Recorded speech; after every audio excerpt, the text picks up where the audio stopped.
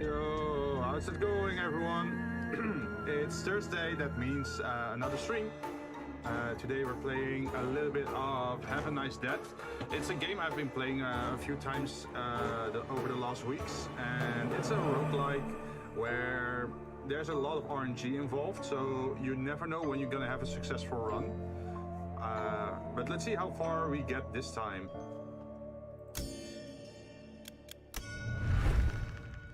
Let's see. Attempts to treat burnout 17, game hours 10. So far I only managed to finish the game once, and then it revealed a little bit of the story. But I just have to keep... Yeah, I just have to keep trying. Oh. Boss, boss, boss. I love my super mega pencil. Now I can write in big bold letters. Thanks for my gift. You are the bestest boss ever. Aww, that's what happened a while back. How do you like the temperature in your office? I can breathe again. You have no idea. Oracle's thermostat application works amazingly well. Couldn't have done it better myself. It's the best thing to happen to this ever since the coffee machine was repaired in 1997. Oh, that's a long time ago. Yep.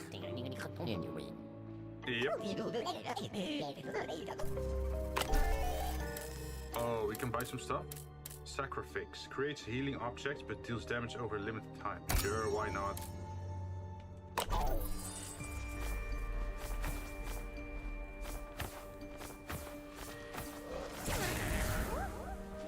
Okay, let's just dive immediately in. Oh, what's this? Yin Yang? Curious.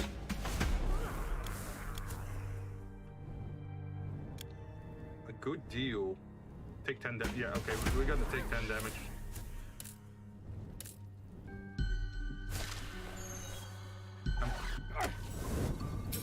I'm a bit curious what that is.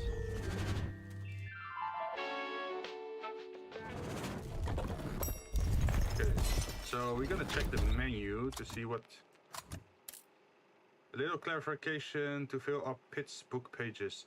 Temporarily gain mana regen while temporarily increasing your max HP and max mana. The cost of casting your spells is considerably reduced for a limited time. Oh, so this is a good preparation for a caster build, pretty much. Hey, Imperial Rex, how you doing? We're playing a little bit of Have a Nice Death today. It's like a platformer game with roguelike elements. So every time you die, you have to just restart and try again with a new build. You get random weapons and random perks. You have to be lucky to get the right currency and stuff to unlock stuff. And yeah, we have been playing this a while back, and now I'm back to the game again to see how far I can get.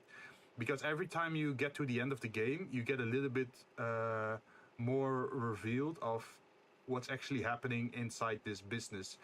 Because the story of this game is that the afterlife, it's like a business. It's called Death Inc. So a corporate death business, pretty much. And you're the Grim Reaper, who's like the CEO. But you have been having a burnout. So now none of the managers you appointed are actually working inside the business. And you actually have to whack them in a boss battle before they start working again properly in the inside the business. And I'm just looking at what random weapons I got this time. So we got Focus, which is good for magic builds. It increases my max HP, my max mana, and I gain mana regen temporarily. And we got the Boomerang Hex. What goes around comes around, although you won't get caught in its wake.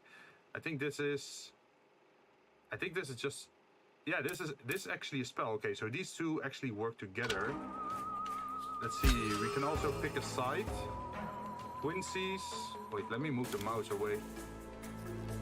We got the Parasol, which also doubles as a shield and a glider. Let's do the Parasol.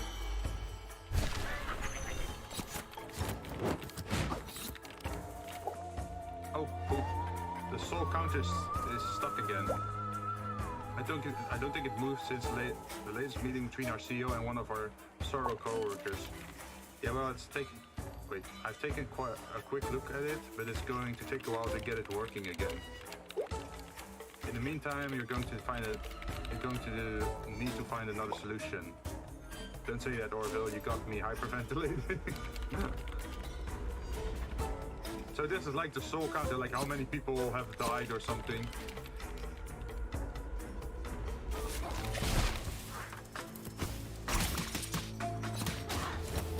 And the purpose of this game is not to get hit by stuff, because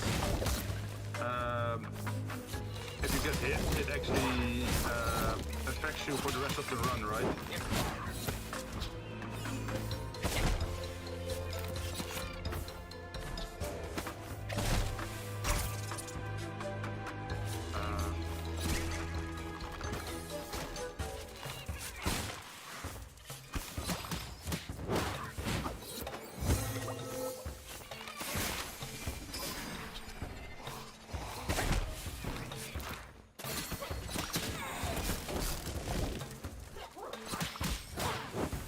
This is also a game you could potentially speedrun, but I'm not that good in the game that I can actually do that.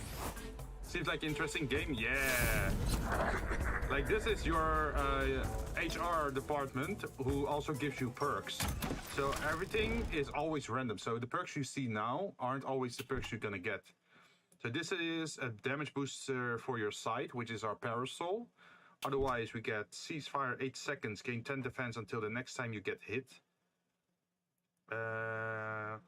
Okay, so if I don't attack for a while, the first hit I take is reduced by 10. That's pretty good.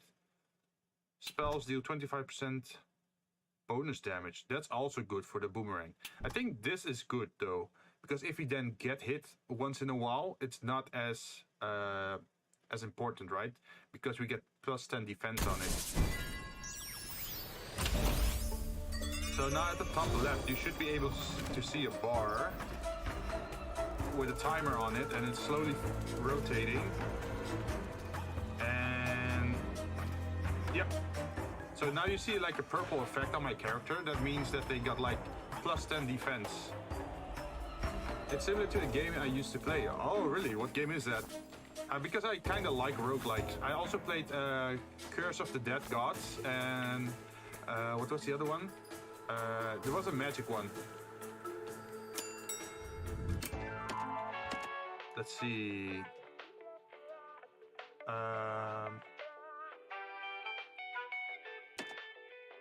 Curse reroll, Solary Prism, equipment. I think we can go here. The earlier we get the prism, the better, right?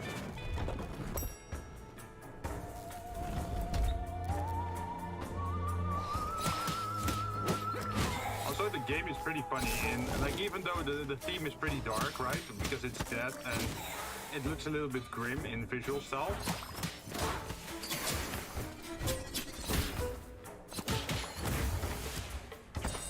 The jokes of like it being like a business is pretty funny.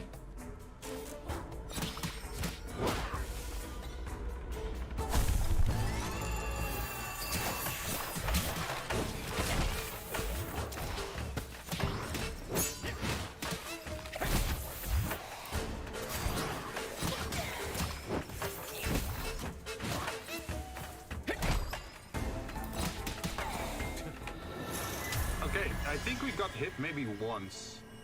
But it's called Vampire Survive. It's retro and you get perks when you upgrade, and there are different... Oh yeah, I've seen that game. I've actually been eyeing that game. It was super popular a while back, right?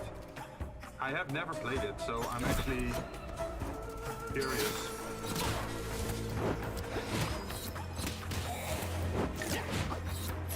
Like, is it still worth playing? Because eventually there was this Hololive version as well, right?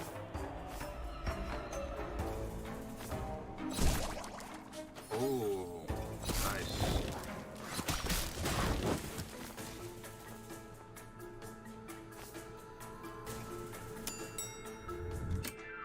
Mana department, anima, deposit, cursor.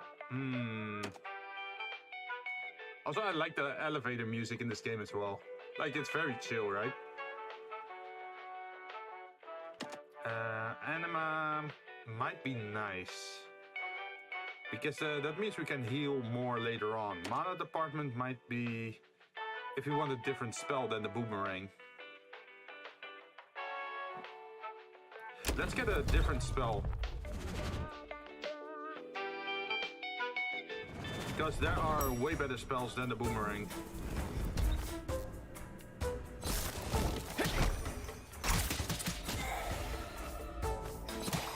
There are even spells you don't even have to aim anymore. Oh, further increase our defense? Yes, that's welcome.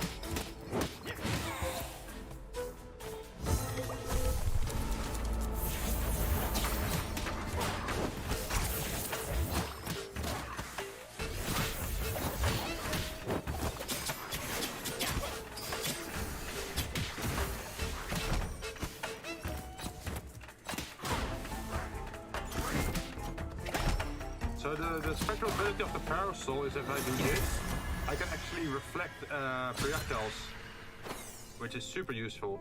Max HP, thank you.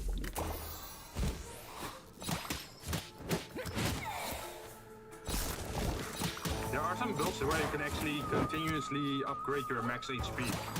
It's pretty broken and I only managed to get it to work once.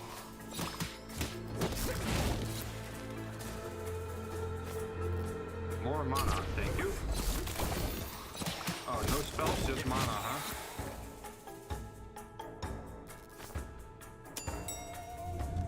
Also, I'm not sure if you know, but on my community page on my YouTube channel, I actually put up a poll for what game I should play next. There's Pathfinder, Kingmaker. There is our old Phoenix Point campaign that we can return to because I took a break from that. And what was the third game again? Other Side, yeah. The third game is Other Side, which is also a little bit of a grim theme, and it's also very tactical. Tanager offices. L clean.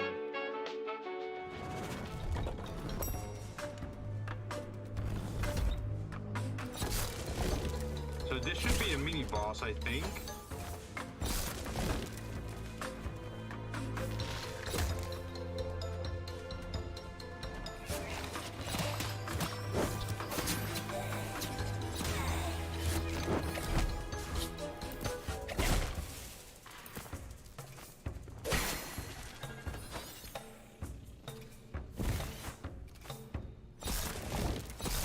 But yeah, you can just vote what you want to see in the future. Because those are all games that I enjoy playing. But I'm curious, like, what other people are interested in, right? Oh, that's very good, right before a boss.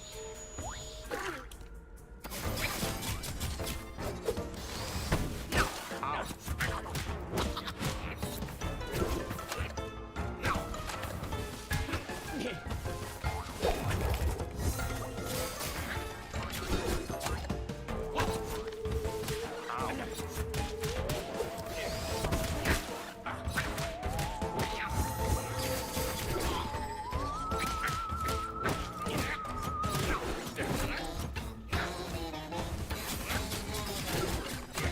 Pretty good defense. I think that's helping me keep alive here.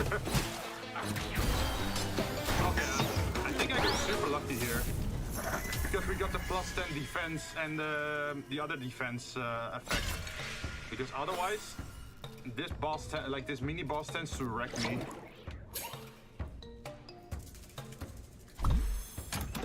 Okay, so what can we do here?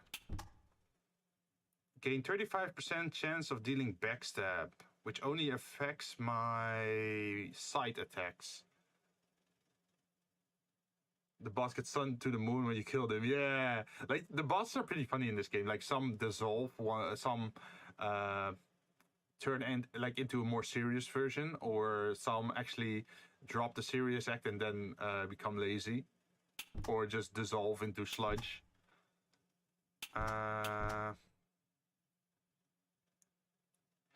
Damage is +20, so if we manage to backstab like a boss, that would be an instant +20 damage. This one, we're not even sure if we're gonna buy something. And then there's also this. which is just mana. I think we could re-roll the blue one, and if we don't like the blue one, we can go for this one.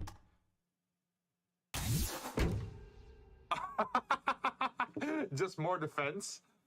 Are we going? Wait, should we go for a tank run? Just go full tank.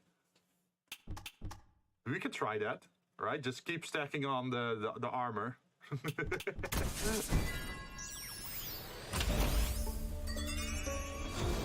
Now, if we only can find something to health regen with, that would be nice.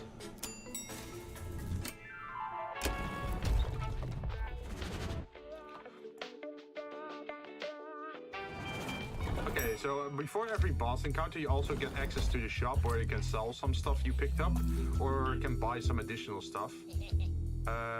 What I tend to like to buy is usually this one, Osha's Memo, which allows you to pick one curse, which is like the perks in this game, right?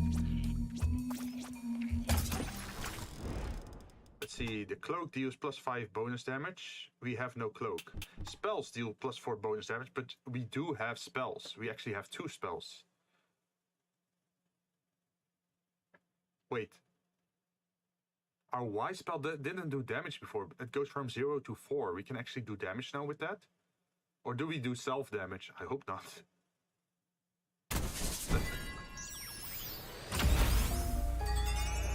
The game seems really fun. Yeah, it has a lot of replayability as well. Because every time you play, you get random stuff. You never know how a run is gonna end up. Like sometimes you're gonna go melee focused, sometimes it's magic focused, or high attack, or high defense. It's always different. Security Station Brad. Okay, so we got the lazy version of the boss. This is a little bit of a goofball, where he doesn't do his best as a security guard. See, he's just lazying around. Whenever I catch you wasting time, I'm going to divide your salary by 10. Oh, his salary! As for me, I drop down the Vtuber trends ranking every time you show your old loser face. Damn, imagine saying that to your boss.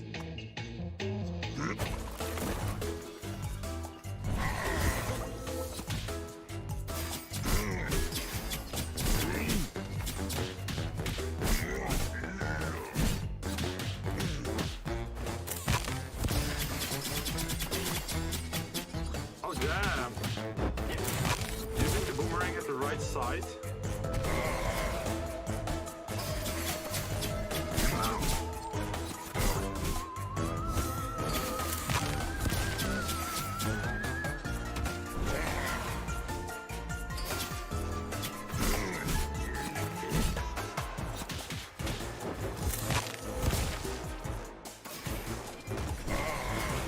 Okay, he's not that good this time.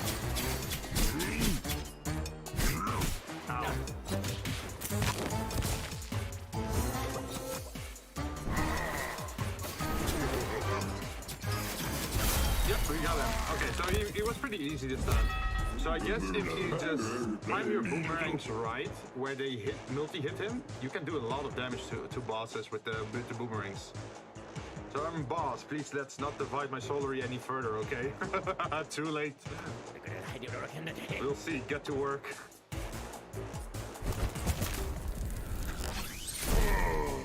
See, now he turns into a serious version. And you have to pretty much do that with every department of this business, of this place.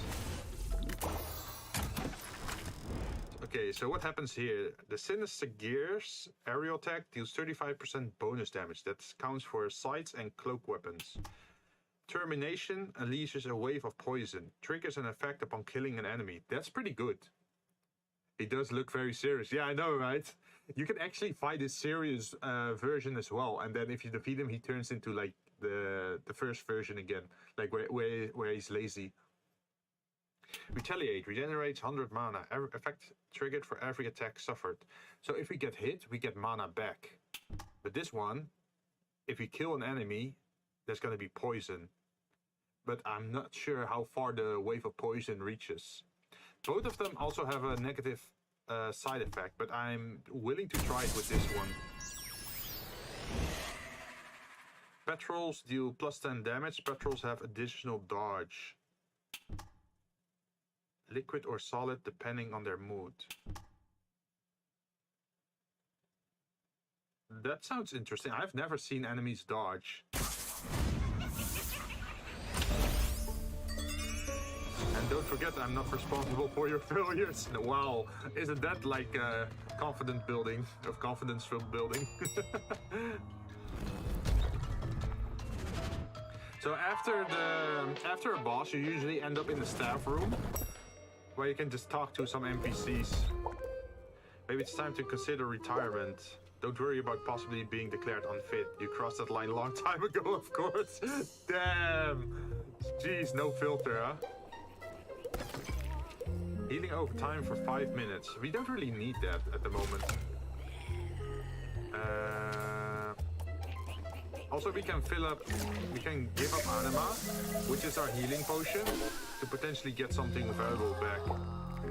Right, Mr. CEO has done a little critical analysis with Mr. Hector Crank, and not a moment too soon, in my opinion. Let's take a breather. Why would you want to do that? You've got to do... Wait, you've got to be kidding, Paddy. He tore Hector a new one, right? Crap, MAGA style. It's a euphemism. Obviously, it was a lot more brutal than that. Back then, Mr. Preston was in charge. He had much better manners. That's true. He was nice, but he didn't smell great.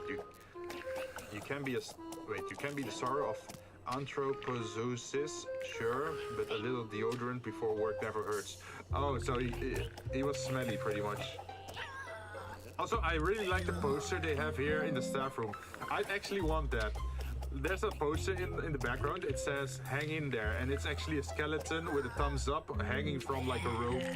It's a little bit of a morbid joke, but it's a funny one, right?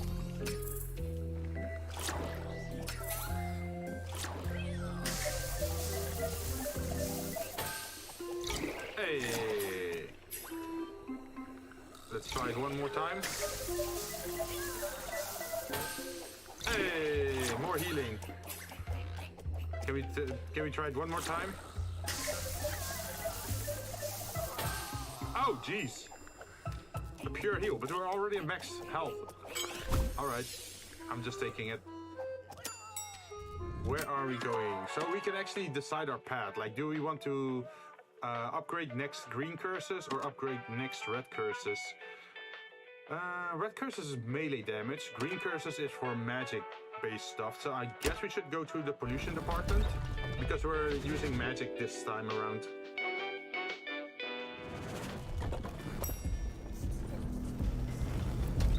Also, I want to test run if you can actually deal damage.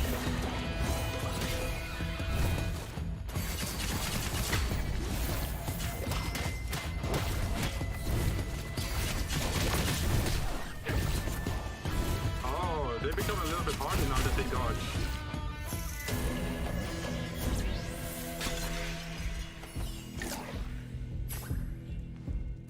Oh, another battle roll.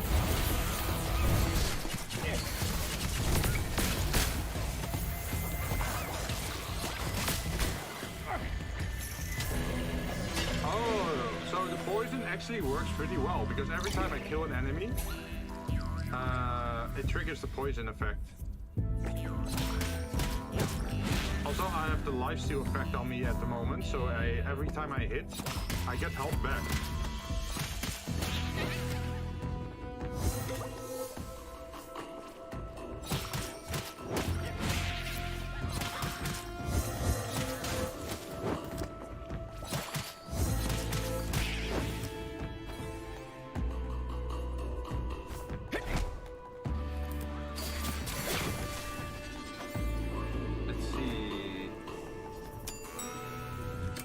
Vault or more solary?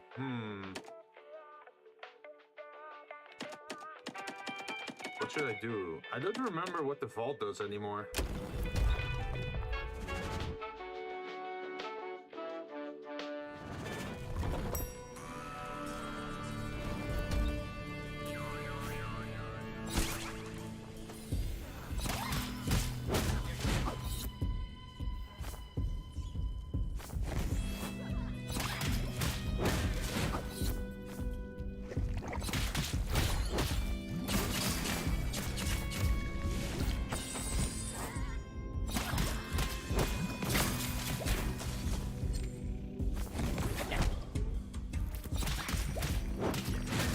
Also, there apparently are like secret corridors.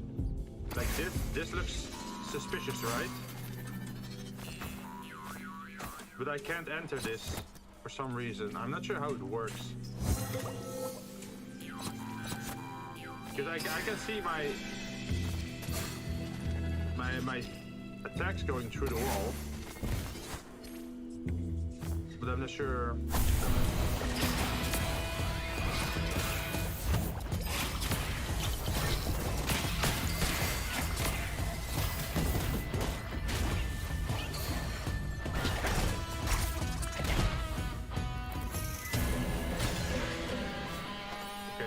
Increase max mana by +10. Oh, that's nice. More mana, more boomerangs, right? More coins.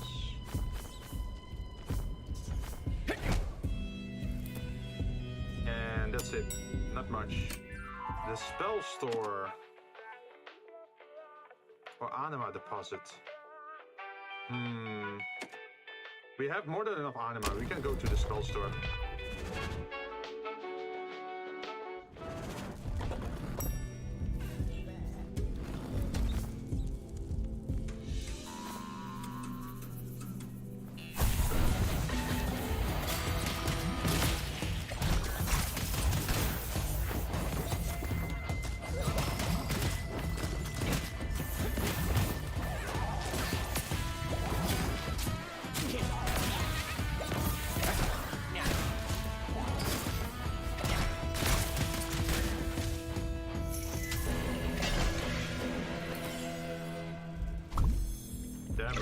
Full with heals. We need some more, what is it? Offensive power, maybe?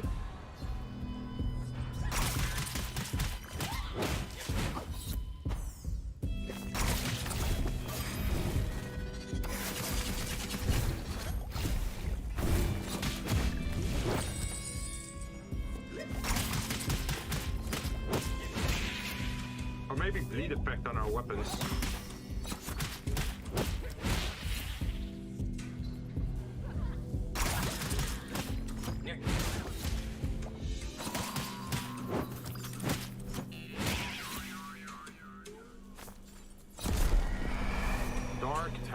By the way, sorry, I'm not very active because I'm talking to my... Oh, no problem, man. Never feel obligated to have to talk.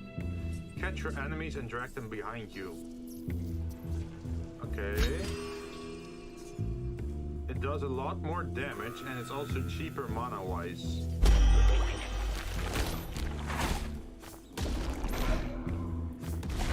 Interesting.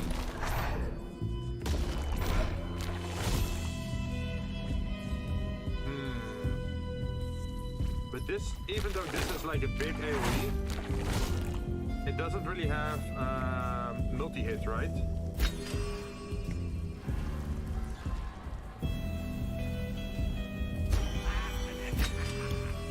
So let's take it with us and maybe we can sell it.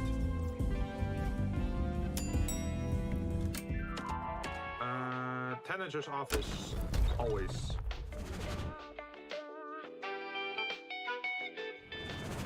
So this is another mini boss we're gonna fight here.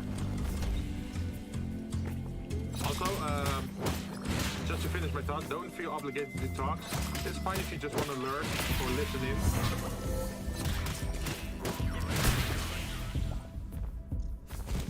We don't have a very strict rule anyway here.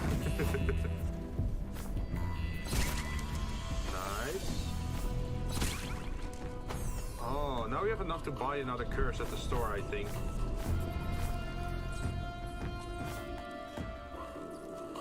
Oh, this guy.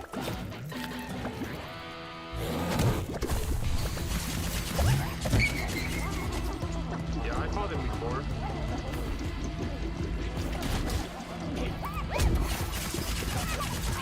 The benefit is he stands still for a very long time. So you can do a lot of damage.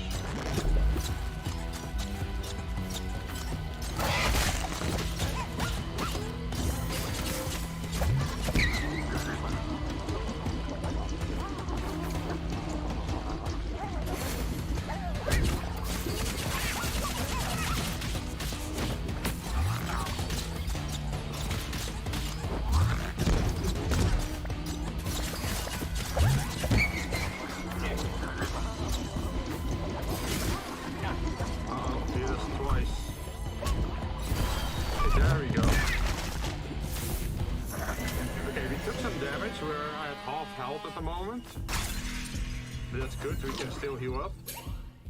And hopefully we can get a nice perk. Ceasefire, 2 seconds. Your next attack will launch a sickle. An effect is applied if no attacks are carried out for a set amount of time. So we get a bonus projectile whenever we don't attack for 2 seconds. Retaliate. Restores HP over time. Effect trigger for every attack suffered. So when we get hit, we trigger HP recovery. That's nice. Termination.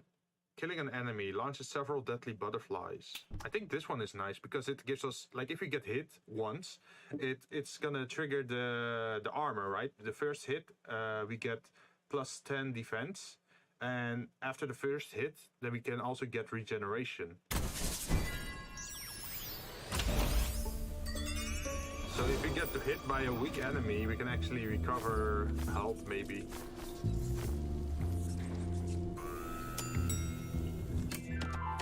The Shah is always a good, like a department to go to.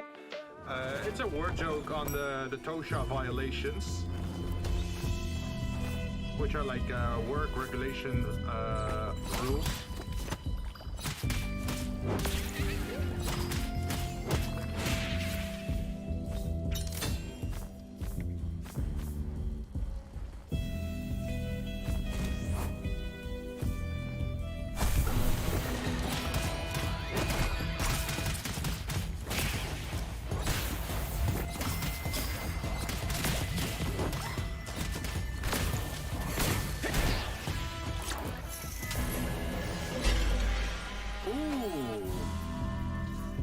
Seek out their target. That's a very good one. Okay, I'm tempted to try this out.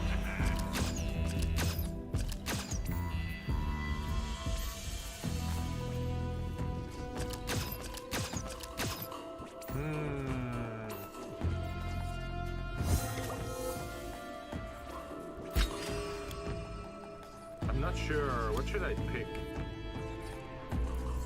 This one gives us...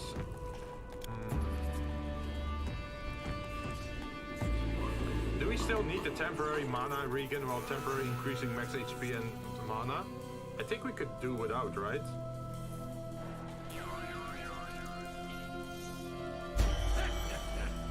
And then put this one here, maybe?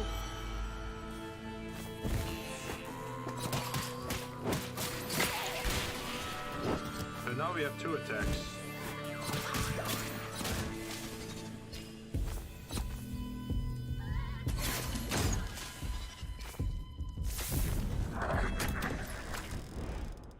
Sight deals 5 bonus damage.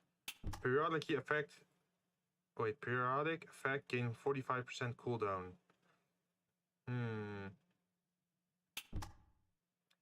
Infuse 5% chance of gaining 1 Solary.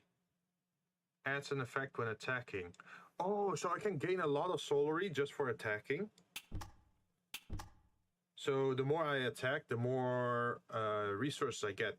But there's only a 5% chance of it happening. So I have to attack quite often for it to actually trigger. This one?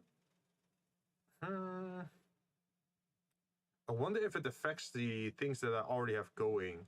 Like the, what is it? The 8-second cooldown, or like the 8-second seize attack for the 10 armor.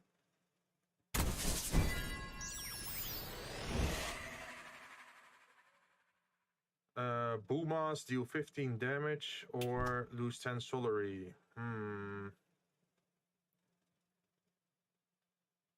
Oh wait, every time I get hit I lose 10 Solary? I don't want that.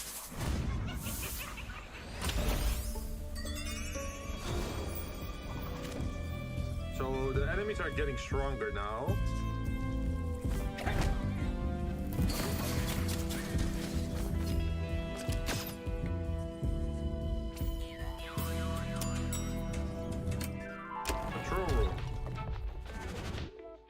Let's see, where was I with my thought? The enemies are getting stronger, but so am I, pretty much.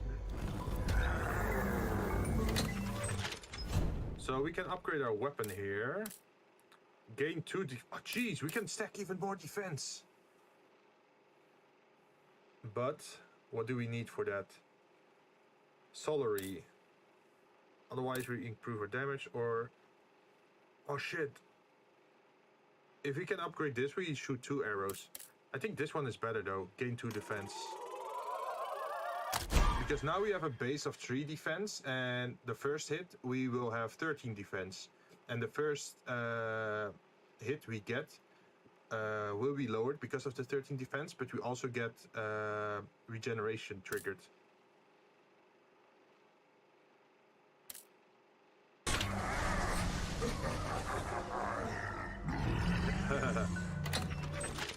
Okay, so what else can we pick?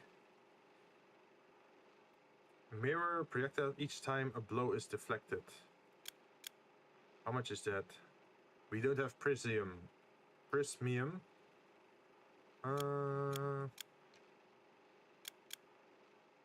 Yeah, I don't think we're gonna spend anything here. I think we should just continue on. Hello, I'm back. Hey, welcome back. How you doing? We just were upgrading our weapon. We have 13 defense now on the first hit, and we actually have health regeneration. So we should be fine for the next fight. I'm not sure how strong the health regeneration is going to be during the fight.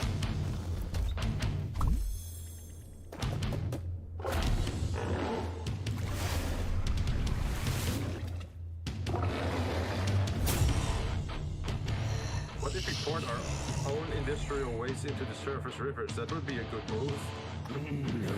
Wait, Gordon, I've got an even better move. Oh, just fine. Ow. Ow.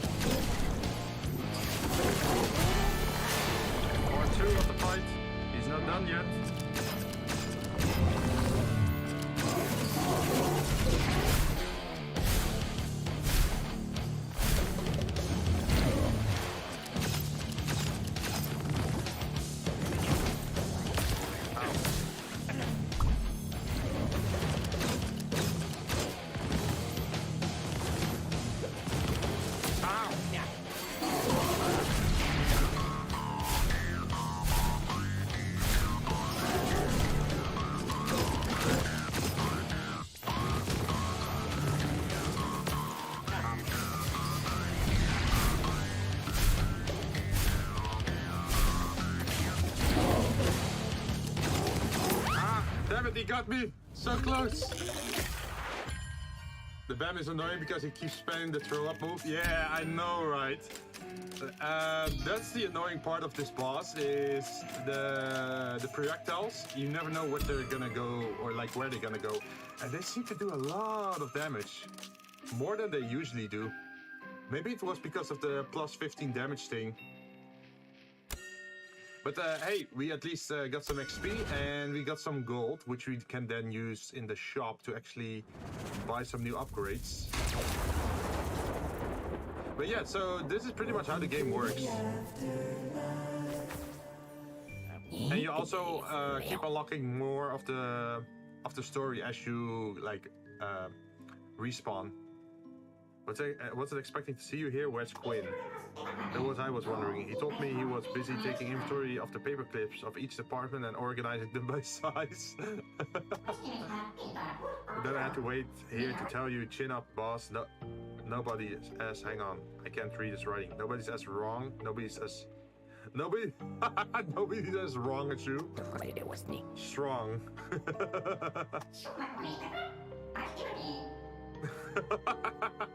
Damn, imagine. They're brutal. You can return to your duties. So these are like all the things that I unlocked, which is already pretty, like, a lot, right? Let's see if we can get more stuff. Terra Morto, Greedy and Macabre. 35% speed for 10 minutes. That doesn't seem very useful. These spin around you, all aglow. If we wait long enough, if we kill enough enemies, the price is gonna be cheaper. So let's not spend anything this time around. Also, we are playing this on Breakdown 1, which is like harder than the start difficulty mode. Joe's new stuff or complete World 1 in under 8 minutes. Oh jeez. That's the speedrun thing. I don't want to do the speedrun stuff just yet. Kill 30 enemies in under 2 minutes. That's also a lot. And if you don't manage to do it in under 2 minutes, then you lose 20 damage. That's not worth it.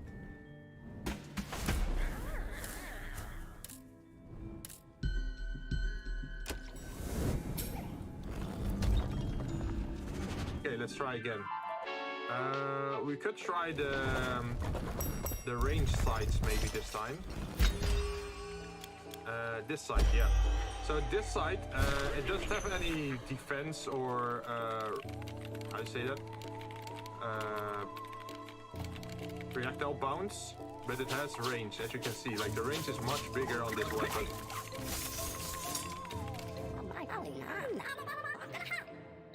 Wait, max souls?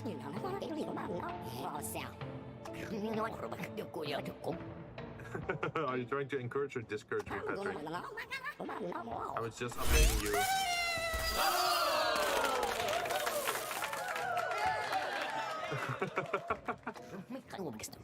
I'm very touched. Oh, that's good, because now we can use that to upgrade stuff.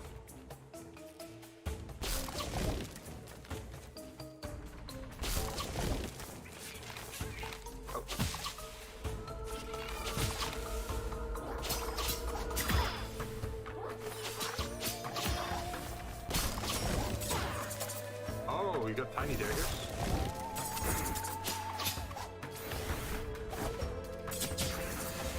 Oh, they have a backstep effect as well.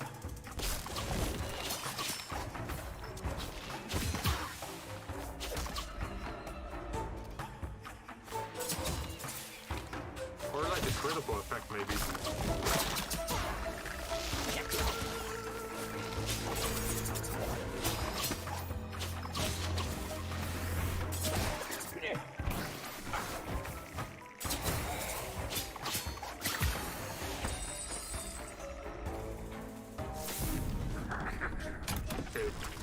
Give us sorrows grant you a pure heal of plus 20 HP when you kill them.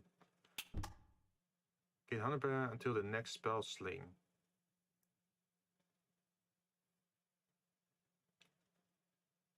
That's not good because that means I can't use a spell for two seconds and then I get faster mana regeneration. But the first time I'm gonna use a spell, I have to wait for 2 seconds again.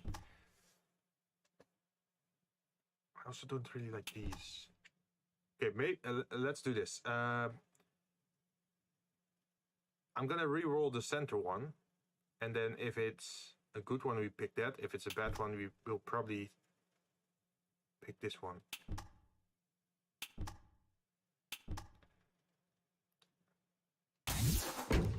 Gain 1 plus every time you leave the elevator. Oh, this is good because this every time we go through a level, we can get higher max HP.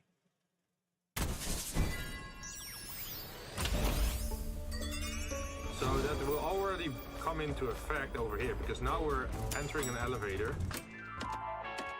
Intriguing floor, equipment storage. Intriguing floor is a challenge usually, I think.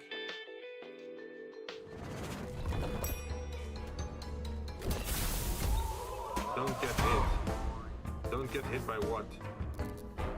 Oh no, we have to fight in this room.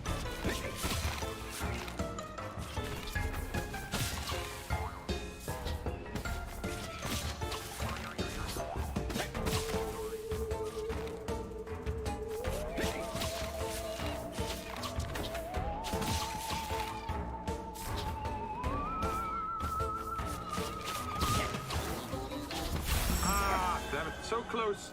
We got so close. We only had to defeat one more enemy, and we would have gotten it. Damn. Wait. Tanager's offices, POM, corrupted date. I have never seen that before. I'm curious. I want to try this one. It's probably gonna be a harder boss, though. Okay, what's happening here? Now let's get a change of the scenery to wake ourselves up. This is also where our employees come to take their breaks, surrounded by greenery. I don't know if you've noticed those pretty halos of light around the place. This phenomenon occurs when mortals forget to water their houseplants. Orville, our junior R&D operator, calls it necrosynthesis. Yeah, probably. It's like a glitched level, probably.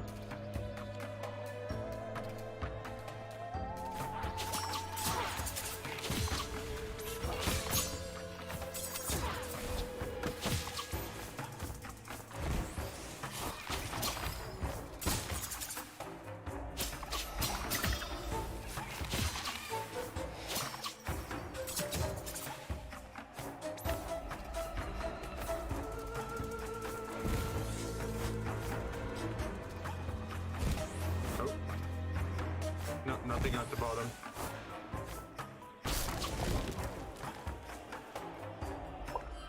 Nothing here. Quantic distortion kept at 0.5%. Okay, nothing to report here. Ah, oh, a peak. Oh, whoa. Quantic distortion has risen to 43%. There's a disturbance here, a huge one. It's a half-eaten oily pineapple core. It's irradiating the area with touchstone bombardment at... Wait, that's too much gibberish. I don't know what the hell is going on. Okay, whoever eaten that is in for a world of trouble. Oh, look at that. Like the scenery color actually changes from green to purple. Oh no! Quinn! No, Quinn! Are you turning into a boss? Oh jeez.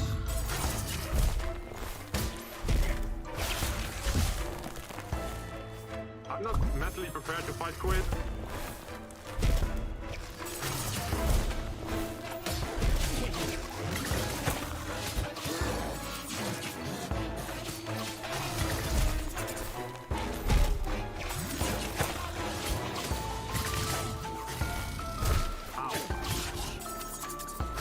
No healing left. No! What the hell? Quinn can actually turn into a boss? That's the first time I'm actually seeing that. Okay, that keeps the game interesting. Like if suddenly like new bosses start to appear. That's cool. But I don't know anything about this character's moveset. Like the pumpkin spitting and the, what is it? The huge arm that slams down. Welcome to the afterlife. I wonder. Wait. Why are you back here again? What are you doing talking to customers? Where's Patrick? Our boss Patrick had asked me to step in while he went to the bathroom. Count on fingers. 4 hours? He must have eaten too much artichoke raspberry jello. Oh wait, so every character in the game can turn into a boss pretty much? Or like a boss encounter?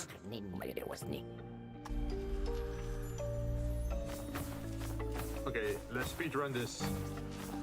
Well, not really speedrun, but go for another run. Oh wait, I remember this one is pretty good.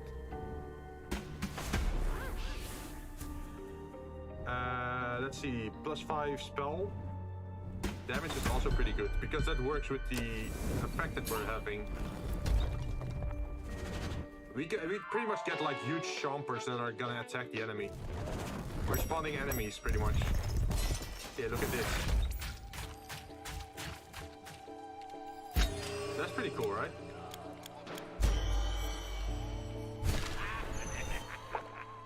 What's more, you may have noticed it smells a bit like feet with all this melted cheese running everywhere. What?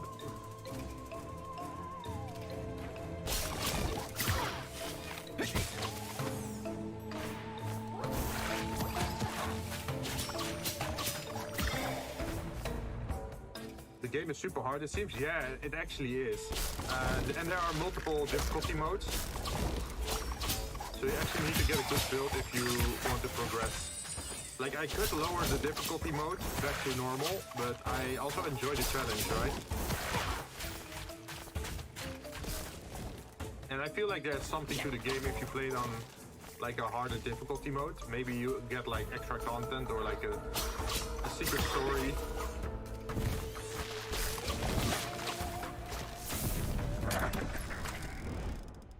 Gain counterparty.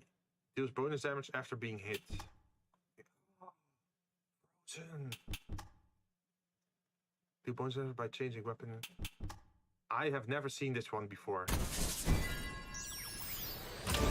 Frozen seems cool. Hopefully it works on the bosses as well. Oh geez, we got 4 departments to choose from.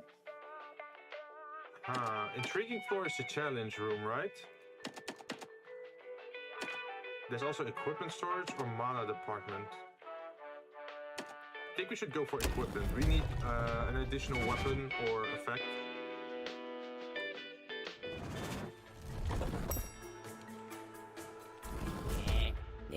At Mark's shop. I would have thought you'd be the first in line for free pretzels. You're kidding. I wake up every morning in a bed that's too small. I drive my car that's too expensive to maintain.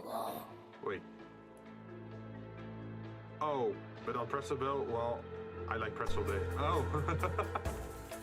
So he's pretty much just complaining about his life, huh? Oh yeah, I can see the ice effects on the weapon now. Oh, look at that. Does it also work on this?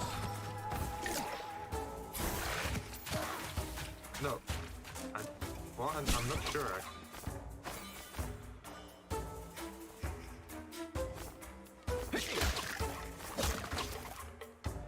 Me too. I don't know when Pretzel Day is, but I like it. Oh, you like pretzels? I'm more of a Cheerio guy.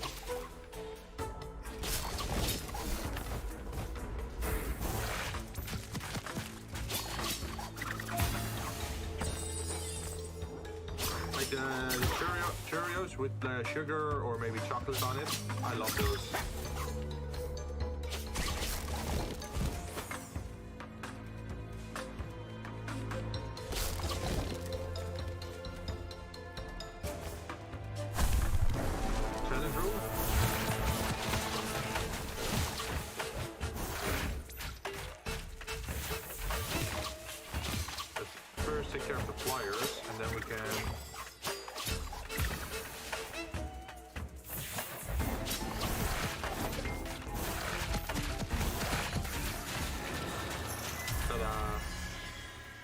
Are the best for me, but yours is also good. Yeah.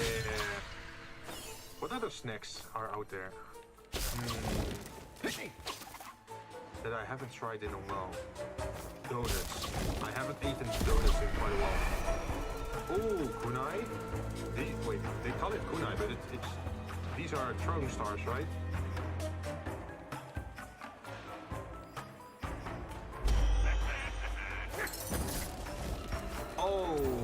That's good. Did you see how many were like flying out? You can multi-hit enemies easily with that.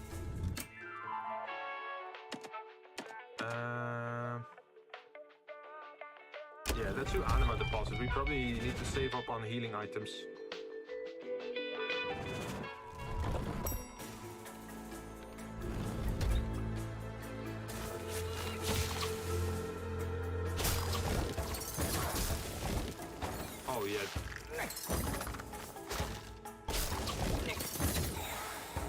That's dealing a lot of damage, but there is a cooldown on throwing it.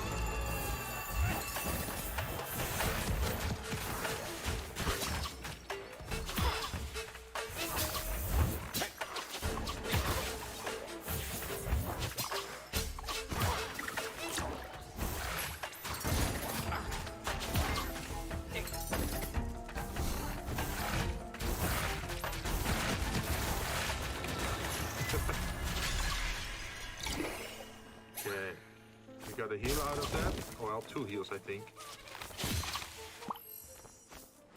So let's use one.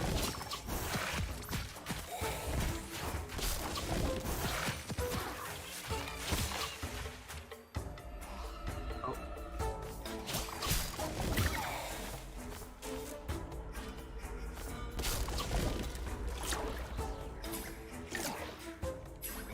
guys were all yellow.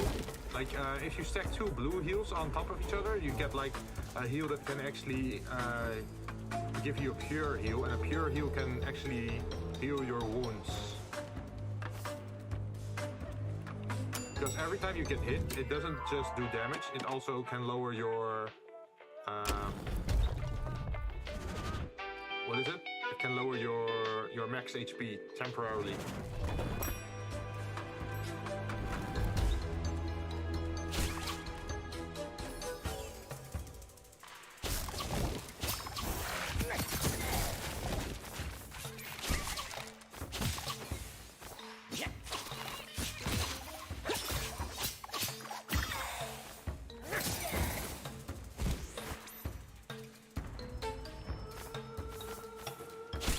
Oh, there's a lot of stuff here. So basically in the game you have to try and be Sans and not get hit. Yeah, pretty much. You pretty much have to be Undertale Sans. Okay, this one is a little bit easier.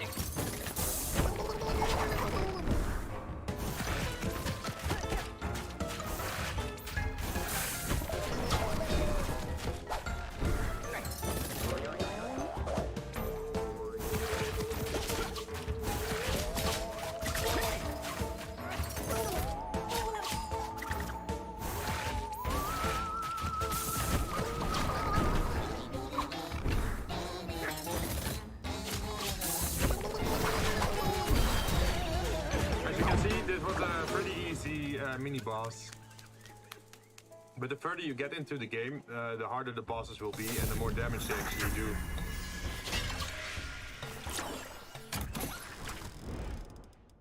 Rush gains 25% cooldown, so that means we can dodge more often. Or Cloak Swish launches a deadly butterfly, a cloak attack. Oh, so we get an extra projectile, that's nice. Or we regenerate 5 mana every few seconds. That's not that good, because we already have mana regeneration. Man just walked away after being defeated like he was leaving his job. Yeah, I know, right?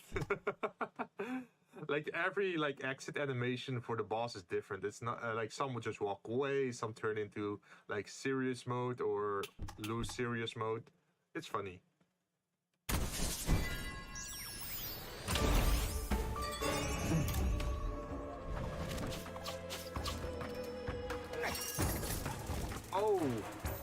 Oh no, this is cool. Like, our cloak attack already is like this shuriken attack that launches a lot of stuff, right? But now it also fires stuff at the backside.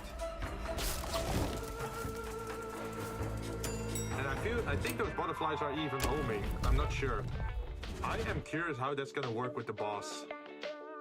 Like how much damage we can pop out. Also, one side effect, we don't have enough curse or like solary. Comes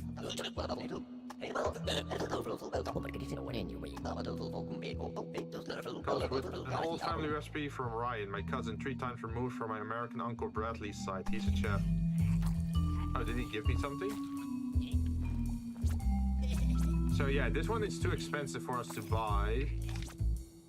We don't need this. Slaymore, launch yourself into the air and strike a gigantic blade to the ground. This one is very strong, but the side effect is it also makes you very slow. So against fast bosses, this is very hard to use. Even though the damage is very good. So I guess we can't buy anything then. I was just taking a teeny tiny break with Mr. Mark. I'll tie it to a quick snack break. Did you know that Mark offers a selection of 18 pretzel toppings? Chocolate, white chocolate, pickle, mayo. Wait, pickle, mayo? Ew. Watermelon seed, coconut. Jeez, that's a lot of flavors. Cinnamon, fried onion, pineapple, banana, peel, chips, rainbow sprinkles, and kiwi. Kiwi hairs? Ew. Gross. Oh wow, which one did you get? All of them. Oh, wait, all of them? Even the kiwi hairs? think you ate something wrong.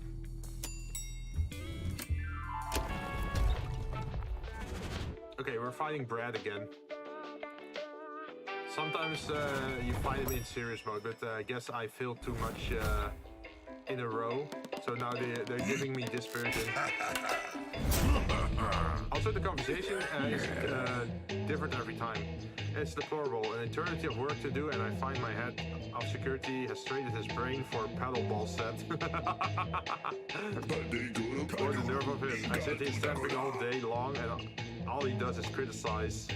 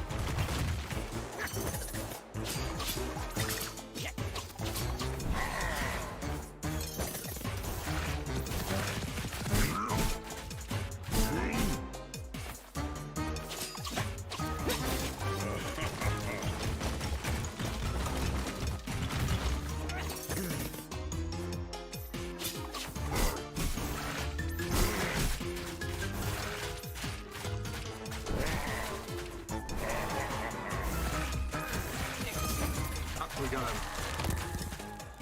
Why don't you put some highlights of your streams on YouTube Shorts so more people can see your stream? Well, I actually have a plan for YouTube Shorts, and you know that on Monday I do creative stuff, right? And I actually want to make some animated shorts with my Vtuber model, or like some info bits. How do you say it? Like world building, lore, or that kind of stuff. That's what I want to use my shorts for.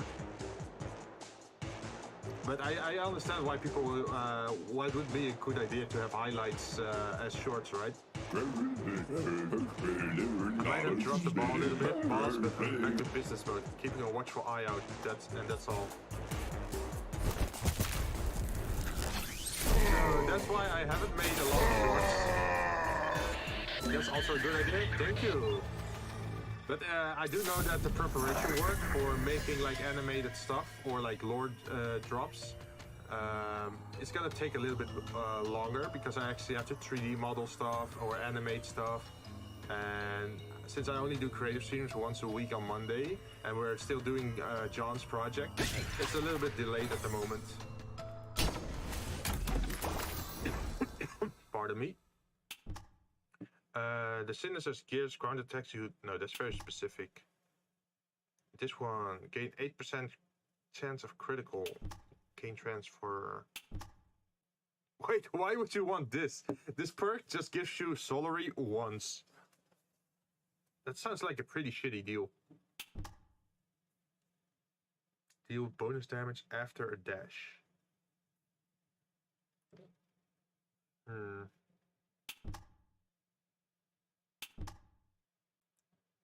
I think I want to re-roll this one. The first weapon upgrades from the control rooms are almost free. That could be good.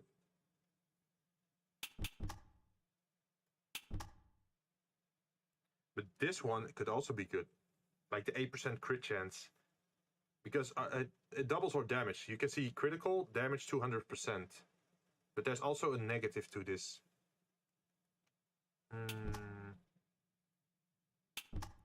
To get this bonus, we actually have to make it all the way there.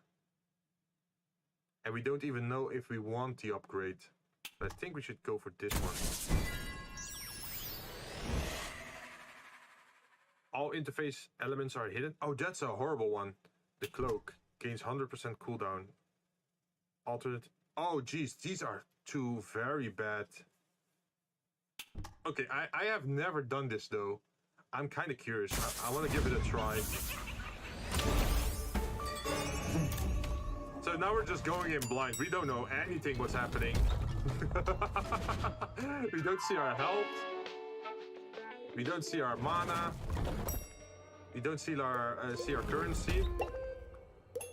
What? You ate 9 pretzels with all available toppings?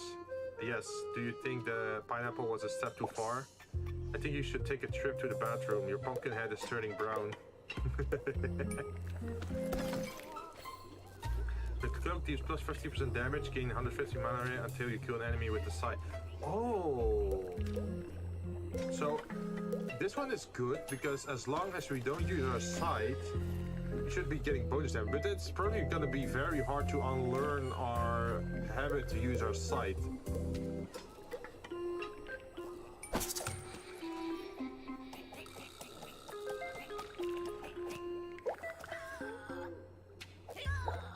Blah blah blah, you should follow my training, it's much better, blah blah blah. He's exhausting. Did I teach him how to filter souls? No. Anyway, nice demonstration, boss. Keep it up. Alright.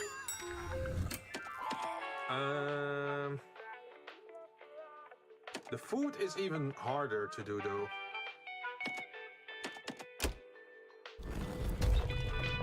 Okay, I can't do sights. I can't do sights.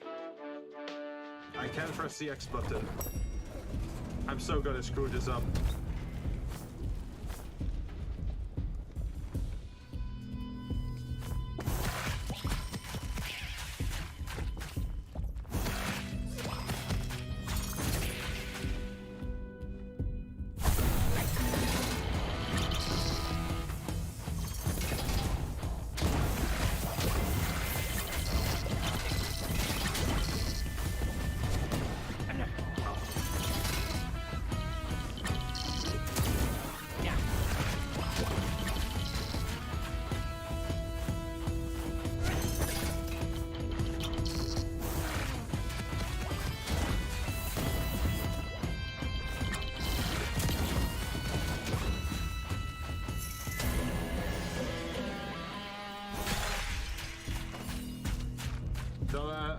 Is like, wait, the elevator music is like no other. Exquisite. Yeah. Okay, so far no side attack.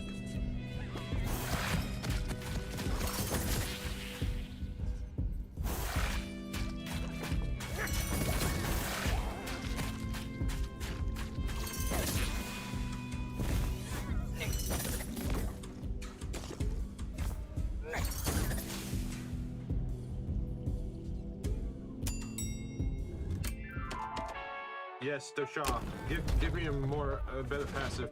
Please give me armor or something.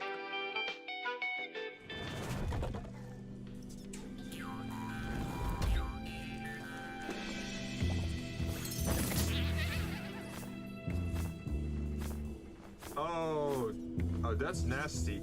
Because I actually need to use my weapon for like this jump.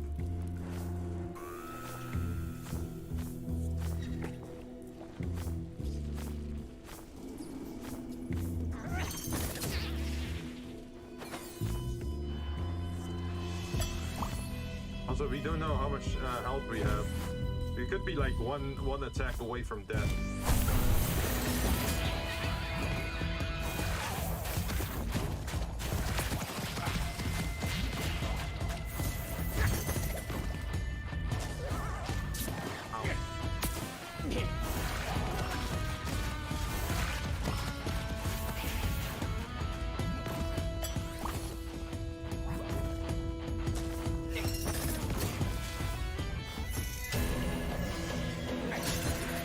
So far so good. No side attacks yet.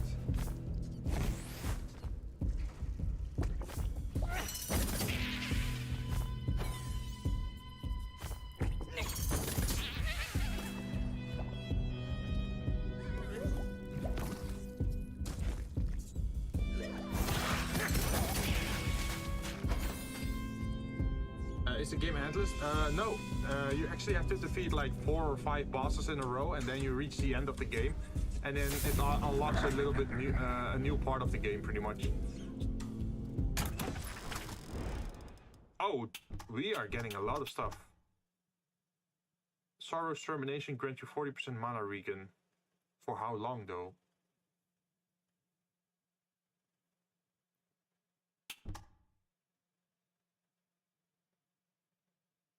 Let's see, cooldown. That means we can use our throwing stars more often if we have this.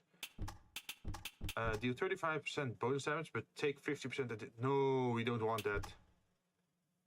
Gain 50% chance of dealing pierce or even more crit chance. Net 20. That's a D&D reference. So either we can use our attack more often, or we just do straight up more damage with the crit.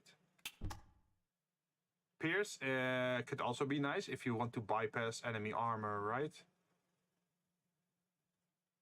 Pierce gives plus 25 damage. Which could actually be pretty good on the throwing stars, now that I think about it. Let's try this one.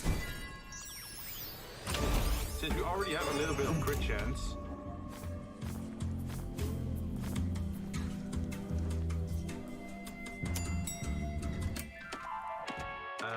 Hazardous floor, spell store, curse, reroll department.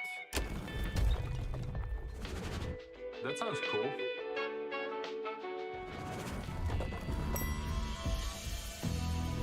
Also, this run is already cursed because we don't have any vision.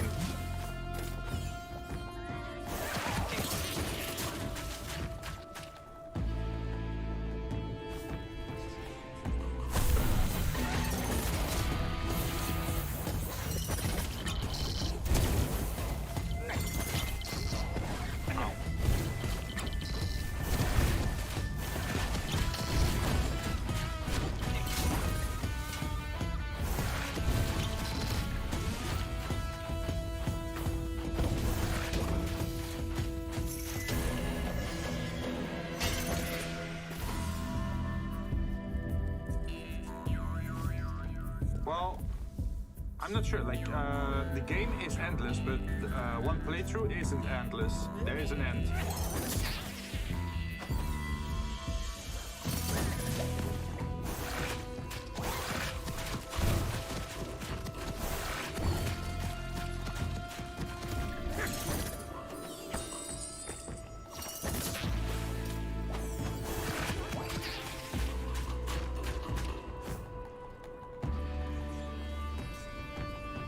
Two curse reels in one. Oh.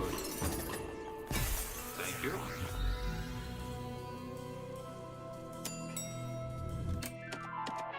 Tanager. We can try the boss again. We can try the Vtuber department. I guess we should just go for this. Also, I wonder if we press start, if we can actually still see our health. Let me check. Curses, contracts. Oh wait, we can see our health. 59 out of 85. Okay. So we can just pause the game to see how much health we have left. That's nice.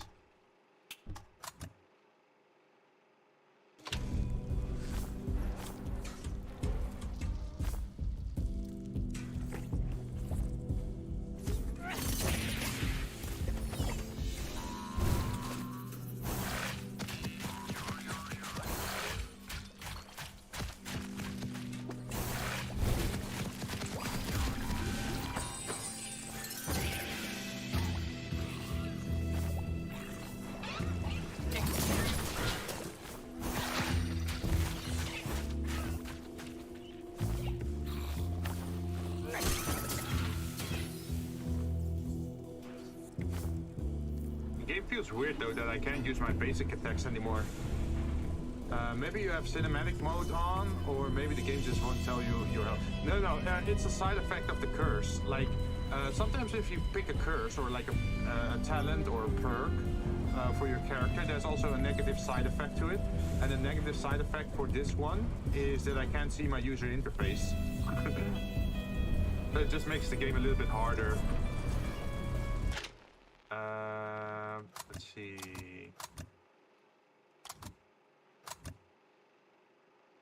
I also don't know how many heals I have. Okay, that's a heal. 72. Okay.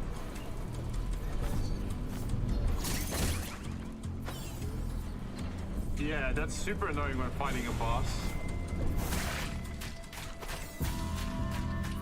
So I guess, yeah, the whole thing is just don't get hit and it doesn't matter, right?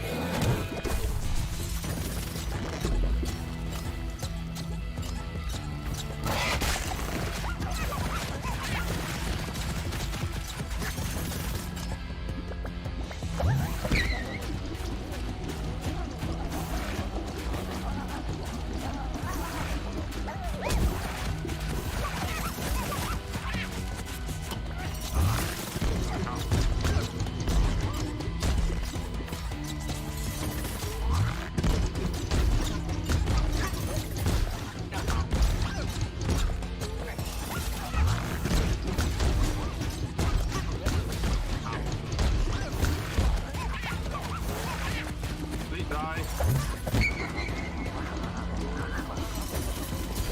Yes, we got it. Nice.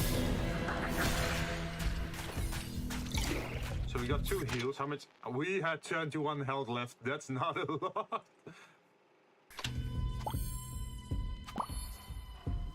Okay. Now we are back on 47. Okay, we deal more damage with the scythe, but we can't use the scythe. Or the scythe deals... Damn it! Why are they giving me such good scythe things when I can't use the scythe? Because if I use the scythe, I use my damage bonus of the shuriken.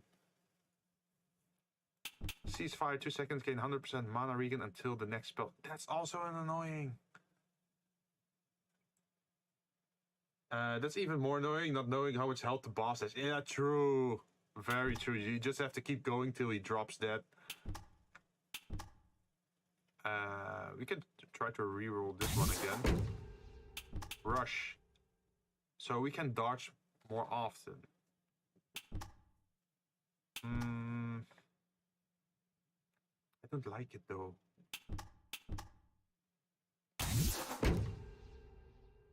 Oh, okay. This is sort of better. Because now the cloak has piercing, it has critical, and we can use it more often.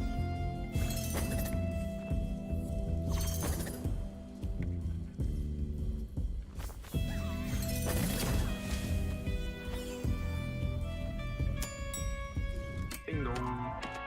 Hazardous floor. Probably not. Anima deposit sounds good because we need more anima. Because we need to heal up, right?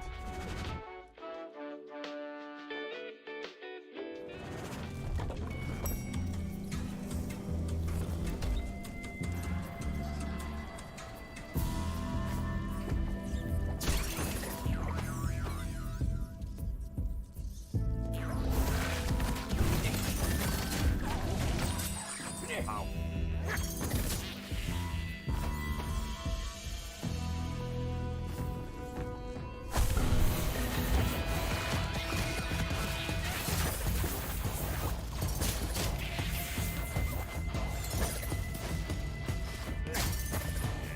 Wait, are there paper bags that are flying around? Okay, what's this? More max HP. That's good.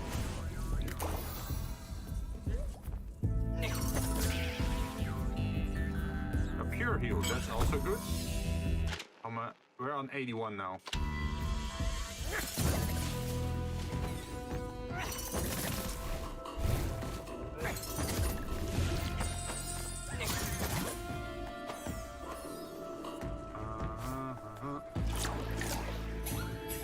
Okay, let's just keep them saved up. 81. Should we use one? Yeah, now we're on max health.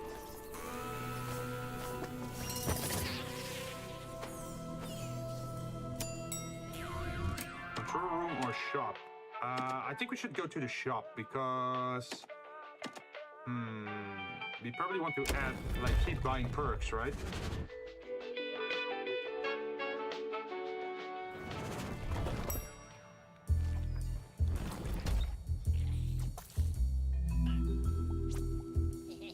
Firebow. Unleash a twisting bolt that runs down your enemies. The cloak's ammo increases by +1. builds up missing HP with Jinzou. We already have full HP, and this is what we want. Periodically slash the closest enemy. Triggers an effect at regular... Oh, so I don't even have to do anything. It just randomly happens. Infuse. That's something we can't use. Why do they keep giving me this perk? Like they keep like this is the third time I saw this one. So I feel like we should do this one. Because it's just random damage I get for free.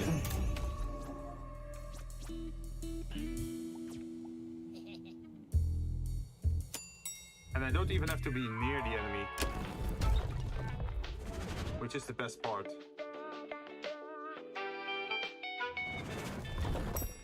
Oh, we're finding the slime boss again. Okay, just keep calm and dodge everything. So you're asking me to prove my word? What a joke. Thanks to the Lynx Oil Slick, I'm one of the best 3 employees in the company. But until otherwise proven, I am number 1.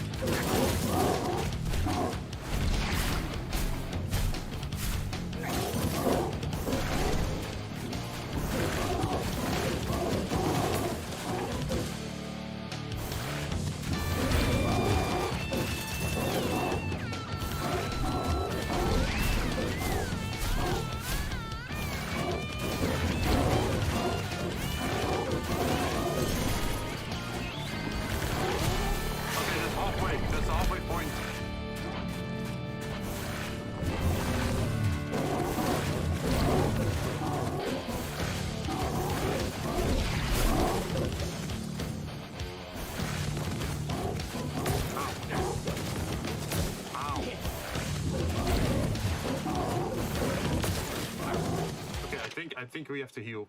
Yeah, we're on 20 health.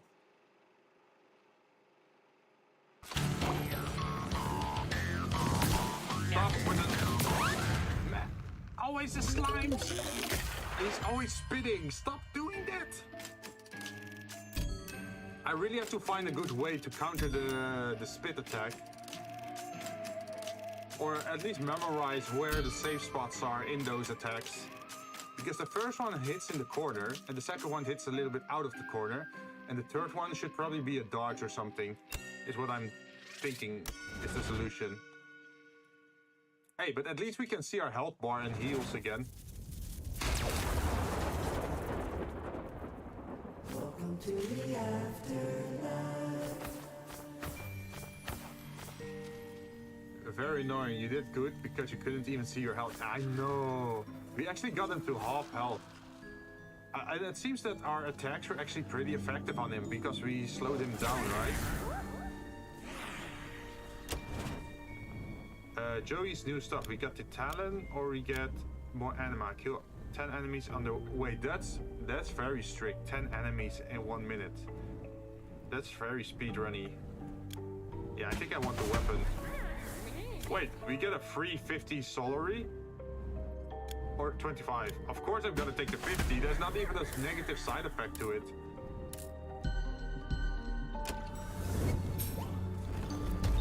I am curious about the class though.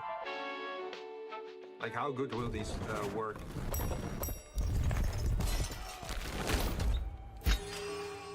Twinsies. Cycle or side? Prioritize power over speed. Unleash a sharp and lively combo or cut and punch holes very quickly.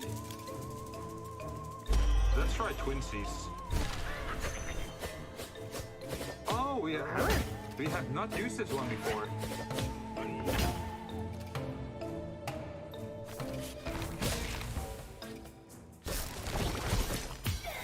Oh, drag enemies closer. That's a good attack. Like, it confuses them, and then it draws them closer, which is good for my basic attack. So there's a little bit of a combo going on.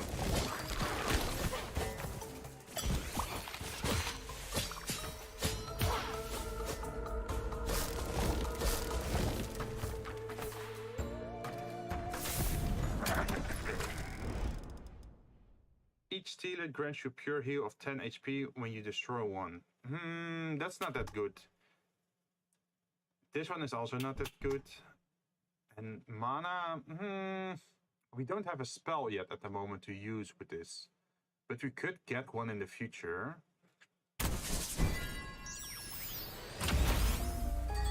So mana at the moment is still kind of useless for us, but maybe if we can find a nice spell, it can actually start to work out, right?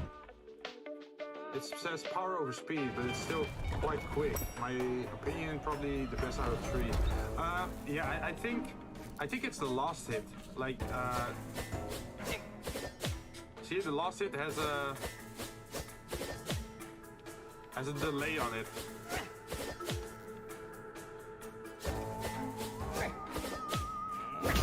Yeah, that one. See, there's a delay on that very last hit. But most things are already being killed by the first few hits.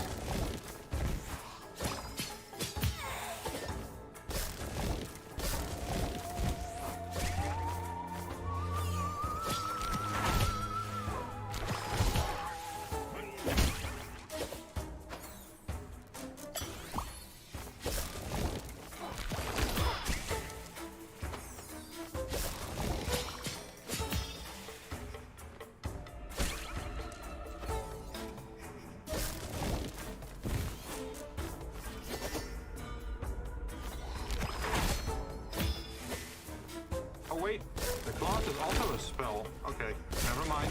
We do have spells.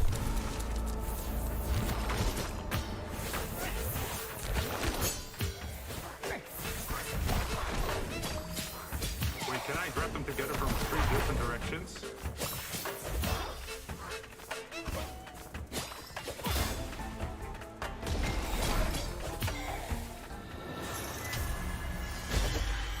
What do I get? Makeshift rockets. Shoot a rocket firework in a straight line that deals damage as it falls back to the ground. Okay, that sounds cool. And it's also a magic attack. How does it work? Oh, it's pretty much just a magic projectile. Oh, but it lingers. It actually explodes like fireworks. So it exploding probably deals more damage. Poison gift. Catapults 2 balls of concentrated venom. 100% chance to apply poison. Oh.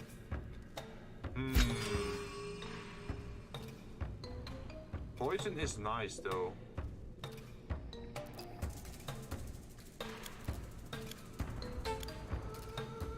Grab thing looks OP and it only takes 10 man. Yeah, it doesn't do a lot of. Well, it does do decent damage. I'm not sure like why it's so low. You can use it very often. Let's put this here and then we can sell it.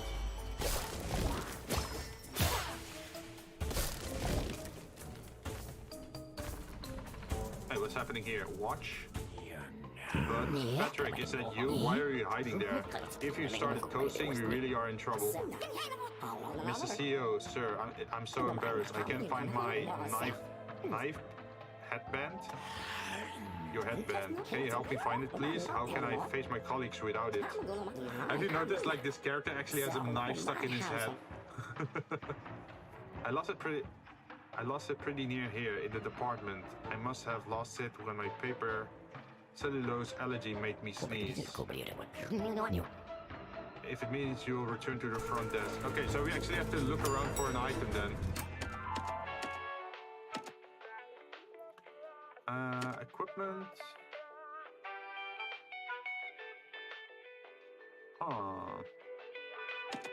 Let's go for the healing items.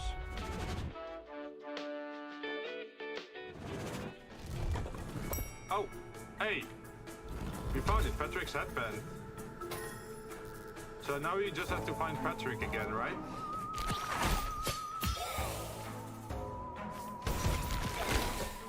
Oh, that's a very good combo. So first fireworks, then the hand grab, and then basic attack.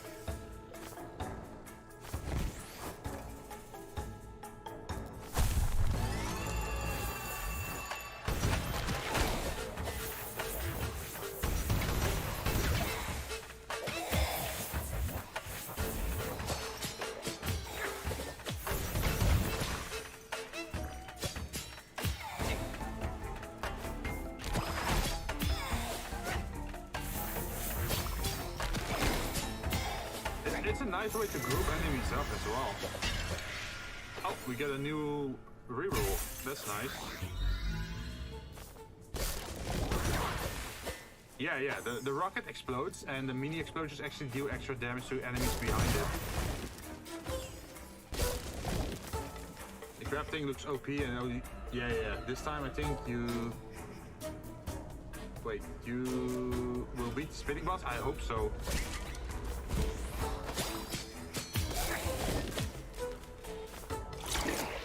Like, certain weapons are better against groups of enemies because they are AoE, but some are multi-hitting. So it depends a little bit what you have. The builds up the frenzy bar increase property. I have to use that more often as well. I rarely use my frenzy attack. Mr. Clean.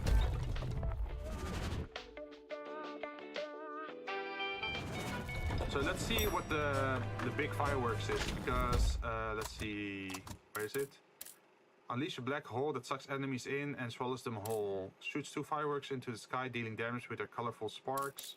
Or unleash a deadly typhoon of blades. Ah.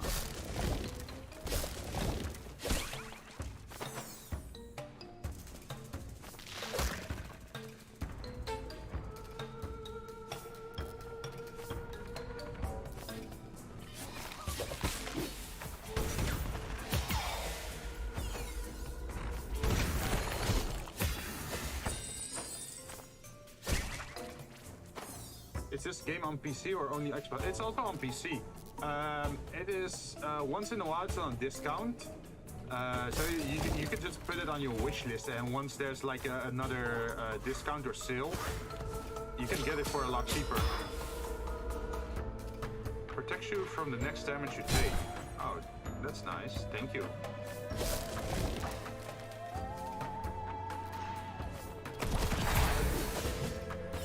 Oh, and a heal. Thank you.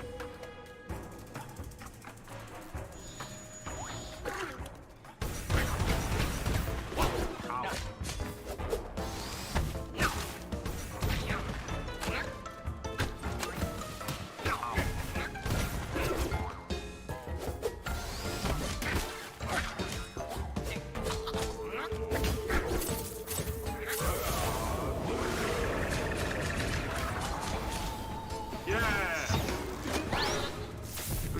So that's our ultimate.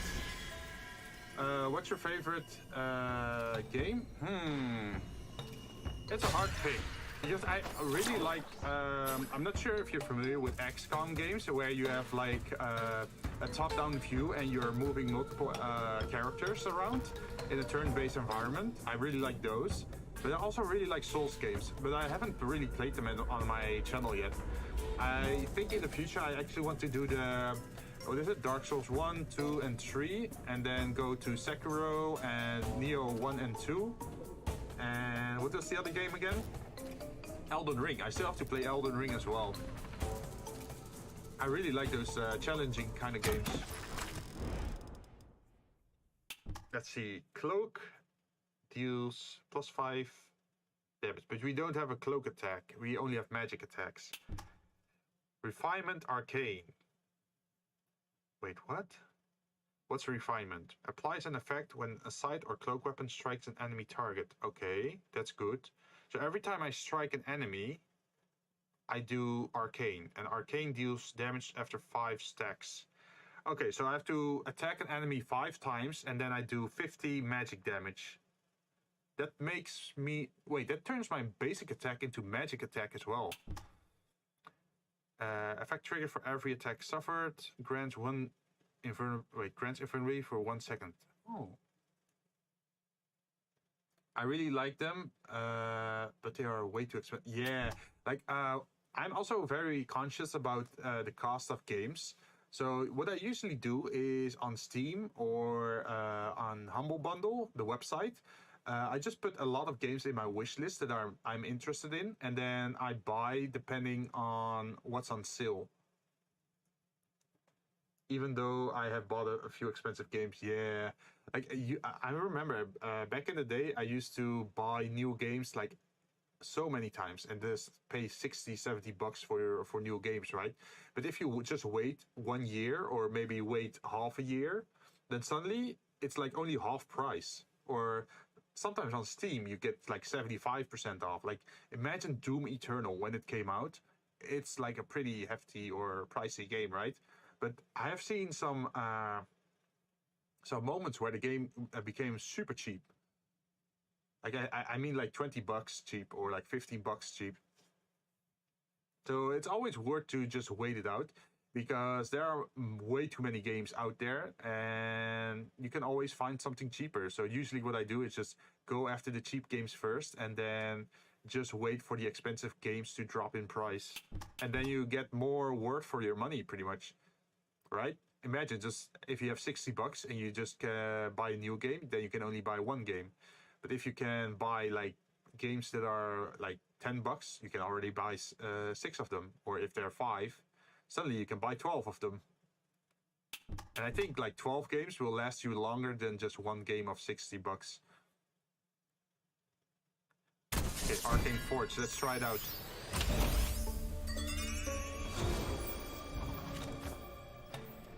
Wait, did something happen? Never mind. Oh. Hey Patrick, you're not so loud. Did anyone follow you? Sorry, Mr. CEO. Thank you, you're my hero. Did we get anything in return for that? Or is it just as a random side quest? Shop.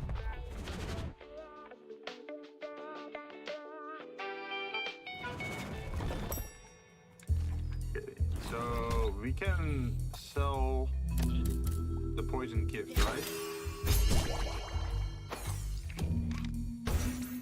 And then Alistair, place an arcane time bomb. That's a lot of damage. 100 damage. It costs. Wait. Yeah, it's 100 damage. Costs 35 mana, I think. And has a recast time of 0.7 seconds. Also, there is a really interesting game where you have the choice to control more than one character, and you also have to survive raids and stuff with your colleagues. It's called Rim. Oh yeah, I've heard of Rimworld. And wasn't it the game where if you suffer like limb damage, then it's actually permanent for your survivor, and then they can replace their limb with a robotic one? It's super replayable. Ah, yeah. Yeah, you can actually do also base building, right? Yeah, it is a game that is on my wish list. So yeah, if it's like on a good discount or I don't have any other games to play, maybe we can try that in the future. Let's see, the cloak deals 15% bonus damage, but we don't have a cloak. Termination triggers effect upon killing an enemy. 20% chance of gaining 5 solary. That's pretty nice, the solary gain. Ceasefire, 1.5, you max. Oh, if you don't fire, if you don't attack for a bit, we will attack with extra crows. That's sort of worth it. Termination, 20. What we could do is we could no, let's save our rerolls at the moment. You need to keep stable food storage, and it's super stressing at times. Yeah, because you also get raiders or like events, right, that suddenly happen, and then you can expand your base and get more survivors. Yeah, it's a fun game. I've been watching some other streamers play it. Should we go for this one? Like the chance to get 5 solary for killing enemies is pretty nice, because then we can buy some very expensive stuff in the future, or like get upgrades for our weapons, right? And the other one, if you just take a break, then we can suddenly launch crows at the enemy. Which one do you think is better, like bounty hunter or in a flap? One is more offensive and the other one is more like investment heavy. Like on the long term, this can give some nice returns. Bounty hunter? All right, let's go bounty hunter. There is a negative side effect. You can see that on the bottom. It's the triangle, the red triangle with the text next to it. So let's see what the negative could be. Plus tricks swarm towards you like fish. Or blobbies gain 80 max health. Oh, the enemy having more health doesn't really matter that much, right? This one sounds more annoying if they like all flock towards you.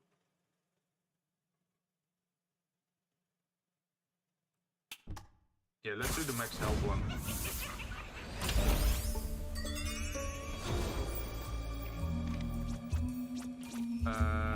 And that's all we can do here.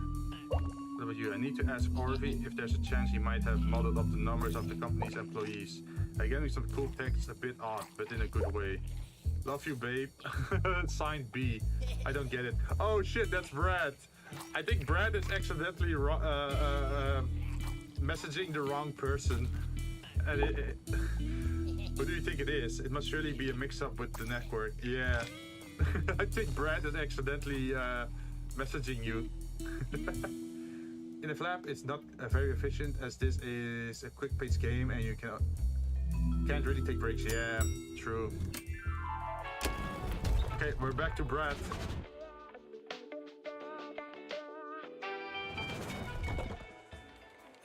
Also, let's heal up. And we're gonna face off yet again against Brad. Seriously, I'm sick of seeing you pop in here without a warning. No comment.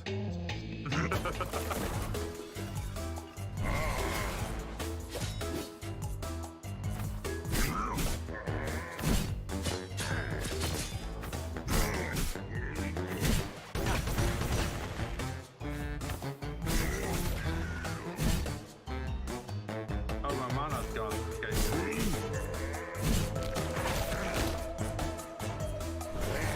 Okay, the grab attack doesn't work on the boss.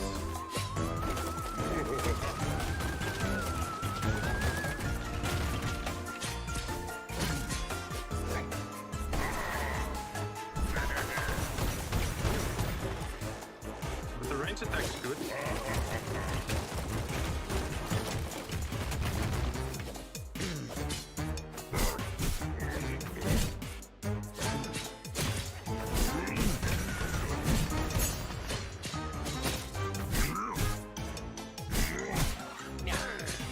I thought it was out of range.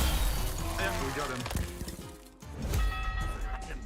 I'm going to need Quinn to follow me all day to keep count of professional wrongdoings.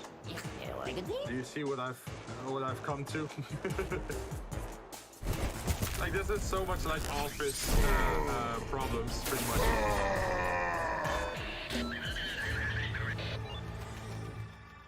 We did take some damage on our health though. Let's see, increase in max HP. Thank you very much. Let's see. Gain a 5% chance of dealing pierce. Or gain counterparty. Counterparty gives 25 bonus damage. After being hit. Okay. I love how this game makes joke out of everything. Yeah, and I know, right? Because the topic is pretty grim of the game. It's like, oh, Dead Ink, it's the afterlife, and every department is a way to die, pretty much. And I think it's a wise game design decision to make it a little bit lighthearted in the jokes, in like office culture stuff. Survive a fatal attack if you have more than 1 HP. It can only trigger once per game. Ooh. That could be nice. But also, that means we'd be playing pretty bad if this triggers, right? Okay, let's just take it, just in case. So we have more chance to survive.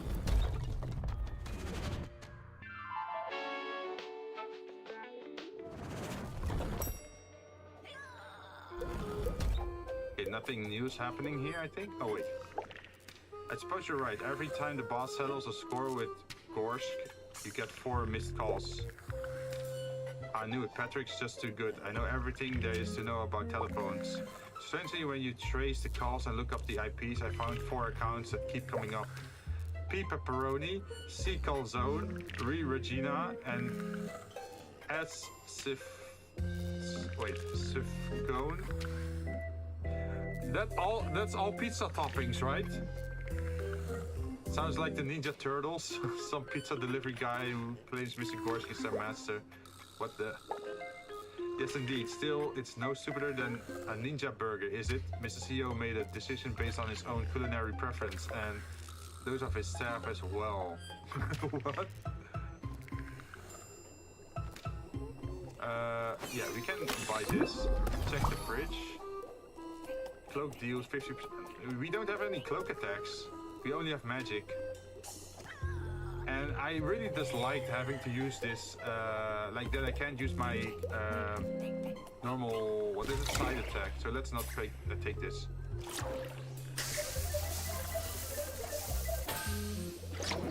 Oh, thank you.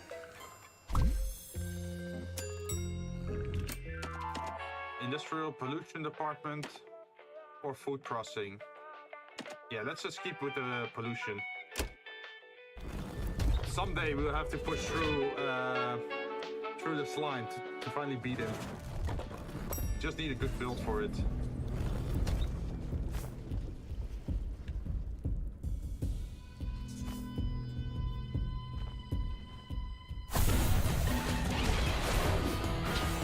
Ow.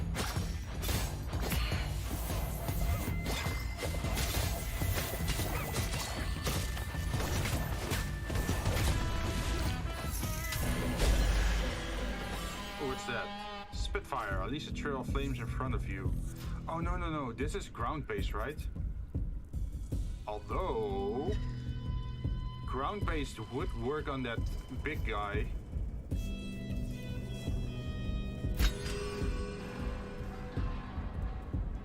Let's see how it works.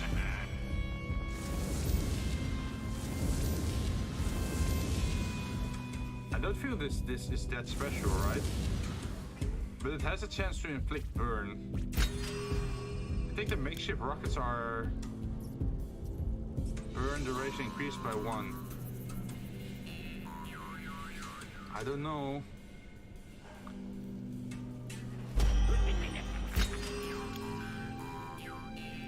Also, the dark talents don't work on bosses, right?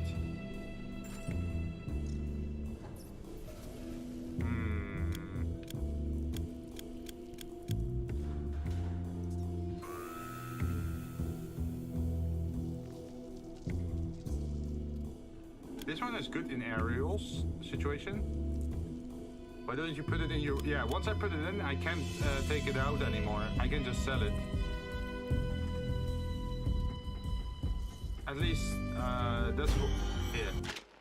If I go here, I have it on the bottom slot, but I can't go down there. Like, I actually can't swap it out again. So, once it's in the storage or the no weapon slot, I can just sell it. I can't equip it anymore.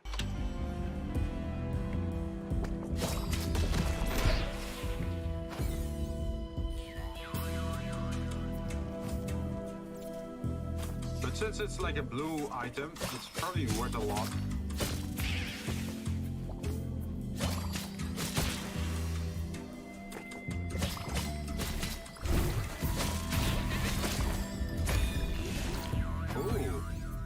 Gain a large amount of soldiery as long as you don't suffer any damage before reaching the elevator. I'm willing to try that.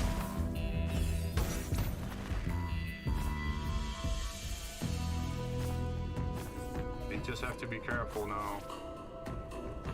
Hey, there's the elevator. We made it. Hey. Yes, 100% to shop. We need more perks. Especially perks that inflict bleeding or damage over time effects, maybe.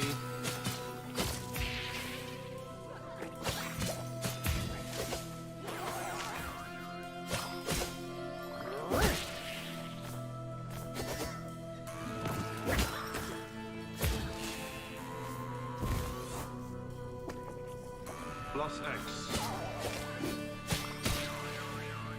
What is plus X? Oh.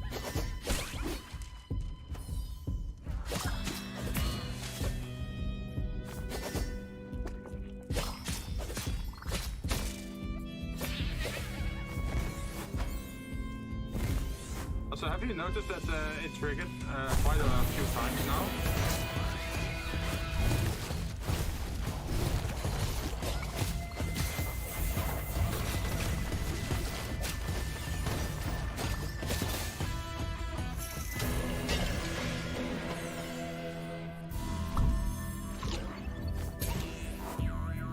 Like the solary effect, the bounty hunter effect.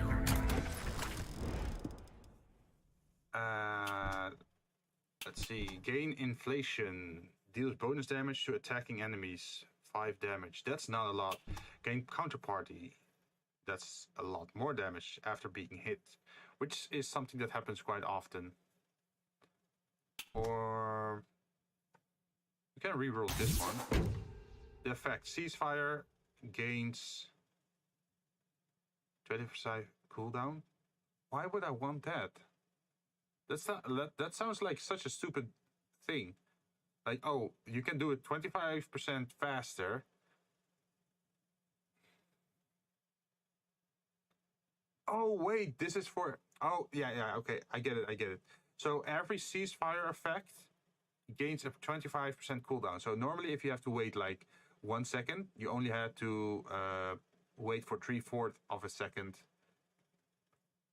if you have this. So you have to wait less long, or not as long, before you can do it.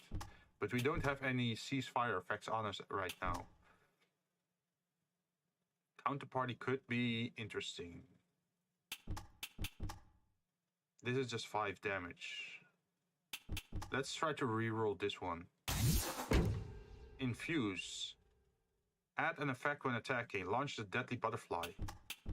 Is it any attack? If this is any attack, that's super good. If it's just magic attack, it's a little bit not as good, but still pretty interesting. Cloak store. Let's go for the Vita Mana department because we need more health and we need more mana.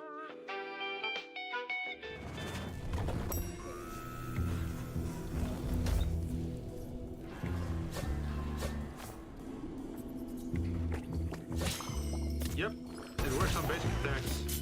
Ow. Look at that, the flying little animals. Oh, this can improve our damage by quite a lot, I think.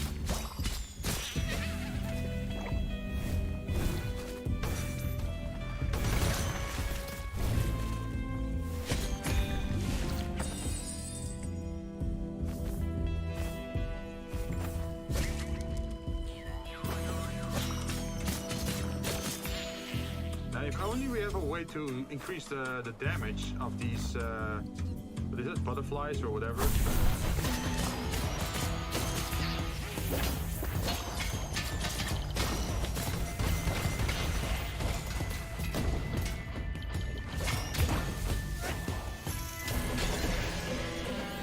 Oh, we get a new heal.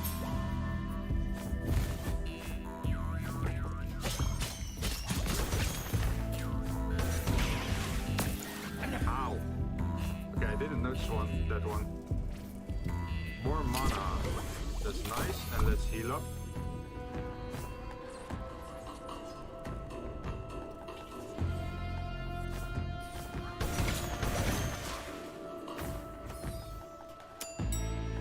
Ding dong. RJ Baron. I have not fought him before. And I'm willing to try it. Even though we don't have any defensive perks at the moment. We just have a lot of money.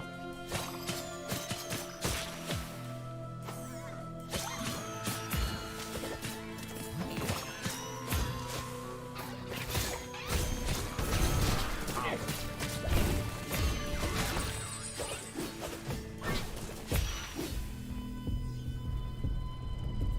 Oh, this is a big room.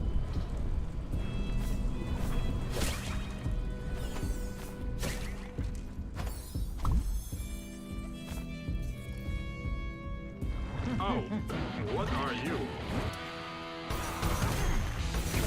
Oh.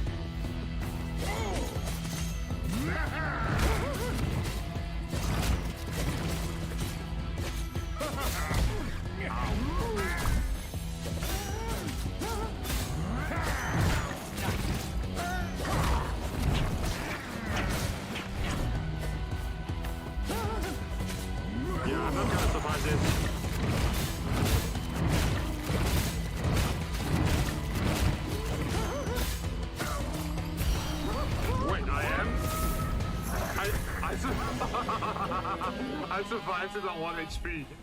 I guess that thing triggered. How the hell did I survive this? Jeez.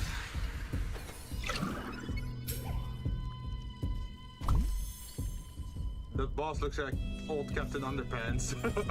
Yeah, she looks like a Karen. Or something like a Karen, right? Gain inflation.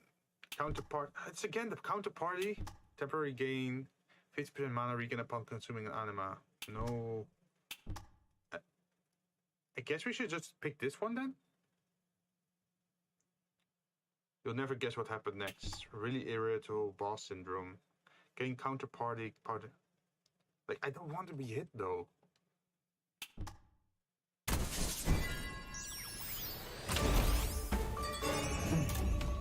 Like, we only have 13 HP at the moment. That's not good. We really need some heals. Prestigious anima. Yeah, we need prestigious anima. We need heals fast.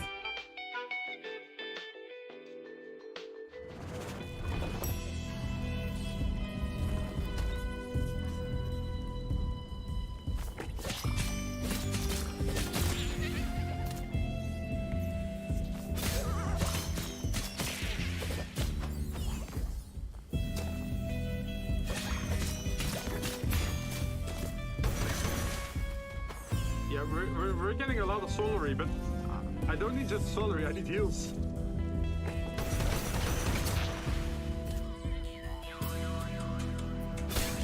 I think this is the better way.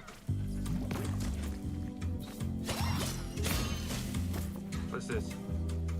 100? No, I don't want mana, I want heals. Game, what the hell?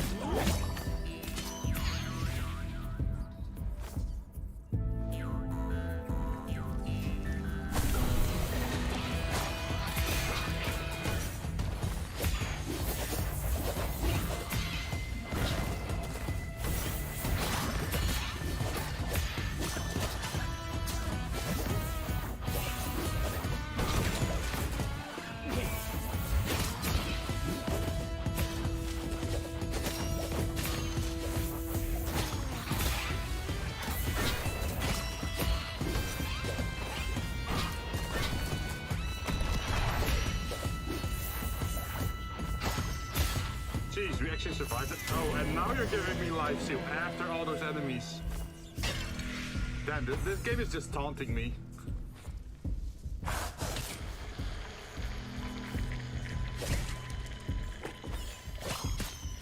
Life steal, life steal, life steal. Give me more enemies. I need to life steal. Also, I'm using that heal immediately. Okay, let's speedrun a little bit. Control? No! The control room means just weapon upgrades. No actual...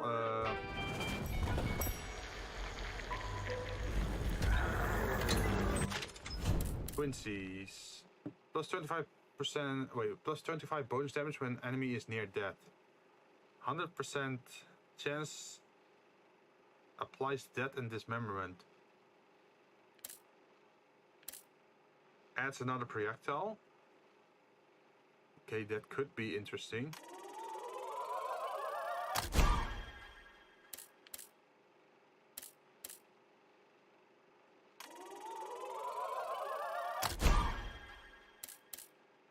So once the enemy is close to death, I start doing massive damage to it.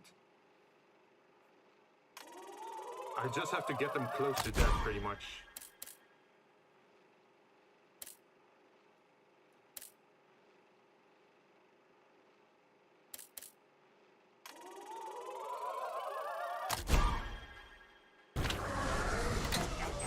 Yeah, that's the only thing I can do, right?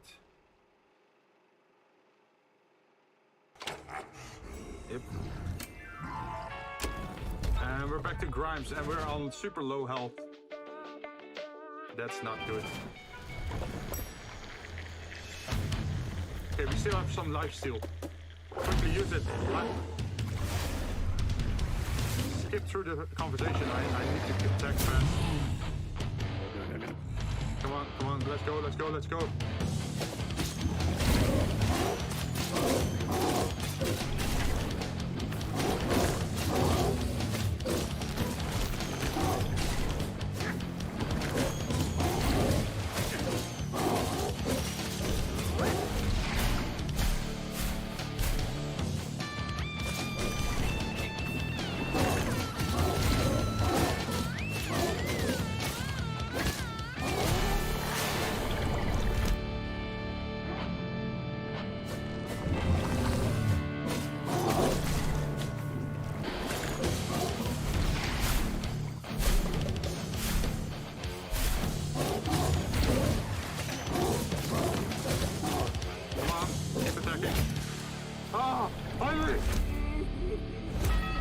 Hyper-aggressive words.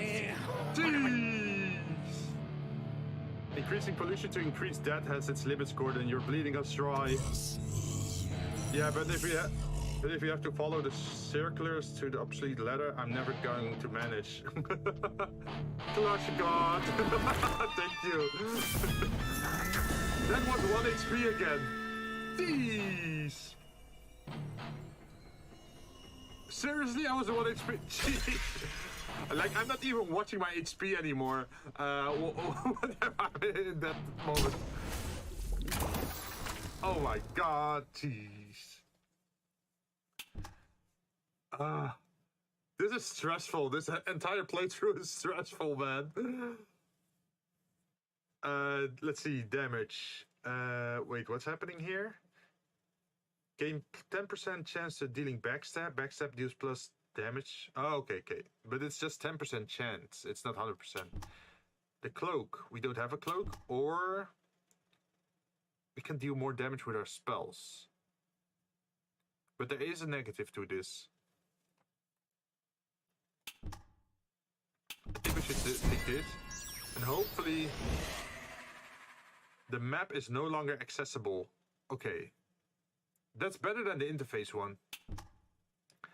Sorrows gain a plus 1000 max HP. Sorrow. No. I'm absolutely not picking the right one. 1000 extra HP and then also plus 10 damage? No. Souls-like fan. Yeah, that sounds a lot better. No map. So our spells are stronger, but we don't have a map.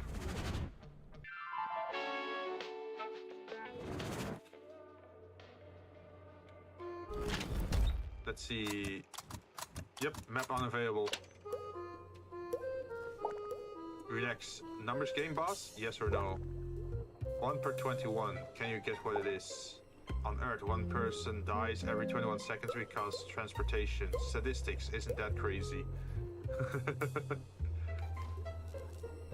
Okay. What's happening over here?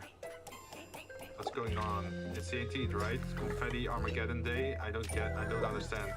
Cancelled ORV ever since the boss spoke to Candice in any case, so no confetti. We should get out of the control room from time to time.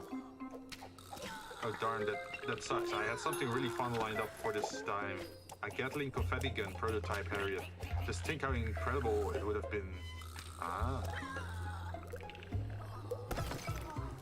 Wait. 3 animas? Hell yes, I'm taking this. Heal. Heal. Heal. And then I'm gonna buy this.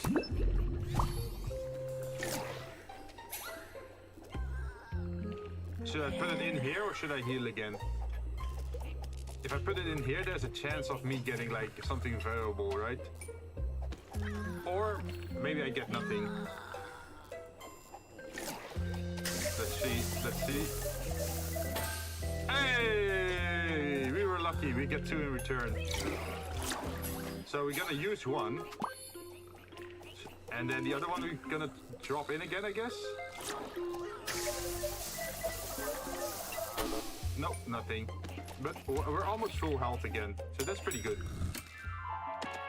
Okay, so now we can pick again. We go to the addictions department or we go to the physical illness department. From what I remember, the addictions department was super annoying to fight. So I feel like we should go to physical illness department.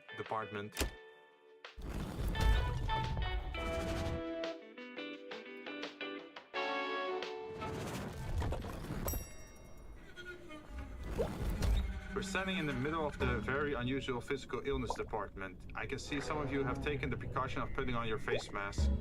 Please feel free to remove them, or you'll be missing out on a large part of the experience. You need to be able to fully bask in the aroma of your surroundings. Besides, it's not like your masks are much good here.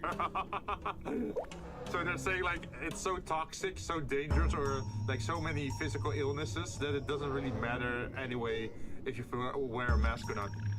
Watch out, don't step on the polyps.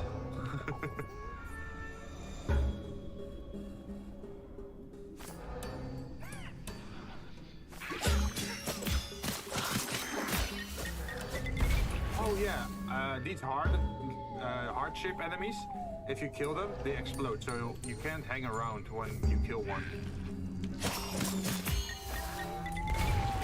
Yeah, like that, pretty much.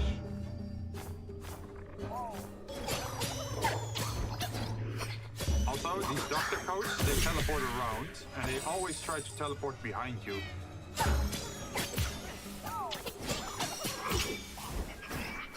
So you just side dash, and then you'll save pretty much.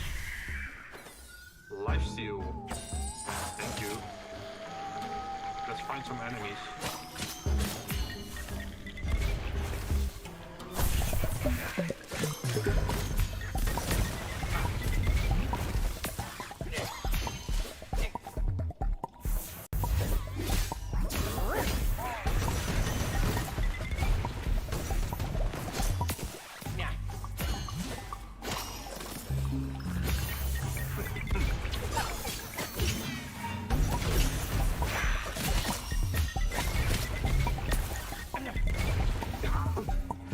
That's not good. I actually got hit there on the end. Fire arrow. No, let's leave the fire arrow. Also, our upgrade for the projectiles is actually making us launch it in both directions, as you can see. Okay, that's the elevator. I think there's a little bit more to the level. Pardon me.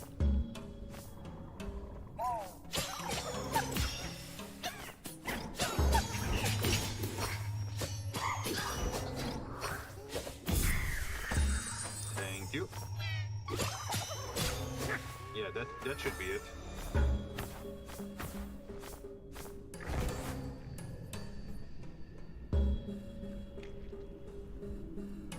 Now we should just find a shop eventually.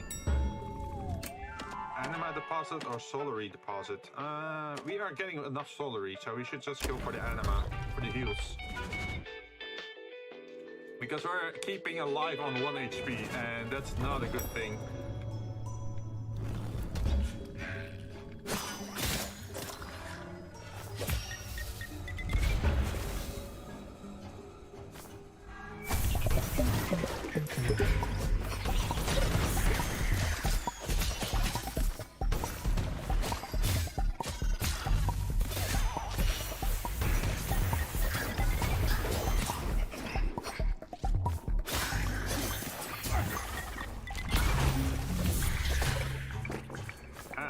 They're making new ones?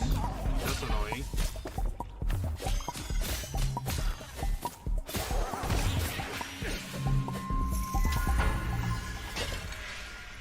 Oh, what's this? Increases max mana by 10. Sorta useful. But I prefer more healing items.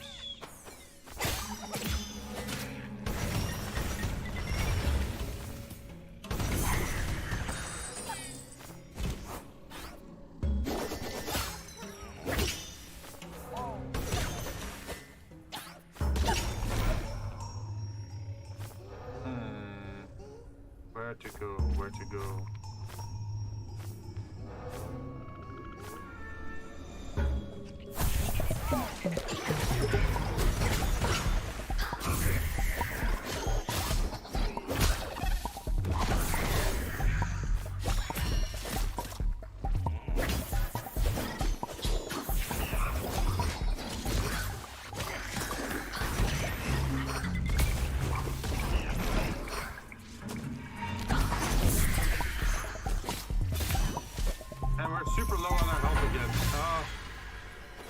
lucky, huh? We need more defenses. Because otherwise, every time we're getting hit... Yes, Tosha. Tosha, please give us a good defense. Something, please.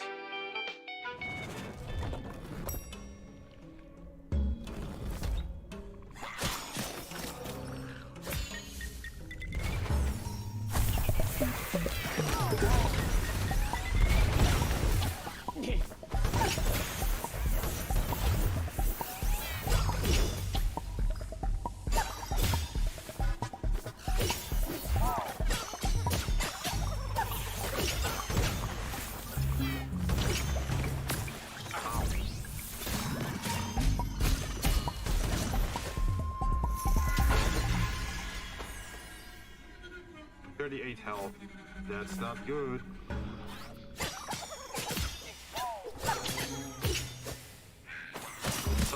Something to recover it with.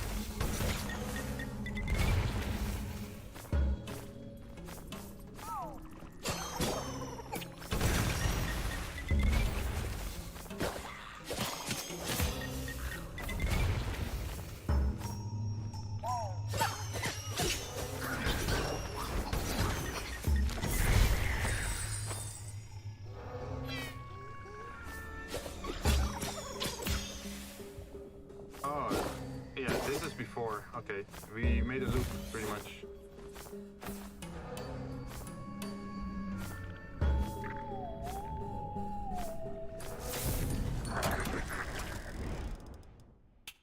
Summon a small flying sight that acts as a bodyguard. Okay, that could be cool, but I'm not sure if it actually stops damage. Okay, defense is just damage reduction, that's good.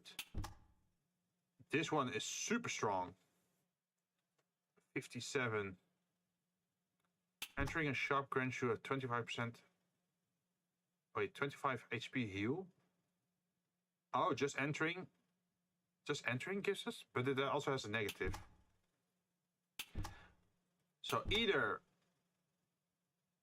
we just do massive damage and that helps us survive pretty much, or we do a little bit of damage reduction. I think damage reduction would be cool. But naval source, I've never seen this one before. That also sounds cool.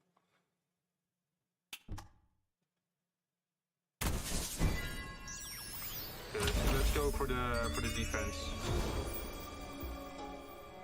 We need to survive after all. D-King Dengue. Do we know that one? And do we dare fighting him? I don't think so, because we have very low health.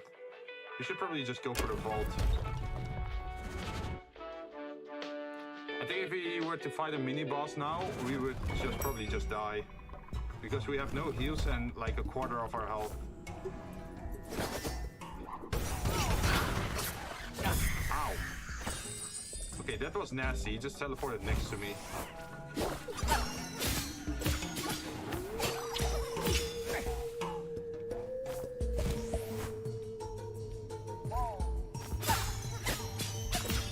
Need some lifesteal effect.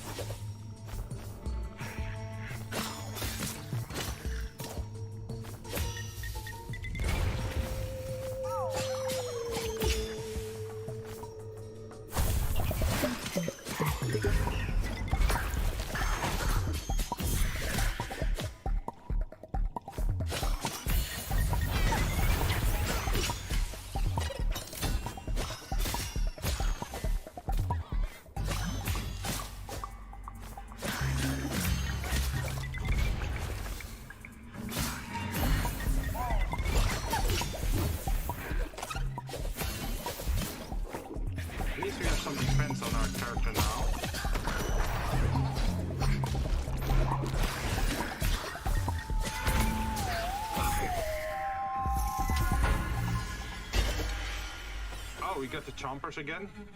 Termination regenerates 50 mana. Oh, so we can just keep spawning these as long as we kill enemies with it.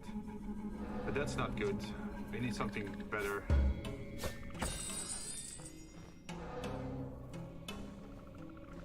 that's the end of the level.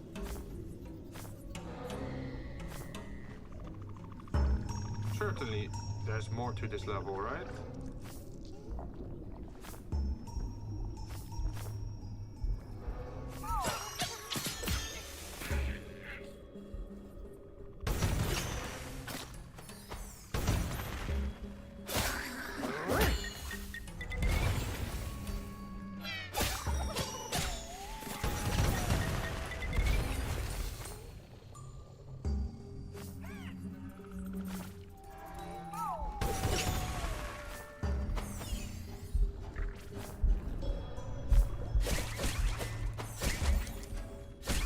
There we go, more solary stuff.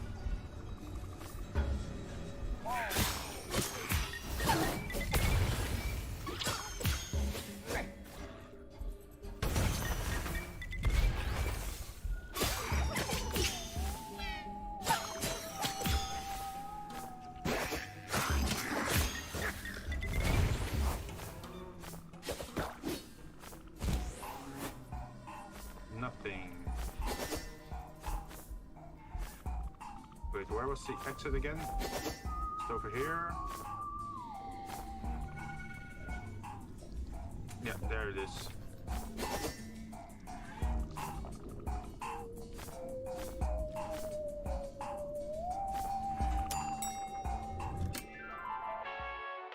Item department. Yes, please. We need more help.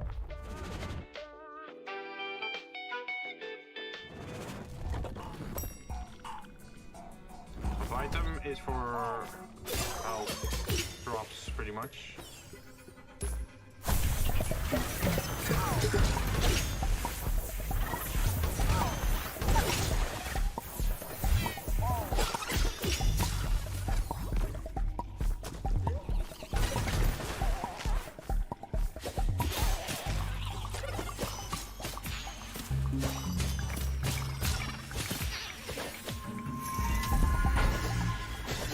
I'm actually surprised by how long we're surviving so far.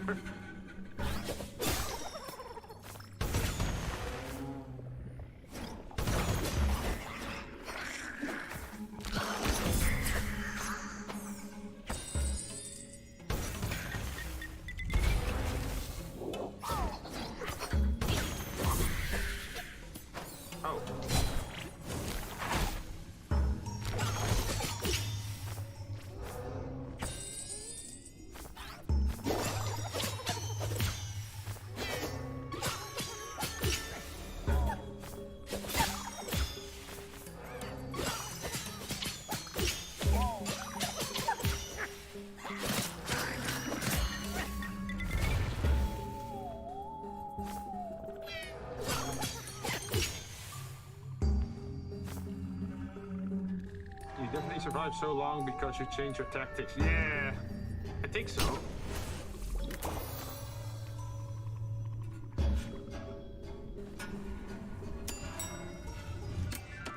Yeah, let's go to the shop because we have a lot of solary to spend.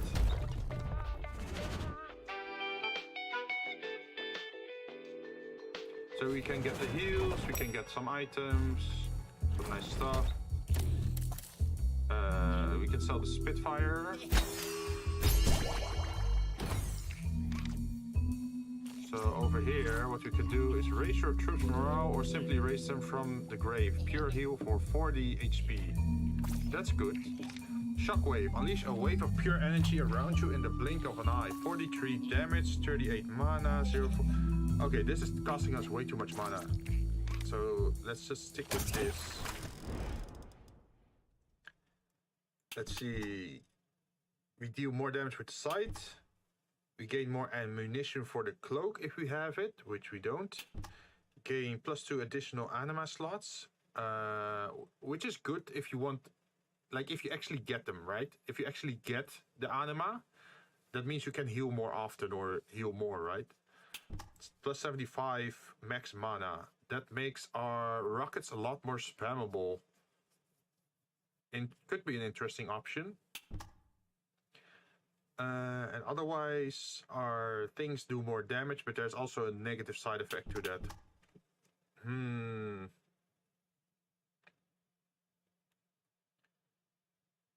So far, we don't really have the chance to store up a lot of...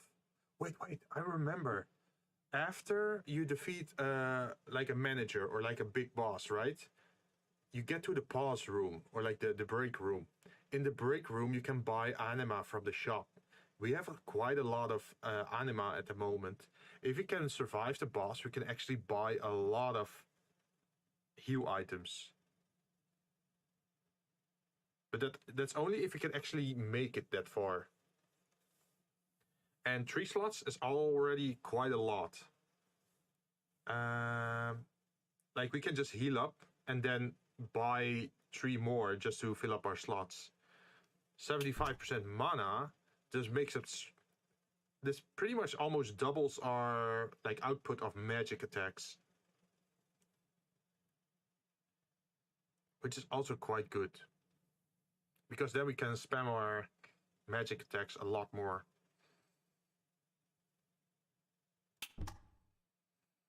I think I want this, because then you have more offensive capabilities.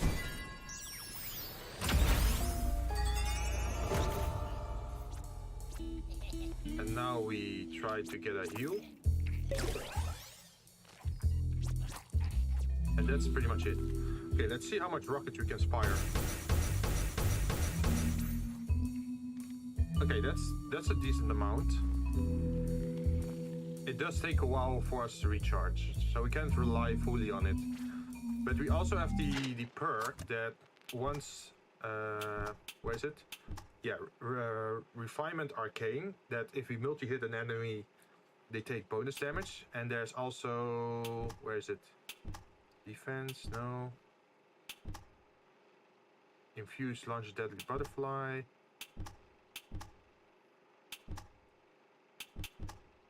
Gain inflation.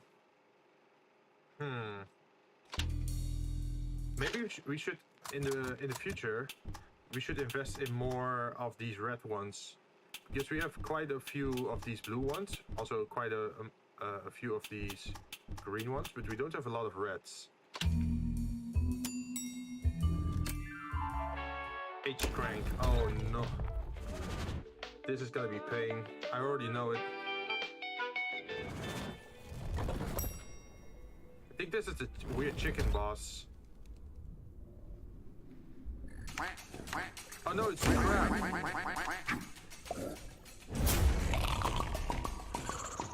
Hector Crank.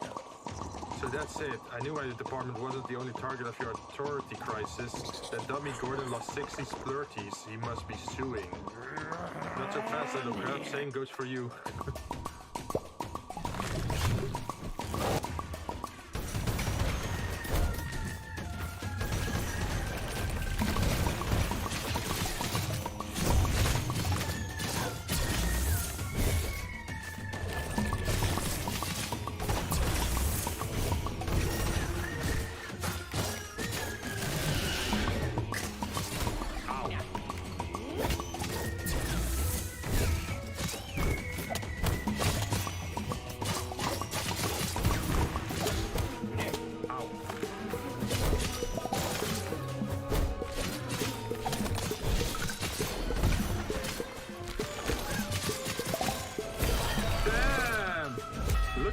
All that mana, it allows us to spam our attack a lot more. Jeez, that's a lot of damage we're doing. What are you doing? Why are you changing your policies? I'm not changing it, I'm fixing it. Then boom, vacation.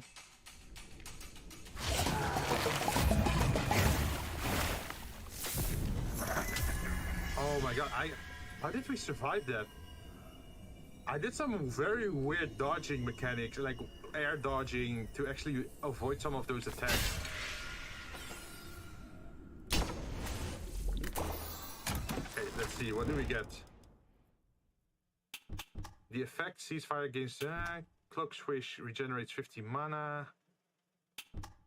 Animas and gold animas grant you a heal plus 15% additional. Okay, so our heals are stronger if we pick this one. Gain more ammunition. Frenzy refills automatically when it falls below 25. Oh.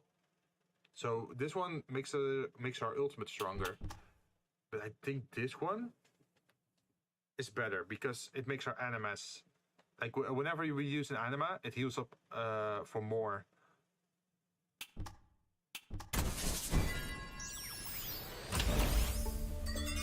It's almost like you're back to your old self. I hope so. I'm not sure how many departments we still have to go through to try to get to the ending. So we have 464 Solary, which is quite a lot. So we can just buy quite a few, right?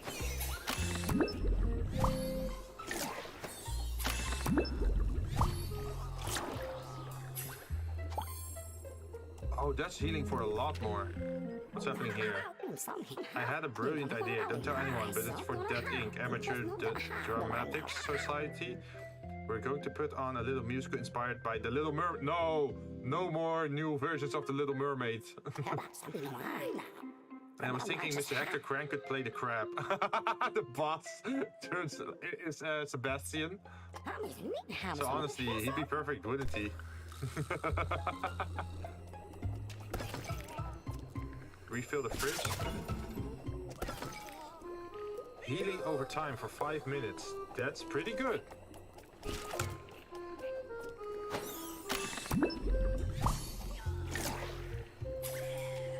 Okay, so let's do this first.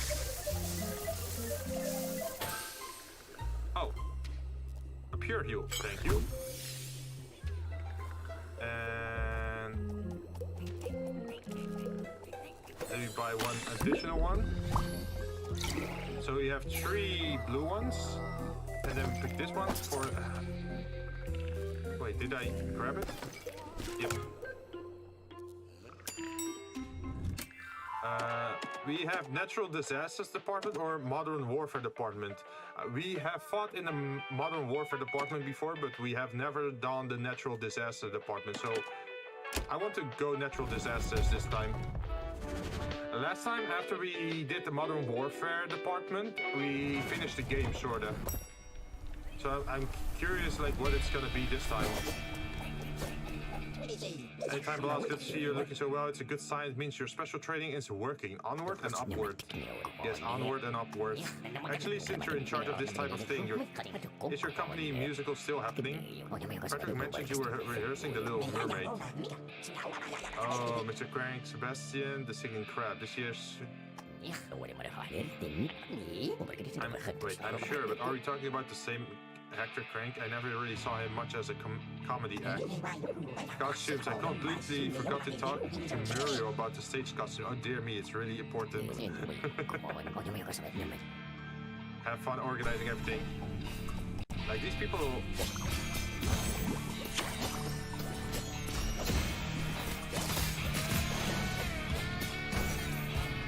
So these are like wildfires, pretty much. Or like every enemy is based on like a natural disaster.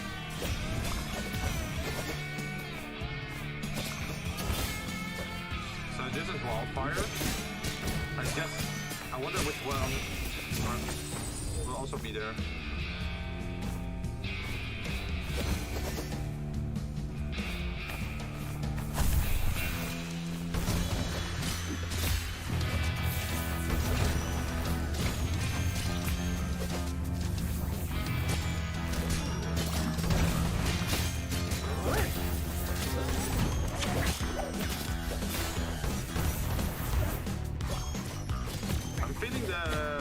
The rockets are super powerful because they fire in both directions. Oh, more max health, thank you. Where are we going? Oh, jeez, that hit me.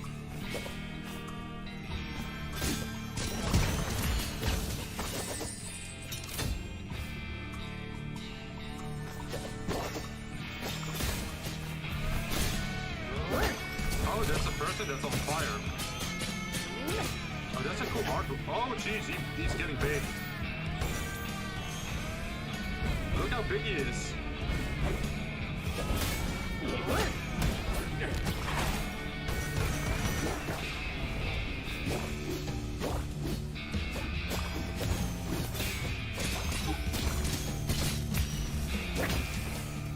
actually win. You're really doing well. I hope so. Okay, so the fire is blocking the exit. We can't use it. So where do we have to go to open it up? You have to just kill all the fires?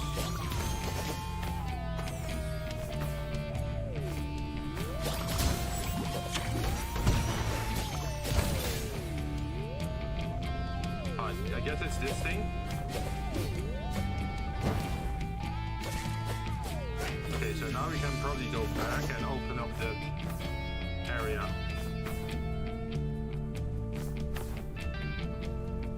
Yep, there we go. Prestigious anima deposit has this. Yeah, we need the prestigious anima. We need more anima stuff. We need healing items for the final encounter.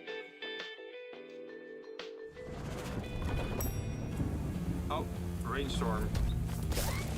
Is this water enemies?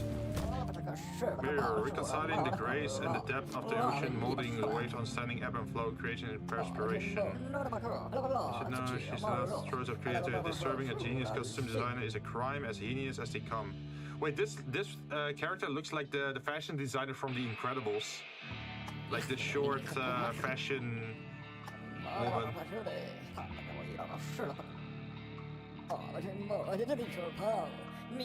Pure genius.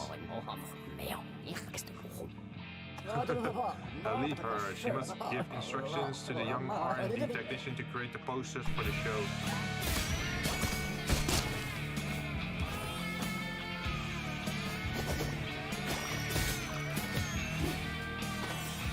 Okay, so this is natural disasters with storm and electric stuff. I wonder what other natural disasters there will be. Like, is there gonna be a tornado? Like wind enemies?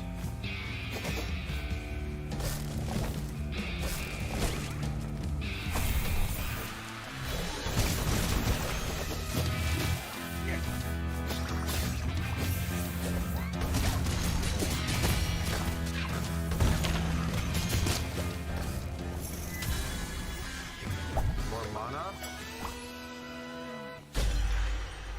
Oh, what's this? The cloak projectile deals +5 bonus damage. Ammo increases. Let's put it here so we can sell it later.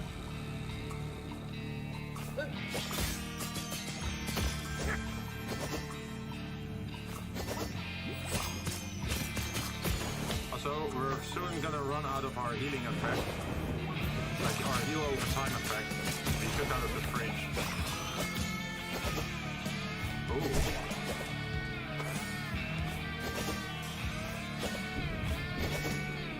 Nothing here. Also, the music sounds pretty cool. Yahoo! Hey, Alban, how you doing? We're playing Have a Nice Death, and we're in a we're pretty far in the level. Wow. So we're trying to get a new ending to the game. But I can't mess up.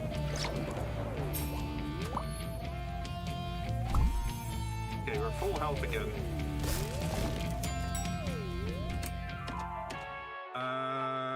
H. Sinestros. I don't know who that is. I have no idea who that is. This could give us a new perk. It could give us some benefits. But it can also... Wait. Sorry, 2 hours late. No problem, man. You're always welcome. You don't have to appear right from the start. I'm already like glad enough that that you're here. No need to apologize. So, what I was talking about, this is a mini boss here, the red one. We're pretty far. We don't want to ruin it, so we have to be careful with how we're gonna do our stuff, right? This could be very rewarding, but it could also totally mess up our playthrough. Like if the moves, like, how should I say this? I haven't gone to this department at all before, so every attack will be new from this boss. I don't know how to anticipate those attacks, so I have to be very lucky then. But for the shop, it's easy. I can just buy a perk, because we have 300 solary anyway. The elevator music will always be calm, even the worst time. Yeah, I know, right? So I feel like we should go to the shop, get our stuff, like our perk, and then continue on. I think that's a lot safer because this is a challenge floor and you don't know what the reward for the challenge floor is. And this is a boss, so I feel this is the safest option for us.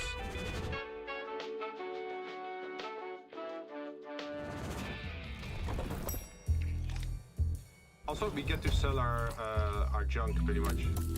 This one. And then what's this? Healing orb, +1 charge, 50% off. Really now? We just get a free healing orb? Oh yeah, now we have 2 healing orbs. Nice. Scissor, jump and dive at lightning speed. 72 damage. Air attacks deal +20% bonus damage. No, we already got 2 pretty good weapons. Oh, look at how much we can select.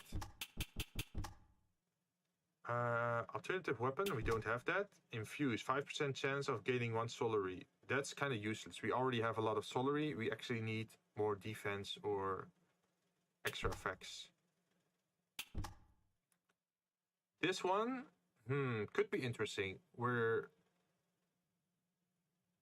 pretty much turning our, how should I say this? Like, we're pretty much turning our mana into more HP. What's this? Spells deal +50% bonus damage. Rush gains plus. So we can't dodge as much. Our dodge gets slower, but we do way more damage. Applies an effect while launching a cloak attack. We don't have a cloak attack, so we wouldn't be able to benefit from the. Wait. What we could do is buy the weapon. Because then we have a cloak attack which we can use to regenerate mana and then we can rocket spam again. That's certainly something we could do. Because we could replace the arms, right? The grab arms, because we haven't really been using them as much lately. I think we should do this one.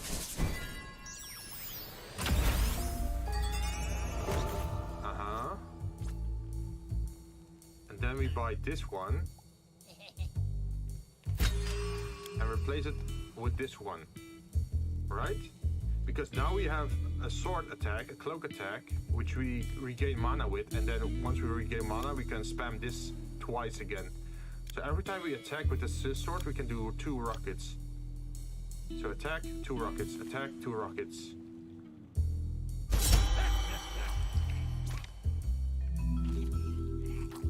Even if we have bought the entire store empty, but we still have. Wait, we can pick this up, put this here, go over here, and then sell this to him.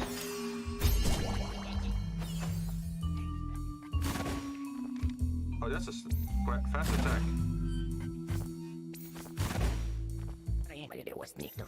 Orville, details of aquatic musical. Wait, yeah, aquatic musical. That's it. Clear, concise, as you do best. The Little Mermaid? Yes. Well, it's simple enough. I still haven't started on what Miss Muriel asked me to do. Very good. You're taking this nonsense much too far. Asking that tool Crank to take part is exposing the physical illness department to yet more generalized chaos. And I do not agree with that at all. You have reached the wealthy status. Yeah, I think that one perk really is saving us, like the one that gives us a lot of solary. Or the boss, but we are on top of it. I already asked Pump to go see Mr. Crank, so everything will be done properly. Properly with Crank? Are you a few cards short of a deck or something? Unbelievable. No need to be so rude, boss.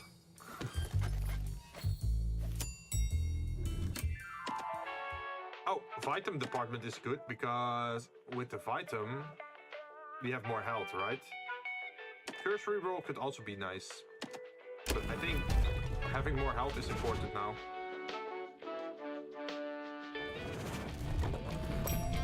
Oh, visitors. As everyone remember to pack their travel size sunscreen in their anima line. Pay attention, as I already explained to you in the elevator. If you don't slather yourself in sunscreen and stay well hydrated, the department's fire unit will fry you like a pancake. And on that note, the pancake has a much thicker consistency, so you're already squishy to touch. You won't notice much improvement. And look, a truly rare phenomenon in this company. They're moving in herds. Wait, herds? What's moving in herds?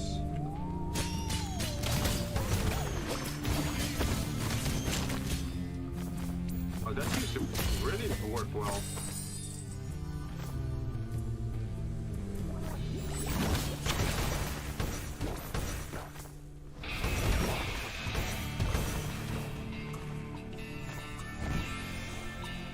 Oh, wow. I didn't expect to go way up here.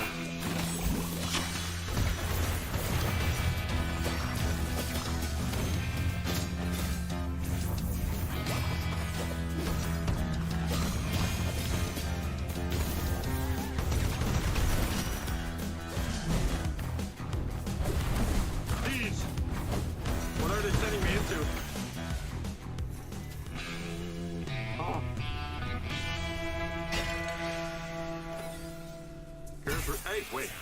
This is the Vtuber department, but we still got a curse reroll for free? Nice.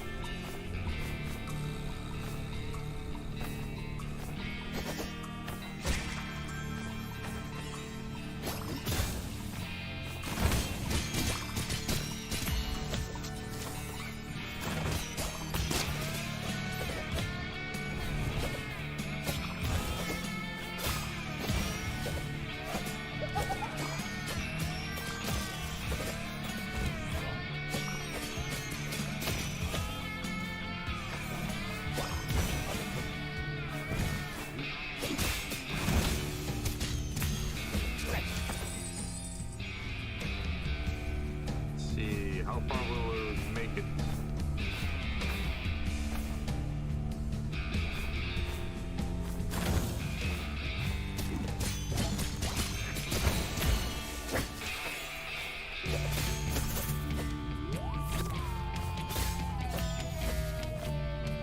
Hey, thank you. Max HP, thank you.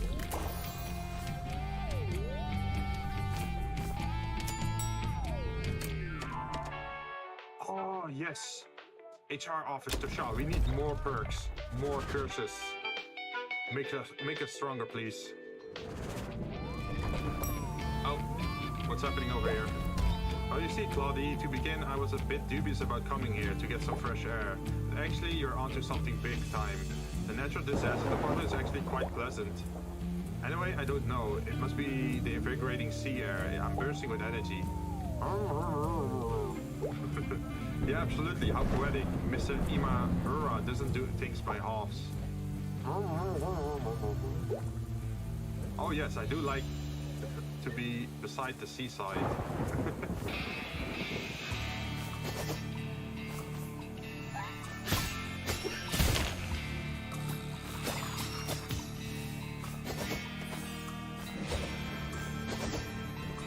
Wait, is this something? No.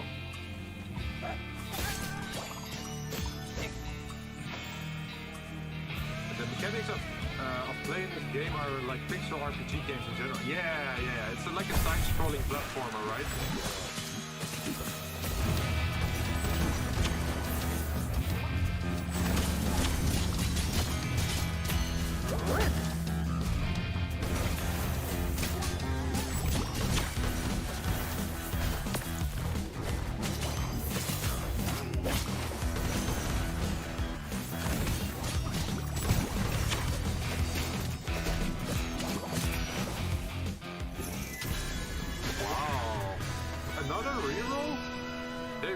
Giving us the rerolls now, huh?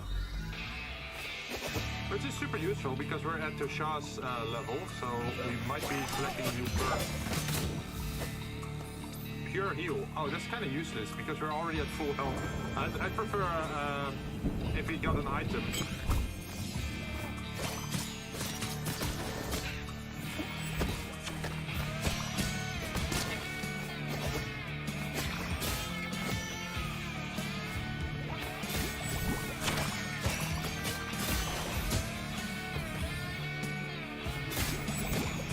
we're being super wealthy at the moment. Look at this, we're already at 400 again.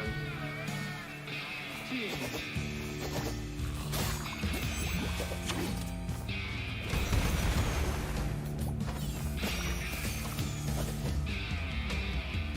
Oh, if you don't get hit.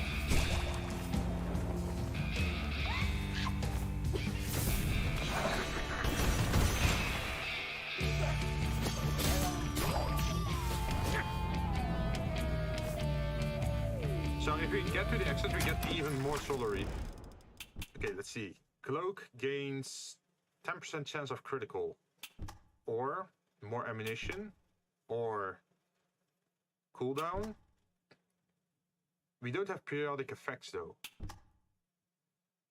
Cloak swish applies an effect while launching a cloak attack. Spells deal 100% bonus damage for 2. Wait.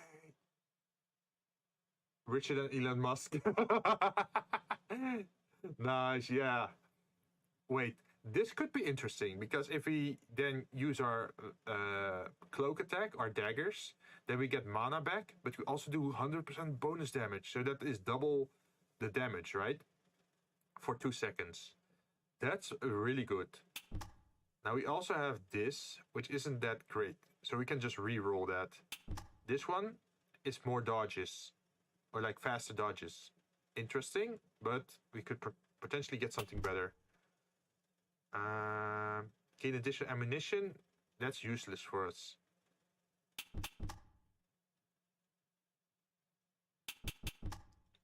So what I feel what we should do is try to re-roll this one. Infuse. No. We can also try to do this one. Oh, it's the max HP again. I don't know. I feel like this one would then be the best, but there is the danger of having a bad side effect.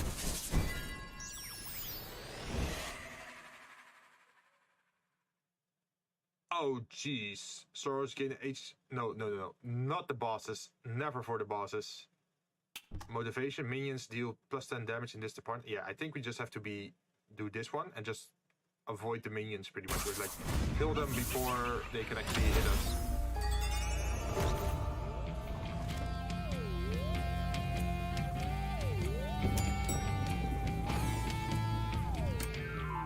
Okay, the next one is just curse reroll department, and then there's a boss encounter.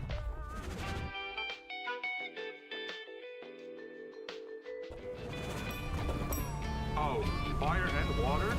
VIP? What's happening over there?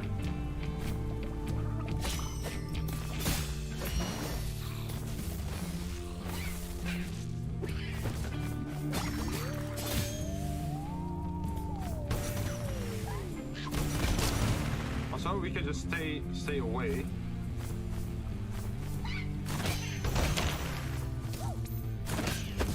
Okay, always this order. First the cloak attack and then the magic spells.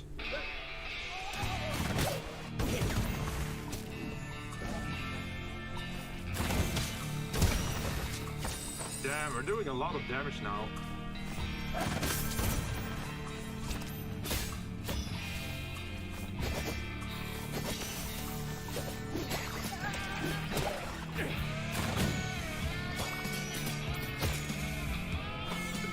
Getting hit, which is not good.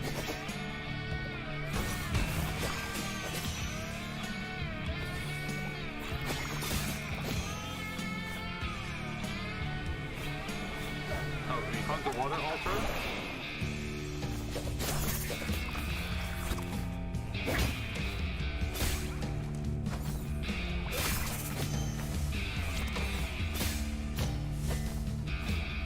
See, there's nothing else here.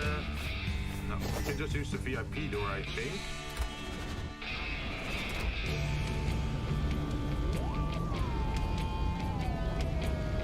Oh, okay, we still have to do the fire one, huh?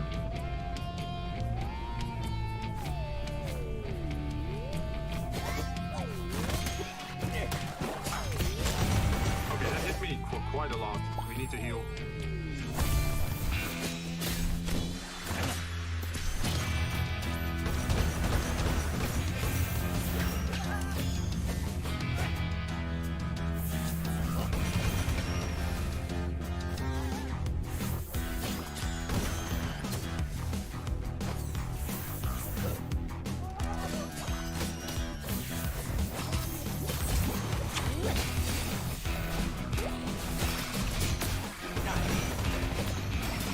making it quite hard on me. Jeez. There was a lot of projectiles suddenly.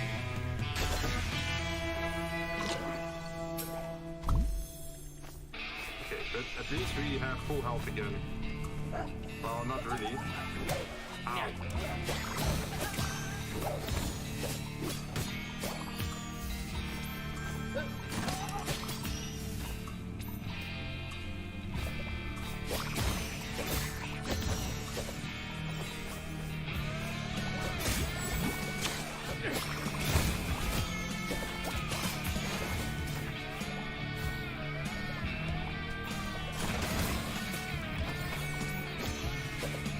It's gonna be painful if you don't find a heal fast.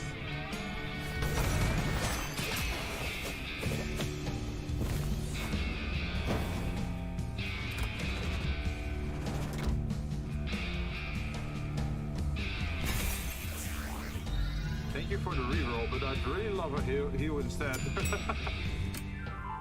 See Imamura. We have never fought this boss before, and we're not in the best condition to be fighting a boss now. Yep, that was our last heal. Oh no. Well. What ill wine brings you to my to my officer, sir? I think you mean what ill wind, and to my office. That's what I said, boar. Katrina, I can't say I've missed your little slips of the tongue. They're your tempestuous character. I'm here to discuss disasters. They seem to be right up your street.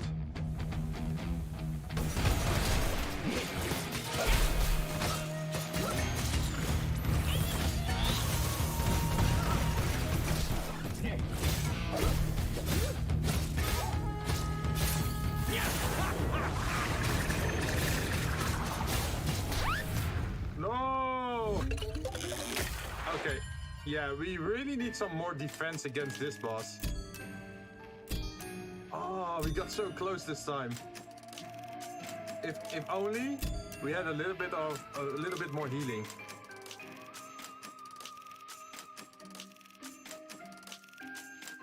Oh, we're getting a lot of performance reviews. Rip, yeah, you never know with this game, right? Oh, increase ingot gain by 20%. Oh, so that means we get to unlock stuff faster? If only Jerry was by your side, yeah. Damn, he could probably solo though. Maybe I should have picked the other department with the, what is it, Modern Warfare department. Maybe that would have been better. Oh, wrong door. You did really well. Yeah, I got very lucky on the unlocks. Soul Razor. Just a few slices are enough to increase your destructive power. Consume 20 anima in one run. Oh, it's just 38 now? That's a lot cheaper. Gain a 5% chance of getting a prism by killing an enemy. Oh, that's worth a lot.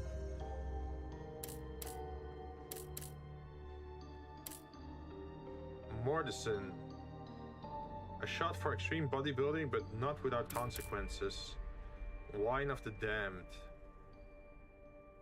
999 max mana until you take a hit. What the hell? That sounds so broken. Imagine if you have like a very powerful spell, you can just keep spamming it with 999 max mana.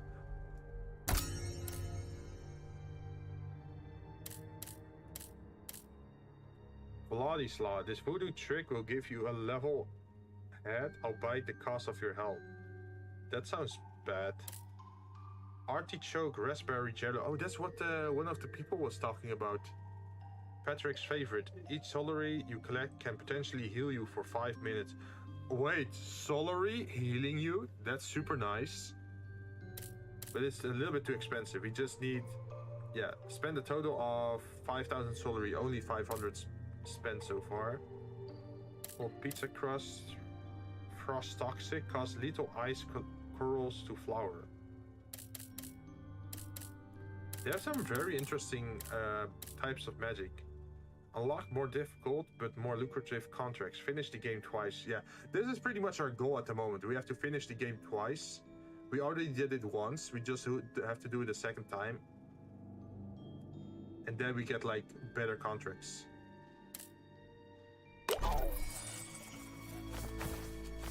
We can give it another try.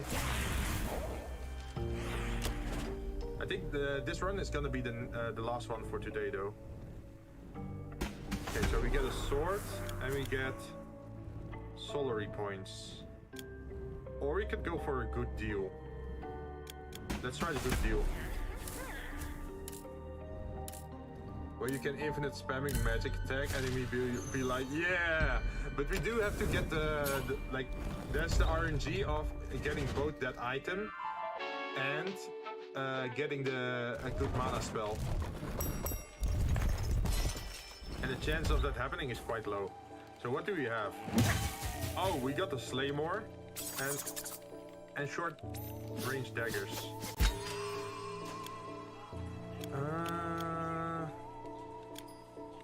Should we do the parasol this time?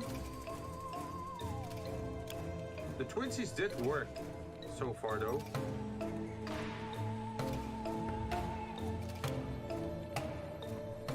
Twinsies or parasol? I think twinsies again, right?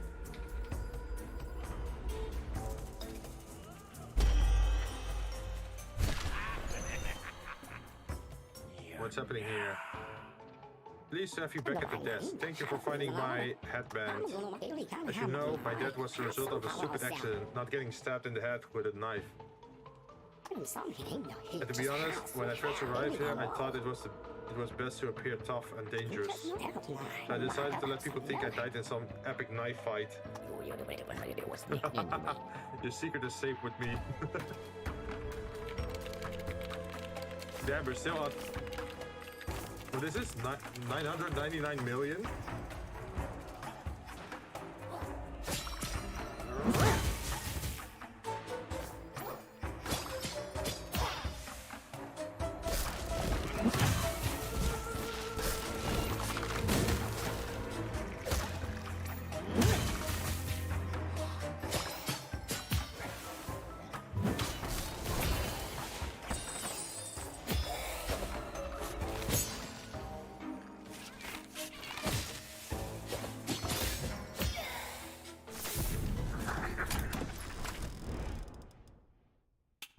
Retaliate, regenerate 100 mana for every attack suffered. Gain life insurance. Deal bonus damage if the enemy has full HP. Oh. Well, every time you play this game or start a new run, there are events happening, right? And first the numbers was down to 0, and then it went super high, and then it got stuck. So every time you go for a run, there's like a new story element to it. And the current story element is that it reached the max number that it can. So I just have to probably finish the game for a second time just to unlock something new. I think that's the thing that's happening right now. Also, I have never seen these two appear. This one could be interesting because this is damage over time. I'm not sure. Life insurance is only useful on the first hit, right? Damage 20. Draw your weapon.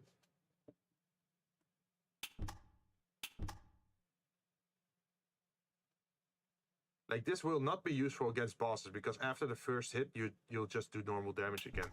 But burning will work throughout the entire fight.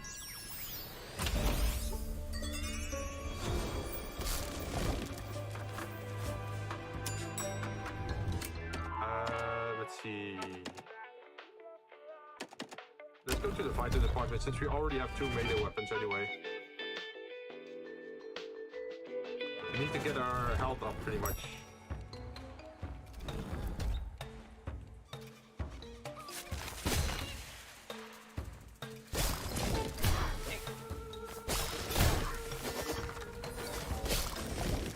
see, it's doing 5 burn damage.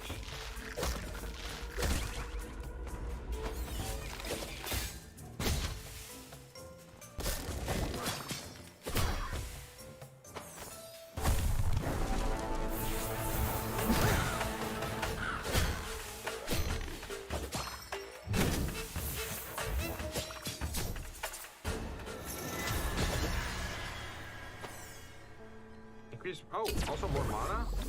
Thank you. Don't have spells this time though, or not yet. More HP. Thank you.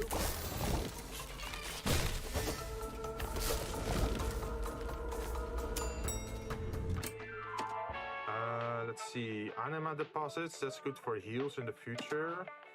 The vault could also be interesting. Mana. Wait, mana department. Maybe we can get a spell. So we can turn the tiny dagger attack into a mana spell. Hopefully a good one.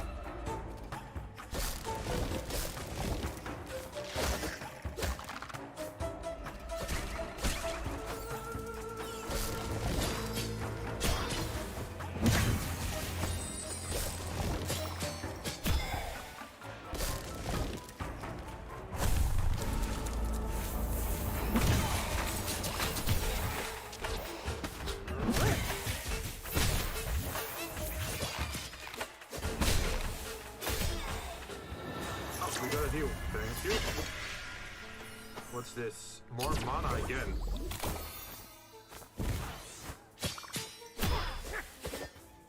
So now if we can also get an actual spell that's useful to use this mana for, that would be nice. I don't mean to say another VTuber's name, but watching you play this game, it's like you're playing Avatar Calliope more. Yeah, no problem, man. Because of the whole Grim Reaper thing, right? I think this would be a pretty good game for her, right? It's in her element, it's in her theme.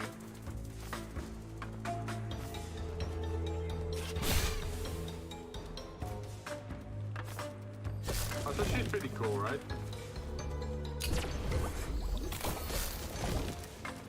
Like, I do have it as a rule not to mention like other VTubers, but if you're just mentioning like this, that's fine. I'm not that strict on everything. Tanager office. Yeah, let's do this one. We got a big sword, so maybe we can do some massive damage on it.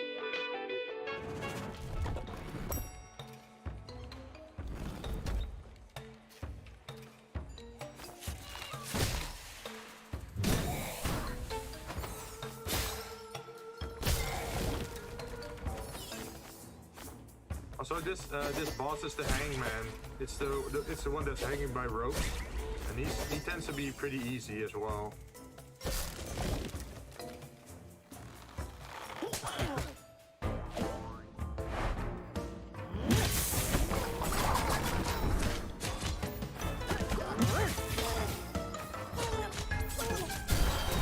There we go.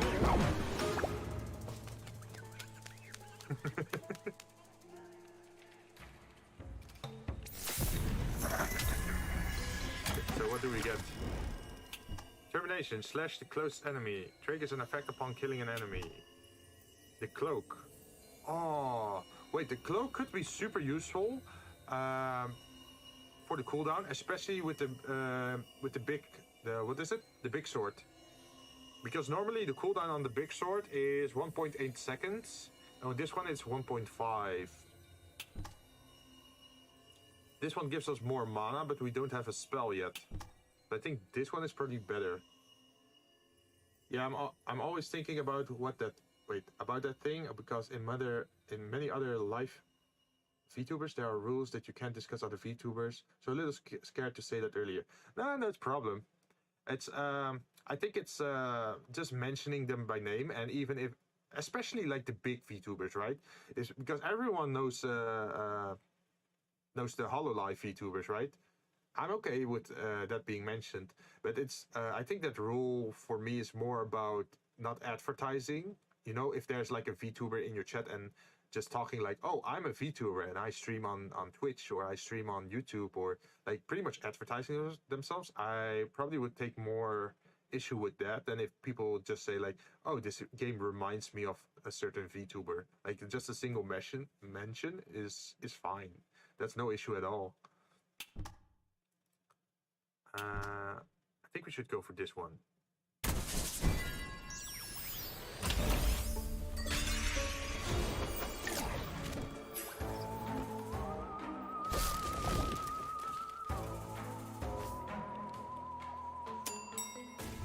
In general, I'm pretty relaxed as a VTuber or a streamer. As long as the intentions are well, I won't be offended. Oh, is this what I think what it is? Piercing ray, protect wall piercing rays that track your enemies. This one is super good. I remember this one. Okay, so what can we do? We could sell the little daggers. Like this. And then get this one. Sadly, we don't have enough to buy Osha's memo, which is too bad. But now we have this.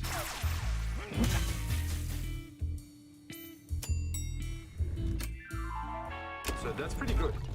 Because those are homing lasers.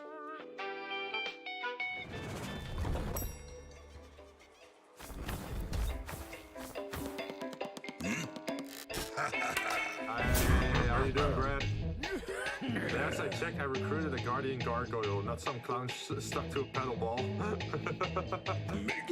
Yeah, well, last I checked, you were some kind of almighty being. Take that. Yeah, like in the beginning of the game, in the cutscene, it actually showed like the Grim Reaper as like this tall, intimidating figure, and then over the years he became shorter and shorter till he got short like this.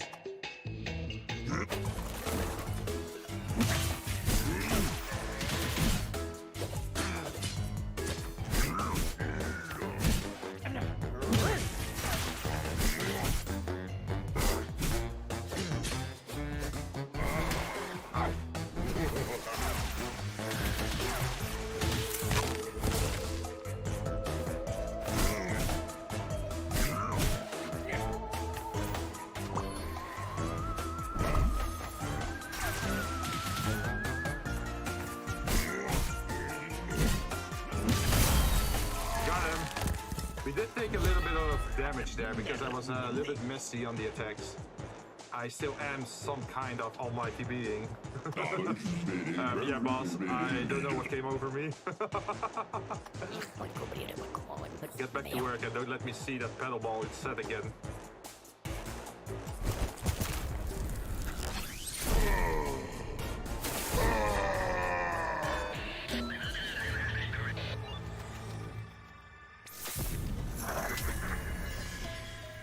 See what we get over here. Arenas drop +5 Solary. Termination. Consuming an anima fills up your frenzy bar by 50%, or... Wait, this one could be interesting. This one is only for arena. For one arena you get 5 Solary, but this one, Termination, every enemy you kill gives you 1 Solary. So this is pretty early in the games, where we just finished the first department, so this could actually be very good.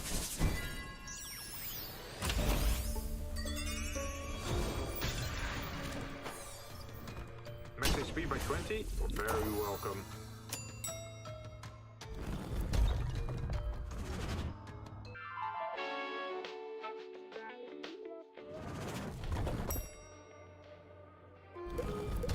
Let's see what's happening over here. The cloak deals 50% damage, gain 100. Oh, but you can't use the side again. I don't like that one.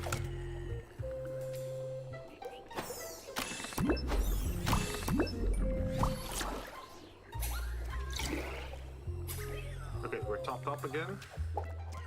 Come on, RV, give me everything you got. Oh no, I'm still aging all over from your body sculpt class yesterday. I'm not talking about that. Apparently the boss kicked the mage's butt. Show me the videos. You're kidding, right? I don't have time to check all the security videos one by one. if you show me, I'll let you skip cardio tomorrow. Really? No, come on, show me. I would get tricked into it, huh?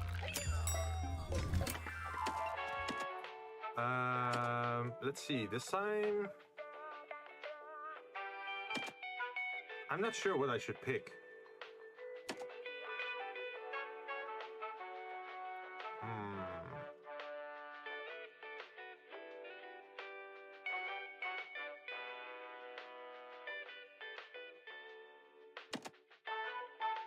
Probably stick with the industrial pollution department since we actually got through that this time, or like last time.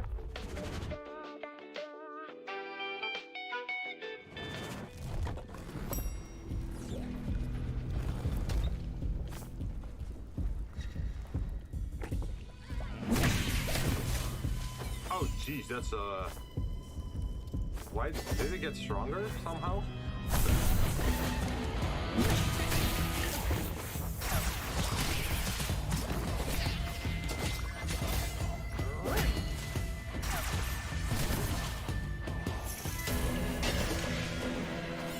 Also, I'm really liking homing laser.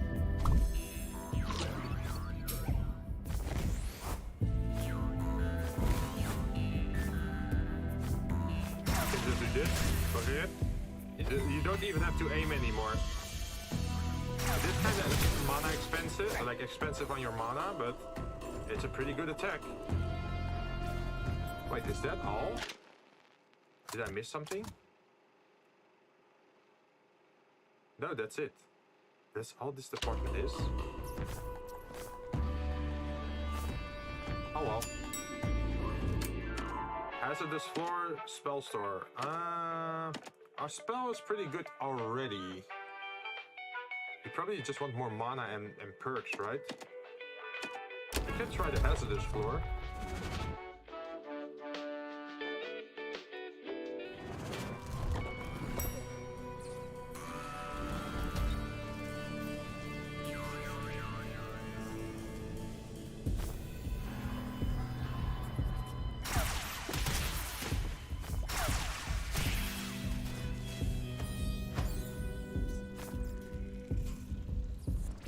Oh, these are like extra fight rooms.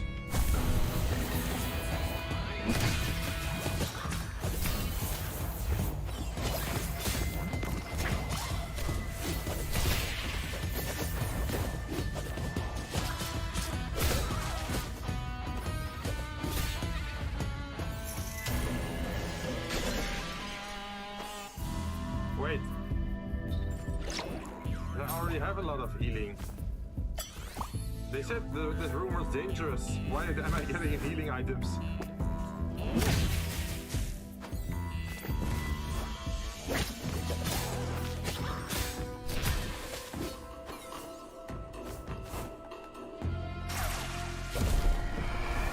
Soul Razor. Open a voodoo vortex that injures your enemies and improves your damage. 100% chance to apply Soul Rage. Soul Rage increases damage by 35%.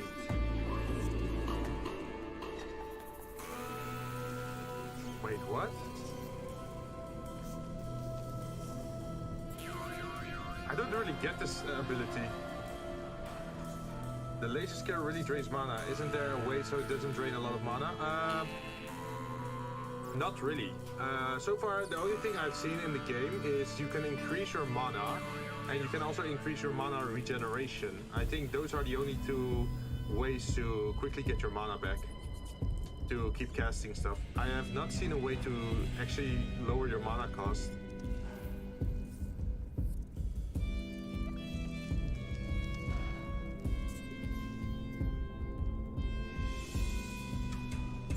I'm not sure what to do with this one. It sounds interesting, but it also takes up a slot. So that means I either can't use my lasers or I can't use my Slaymore, which are both very necessary at the moment. Maybe I should just... Soul Rage grants temporary bonus damage for each target hit. This could be good against bosses because then you can hit a lot of targets, like the target a lot of times, increasing your damage output. I think we should just put it on the no weapon slot and sell it later on. Because these two are pretty good already.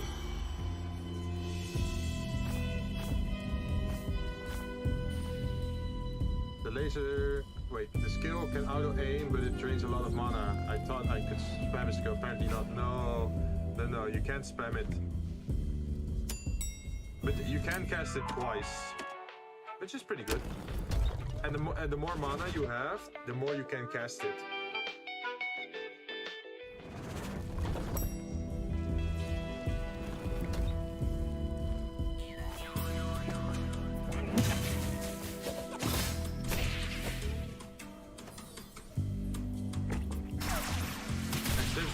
It's good against single target, but also good against groups of targets. See? Like that.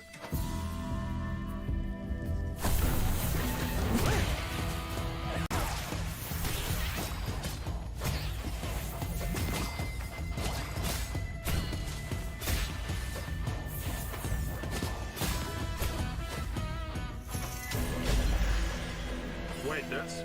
Why are they giving me all these spells now? I can't use this.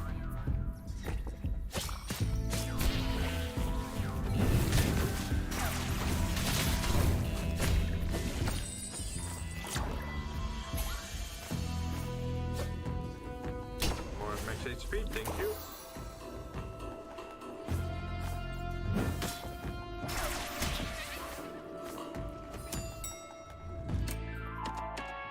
Slima. Yes, I'm willing to do that. I don't think we fought that one before.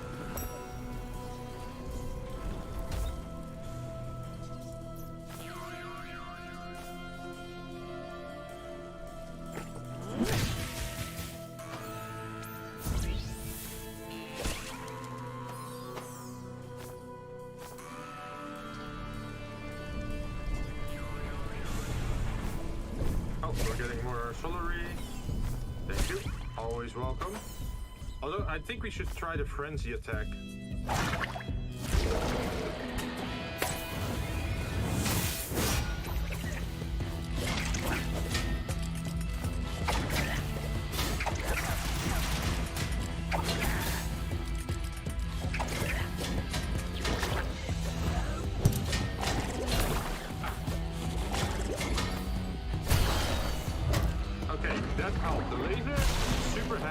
Fight because he stayed up there on the walls, right? Wait, the side view. Wait, that's so bad compared to this one. Just 45 max HP instantly. That's super good. What is this? Gain plus 100 mana region, so it doubles from 10 to 20. But the cloak cooldown gets doubled, so we can't use our big sword as often anymore, which is pretty bad. We want to use our sword pretty often, right? Using your sword only once every 3 seconds could be pretty lethal.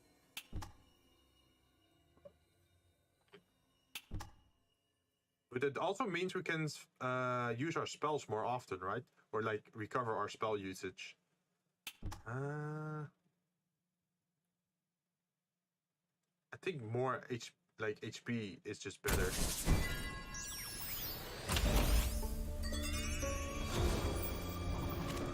Oh.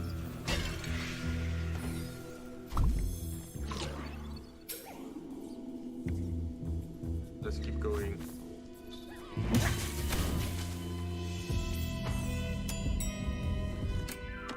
Oh! Yes, more perks. Thank you. We just got a perk from the mini-boss and now we instantly get another one. Of course I'm gonna take that.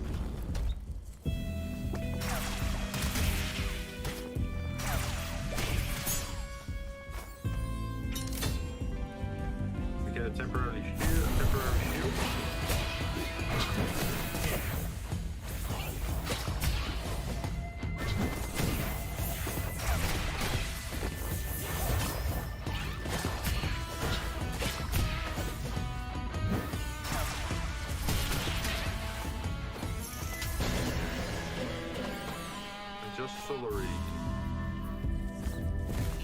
have you seen our solar increase by quite a lot? For every enemy we kill, we get a solar.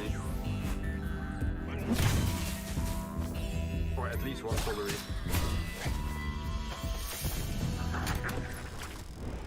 Okay, so what happens here? Again, the 2 damage, or we get additional anima slots, or we get counterparty, which is after being hit we do more damage. Spells temporarily gain 5% damage upon casting 5 maximum. Oh, so wait, the more we cast, the more damage we do with this? Mana attack, press Y or B. This could be very strong with the laser.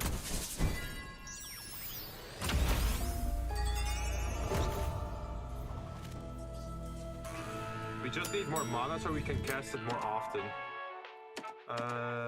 Control room? No, let's go for the shop.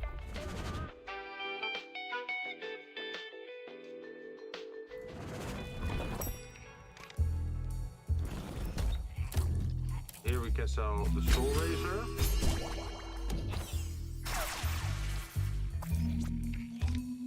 Ganglion X4 casts a ball of spikes that bounces. No thank you. I want this one.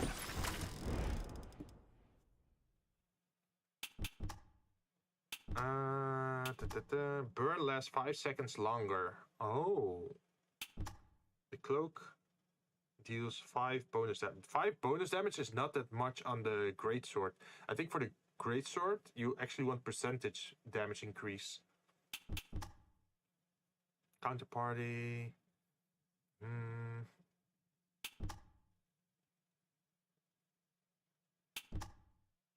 think we want to reroll maybe this one.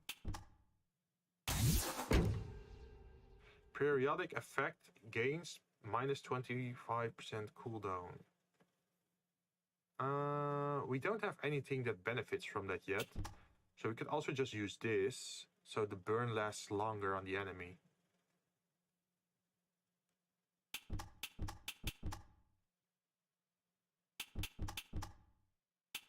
This one allows us to spam our magic more often, which also increases the damage of the magic, right? I think this one is the safest option. This is just straight up good.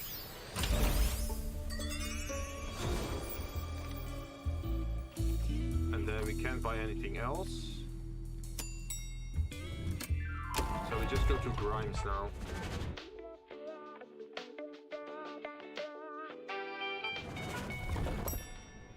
Also, I noticed that if I stay close to Grimes, he doesn't do the spit attack as often.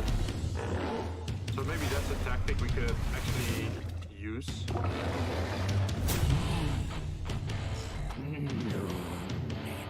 Going too far, Gordon? Do you know who you're threatening?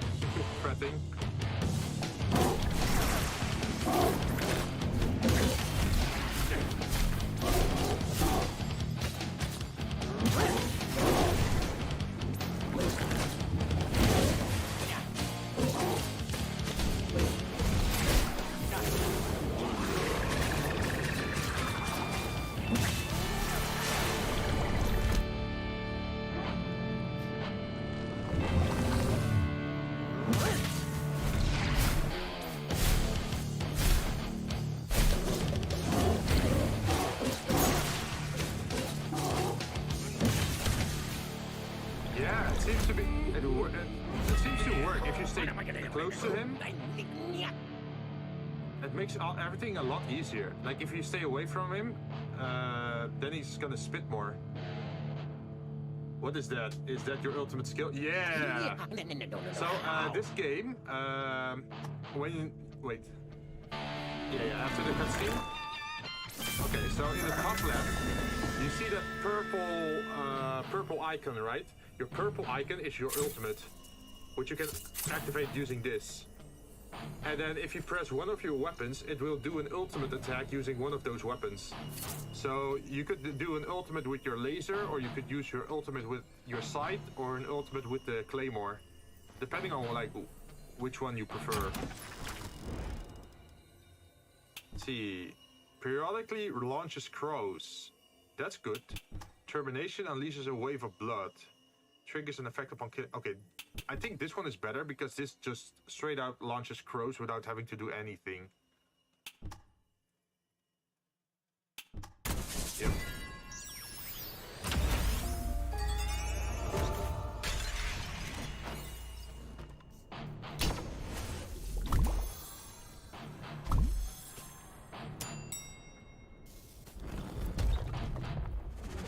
Whoa, I think it's not the ultimate skill because you haven't used it before. Wait, what do you mean? Because this is one attack, and this is my claymore. And I can also use the claymore in mid-air, and then it looks like this. Or the lasers. And if I use this, and then press a button, I will do my ultimate. But the ultimate looks different every time you use it, depending on the weapon you click on. I must admit, I've never really thought about it. It's a good idea. I've been focusing all my inspiration on Mr. Crank so far, never giving much thought to Mr. Baron before. I've got plenty of ideas. You can Photoshop his hairpiece into different things. For example, it's an easy enough target. You can manipulate his tentacles to make him dance like a puppet on a string. Mr. Crank could be holding the string, and Mr. Grimes could be looking all annoyed in the background. Oh no, they're talking about Photoshopping.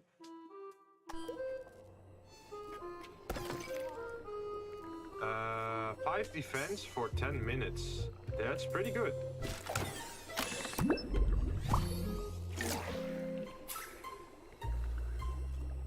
Let's take this twice. So we're topped up on heals. And then we take this and take this. If Brad can't handle the Hall of Eternity insurance anymore, I could take over. Sitting at a desk for hours, I got this. As for salary, must be a cushy job, right? Yeah, I don't think you're muscled enough to actually do that. Let's see, physical illness department or addiction department? I feel like we should upgrade the next green curse.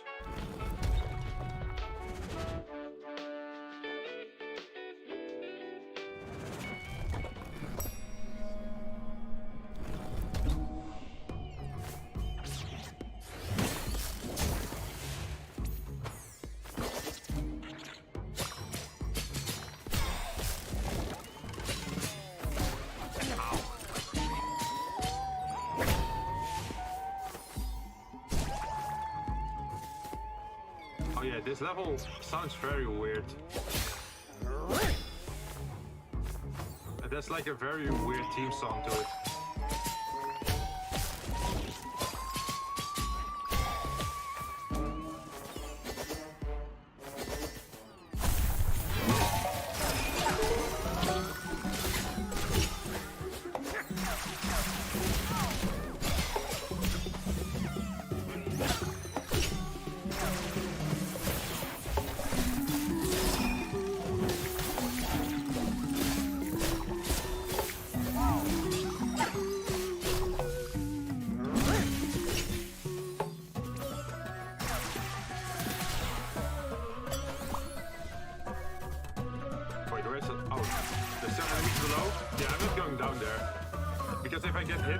Salary bonus.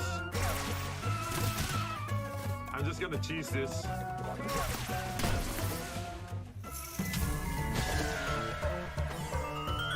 Thank you.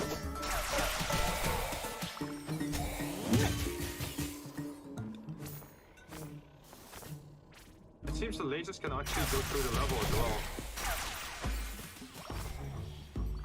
So I can just stand still and just do this, and then we'll hit the enemy.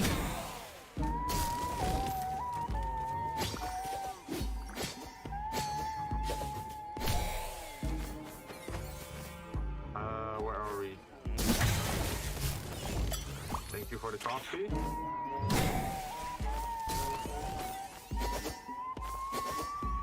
There's nothing up here.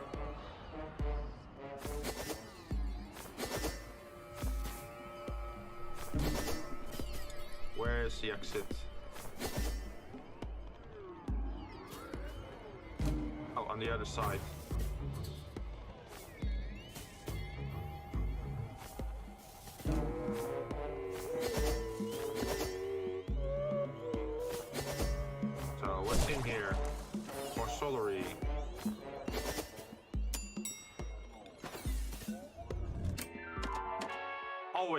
always to Shaw's office.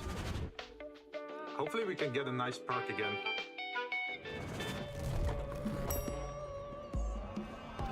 What direction are we going?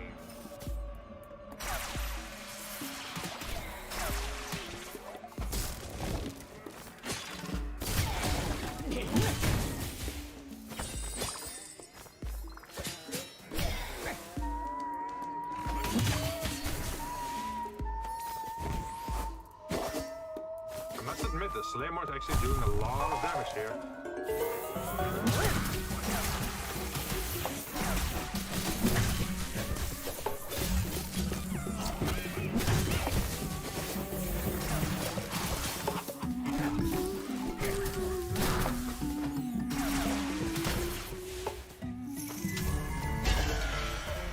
Oh, it's a chomper again. We can just take you with us to sell you later.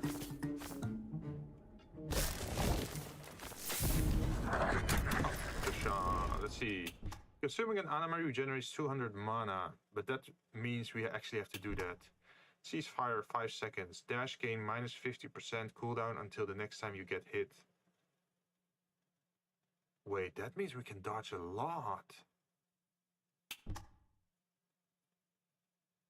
Sinister gear, area attack, steal 35. Wait, there's also a wait. Sight and cloak weapon. Aerial attacks are pretty good, especially for the greatsword. 35% damage bonus is super high.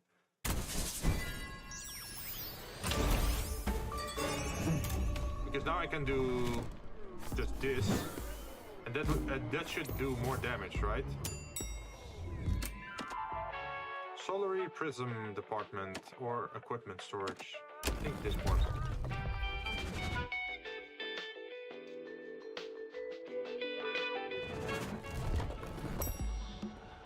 Where are we? What direction are we going?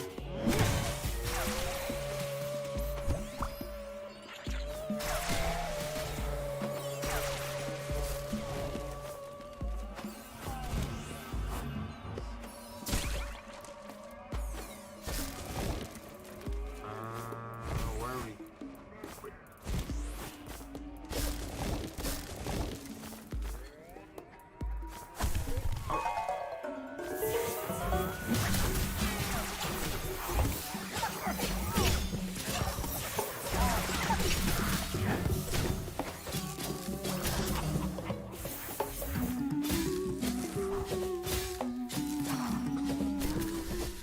Oh, it's funny that they're actually like cigarette enemies, and I'm actually doing burn damage on them. So I'm actually igniting the cigarette, pretty much.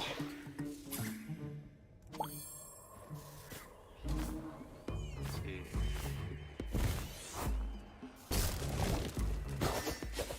Wait. There must be something up here, otherwise they wouldn't put this here.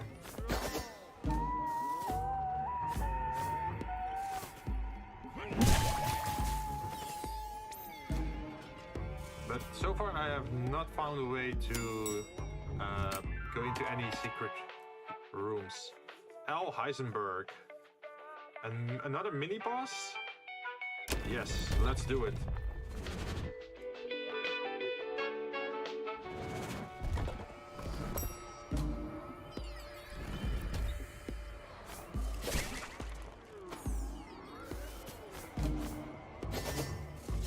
Heisenberg is a name. You've been through that thing a lot. I thought it was a display. Wait, a display? Wait, what was a display?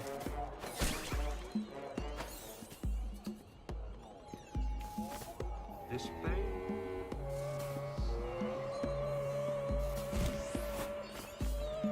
Like the things in the background, or?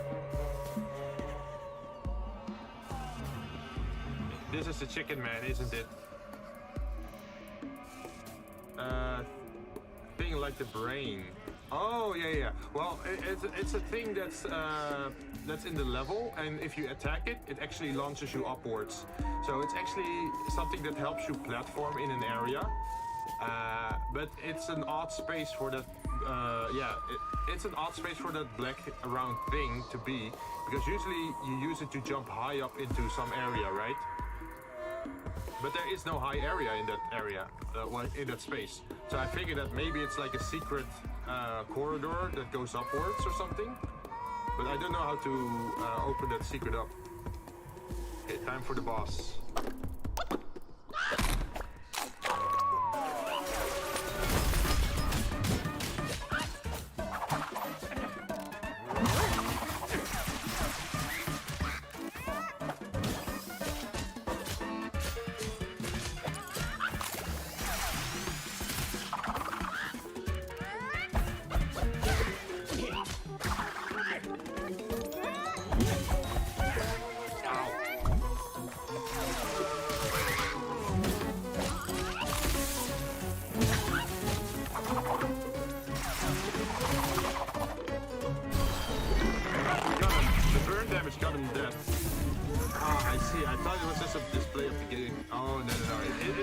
Something that helps you platform around. Refinement. Regen 10 mana. Applies an effect when sight or cloak weapon strikes an enemy target. Oh, this is super good. Because now we can attack, regain our mana, and with the mana we can spam our lasers again. Or we get a 25% cooldown on our cloak. Oh, I think I want this one.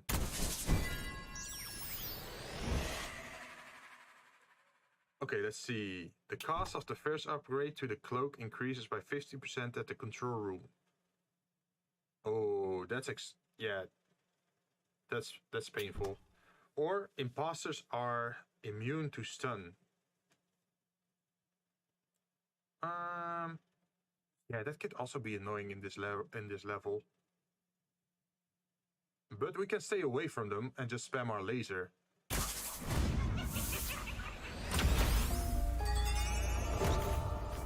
I think that's a good plan. If we find the black blob again, I'll show you how it works.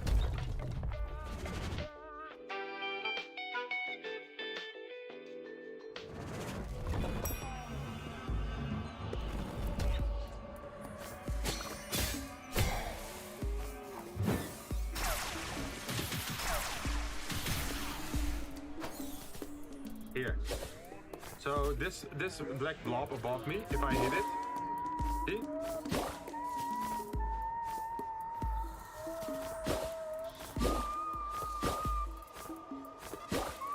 It makes me give an extra jump, pretty much.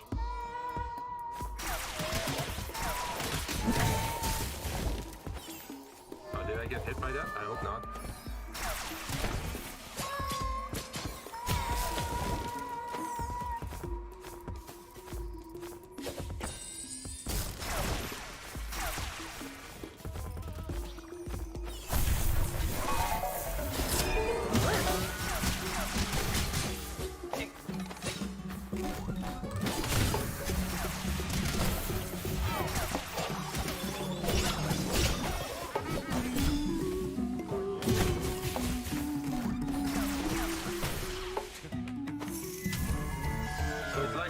To help you jump out of it. Yeah, exactly that.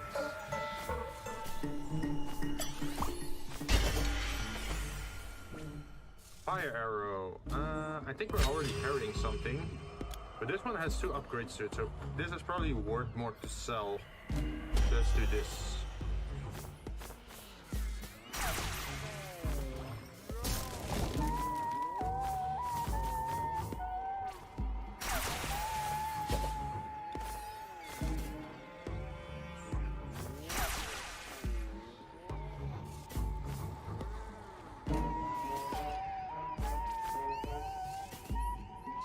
There's nothing here.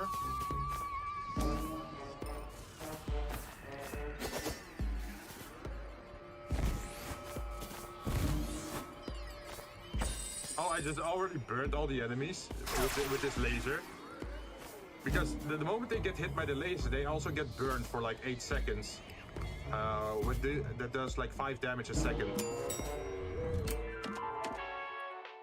Yep, let's go shopping again.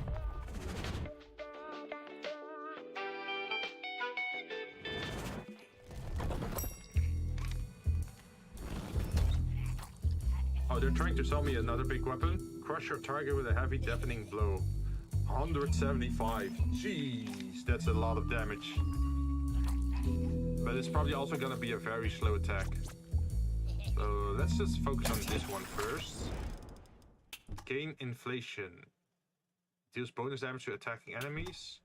Increase invulnerability to hits by 0.5 seconds. Or spells deal plus 50% bonus damage. Rush gains 50% cooldown. Termination, regenerate 50 mana. Part of me wants this because 50% bonus damage feels like a lot.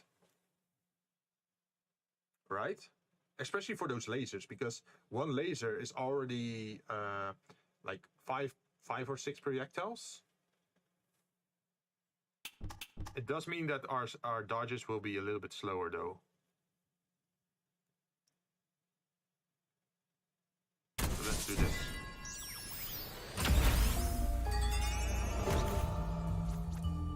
And let's see.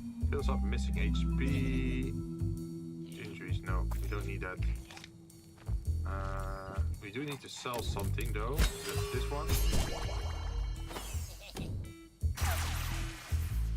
Wait, how much is that? Yeah, that's like 6 beams. Sorrow Office. Oh, that's weirdly spelled, man. If you think it's good, just choose what you think is good. Yeah, but I always like to think out loud on my decisions, right? Or maybe get some input from people who are watching. Maybe they have like a different... wait, how should I say this? Sometimes it's good to check your own theory with someone else so you can get the best idea, pretty much. Yeah, you're creepy. The boss is not well, the boss is not happy. Consider that's ever been one of your strengths, well.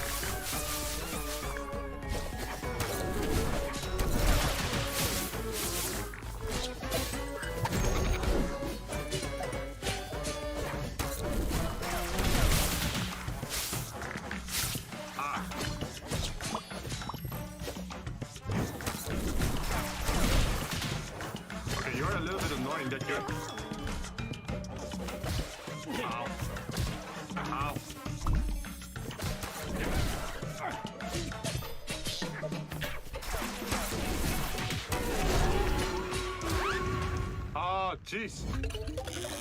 Oh, okay, this game really makes me feel like you're playing Toho. With all the projectiles you just have to dodge. Not just Toho, but also a little bit of, what's it called? The other game, Undertale. Because you are pretty much stuck in a box and all these projectiles just come flying by. And you can't really do anything about it except for, like, dodge them, right? Oh... Yeah, that's painful. I should have focused more on dodging whenever the red projectiles came onto the screen. That's my bad. How was my damage output on him, by the way? I feel like the greatsword wasn't that useful in this fight because he always keeps, like... he stays up high in the air, right? So that makes it hard to hit him. And then he fires projectiles down into the arena. So maybe the greatsword isn't like a good setup against this boss. Maybe you just need more aerial projectiles or like maybe something vertical, like some vertical weapon. I know there's something with lightning infusion. If you can get the lightning infusion on your attacks, that could probably be pretty good. Together with the laser then, of course. Oh, start the game with 3 curse rerolls. Oh, that makes it very... That's so good. Why are they only giving it at level 14? So now, whenever I start a new run, I instantly get 3 rerolls. It looks like reducing dash cooldown was a mistake. Yeah, probably. I thought it might like increase our damage high enough to quickly kill the boss, but no. This boss really wants you to dodge. Let's see, can we buy some stuff? I did say that the last run would be the last run for today. So we're just gonna check what we can possibly buy. And then we're probably gonna end stream. By the way, I said it earlier in the stream, but I'll say it again. On my community tab on YouTube, I actually made a poll for what future game we can play. One of the games is Phoenix Point, which is like sort of like XCOM. It's from the makers of XCOM. And I played it before. It's an ongoing campaign, so I can just return to that. Or we can play something entirely different, which is Pathfinder Kingsmaker, which is more like a fantasy RPG kind of game where you pretty much control your entire party. And the third option is Other Side, which is more like a how should I say this? Like an eldritch horror turn-based game where you can actually affect the timeline, or like certain actions happen in a certain order, but if you attack an enemy or do certain actions, you can actually adjust how in what order certain actions happen. So it's sort of turn-based, but you can affect who gets a turn when, which is pretty interesting. And it also has this like black how say it, like black and white color scheme, but then with red highlights. But yeah, just give it a look, like which game might be interesting, and then you can just vote on it pretty much on the community tab.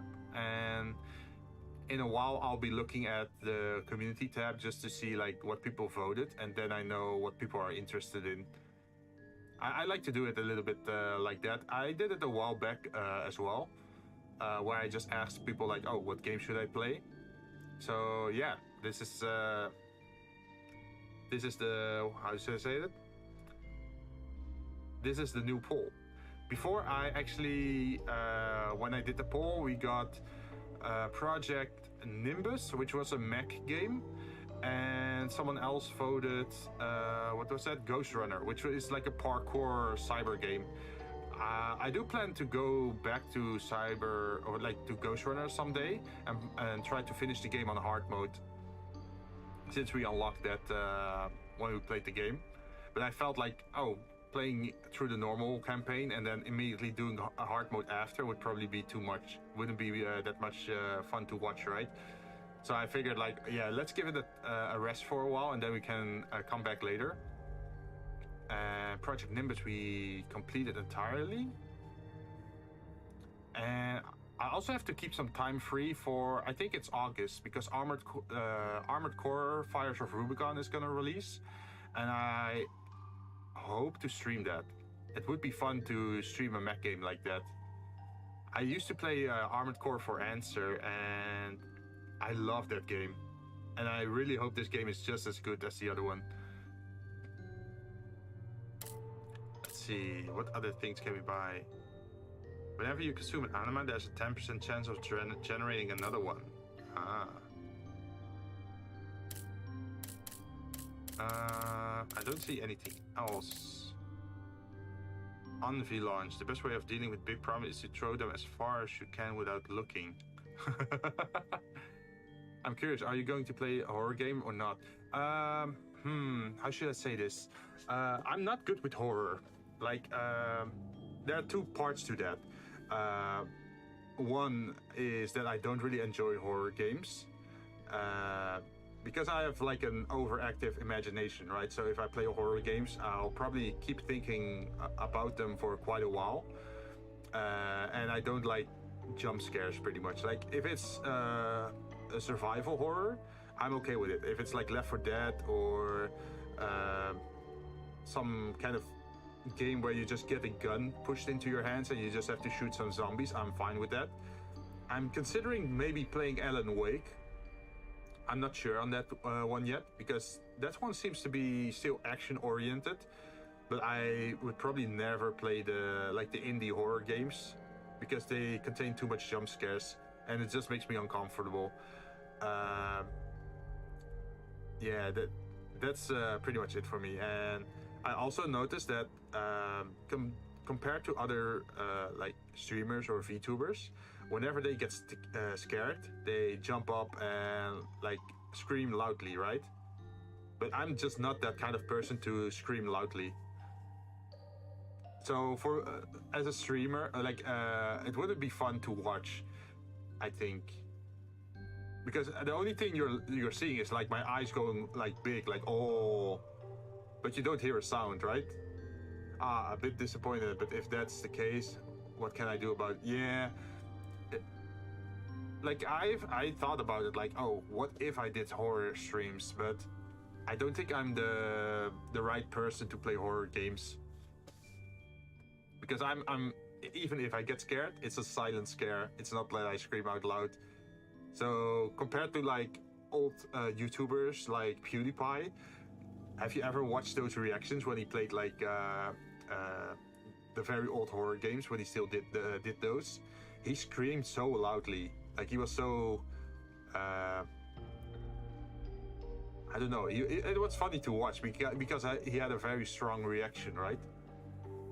But yeah, I do think maybe we could play Alan Wake, which is horror-ish, but it isn't full with jump scares. It's more everything you Alan Wake, the first game, is everything that the person writes in his book comes true in real life. So he's writing some kind of horror book, and then there's these shadow monsters or something trying to get him.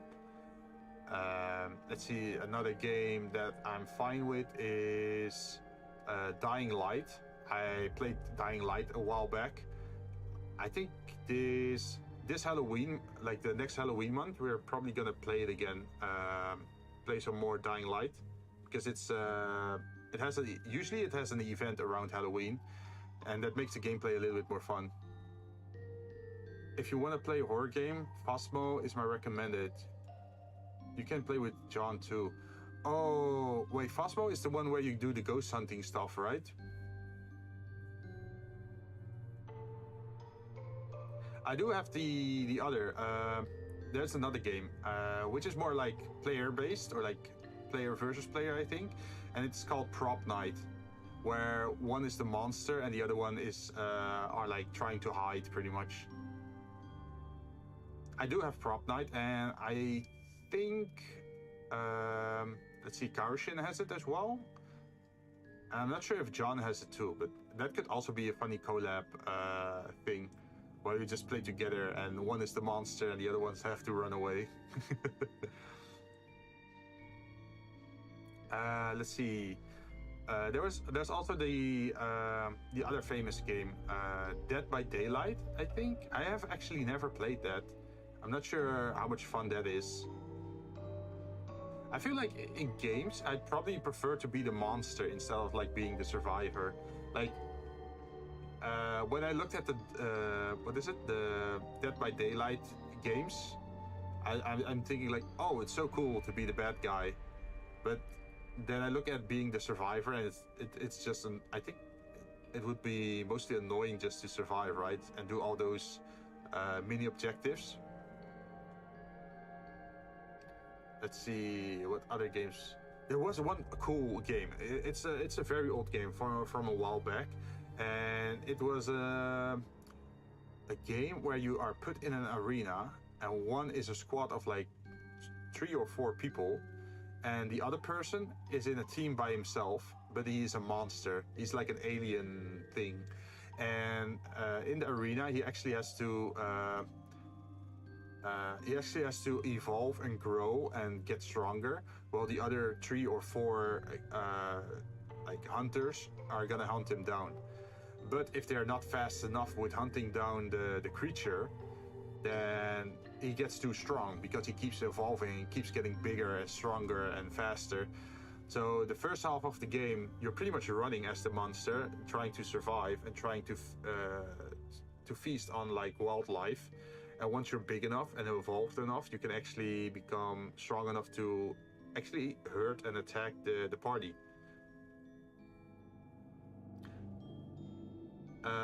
Dead by Daylight, if you want to play it. Oh, if you want to play it, why not? Yeah, but I wonder, it would be more fun if you can play it with other people, right? Maybe, I think it's a paid game as well, so I should probably add it to my wish list and then see when it's on discount and just buy it at that point. I think that's the best strategy to go for, right? I do feel like I should play a little bit more darker games during the Halloween month this year. So maybe we can just save up Dead by Daylight or Dying Light and what is it, Alan Wake, and just play it during the Halloween month. That could be interesting. Let's see, another game I want to play is Cyberpunk 2077. I heard there's gonna be an expansion for it as well. I want to join the game if you play it, but my laptop is not strong enough. Oh, yeah. I used to have so many problems with that as well in the past. I used to have a laptop as well. And like when I was a student, you really needed a laptop just to be able to work from home and work at school to be more efficient. But yeah, eventually my laptop just broke down. And then I stripped it for parts. And later I saved up a lot of money and I bought my gaming PC pretty much, and that's what I'm sitting on right now. Like I have a dual screen setup with a pretty good mic. It's like playing with viewer. Yeah, that would be nice. Like that's something I do hope to be able to do in the future. That if my channel gets big enough, if I have enough active viewers, that I can actually play with viewers like that. And it could be like Mario Kart or maybe Super Smash Brothers or some PC game. Like something like that could be interesting. But yeah, I think that's only possible when you actually have quite a lot of viewers, right? I don't have a PC. I need more money if I get a PC. Oh, okay, yeah. For if you get a PC or upgrade your laptop, I think don't take this as like advice, but my personal take on it is I prefer a PC because with a PC you can actually build it yourself. It's what I did with my PC pretty much. I just bought the parts. Like I bought the graphics card, I bought the RAM card, the motherboard, the SSDs, the solid state drives, and the power supply, and just pretty much build it myself in a case. And if you do it that way, it's very customizable, because if one part breaks, you can just replace it, but you can't really do that with a laptop, right? With a laptop, if something breaks, usually that's a pretty hefty repair cost, or you just have to get a new laptop. But with PCs, you always have the chance of like, oh, I just have to replace the graphics card, or I just have to get better RAM cards. Or yeah, even if it's just a game that's a little bit heavy on your system, you can always have the option to upgrade your system to more RAM or better graphics card, or add in extra solid state drives just to have more hard disk. So that's why I prefer gaming PCs over laptops. But I do admit that laptops are very handy if you're on the go. Like if you're working from home and from the office, or if you're also working at school, or if you're at a friend's place or family's place, it's handy to have your laptop with you, right? You can always just connect it somewhere and just do your thing. But I noticed that with all these cell phones and iPads and whatever getting better, I noticed that I didn't need a laptop that much anymore. Like usually I can just write in my agenda or write in a document straight from my phone. I don't really need a laptop for that anymore. unless I need like some very heavy duty stuff for like 3D modeling, which I do on Monday. But then it's still better to have like a PC, right? Yeah, but where can I get that much money? I think I heard something that the bank might have a lot of money in their safe. You can always try there. Maybe give it a trip at midnight. A midnight trip to the bank. You know what I mean? I think you can buy an entire server room pretty much worth of computers if you do that. But on a more serious note, it's tough. Usually, you just have to get a part-time job or like a full-time job. Yeah, or just get lucky with some kind of investment or whatever that you get your money back. Or another idea is have very gracious grandparents that are willing to give you some money for your birthday or something, maybe for a report card, or I don't know. Usually it's the grandparents that like to give bigger sums of money, right? But I think it's always wisest to just save for money yourself without going into like loans or lending money. I'm looking for a job too. I'm only working as freelancer at the moment. Oh, nice. Wait, what kind of job do you do as freelancer? Or is like if it's too private, you don't have to answer that. But usually, whenever people say freelancer, it means they're like artists or something, or maybe software engineers.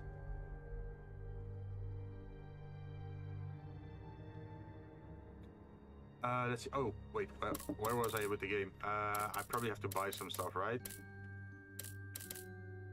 Can buy this one. And wait, we can just save up the money till the percentages are higher for these things. Kill 30 roasters, complete breakdown 1, complete breakdown X.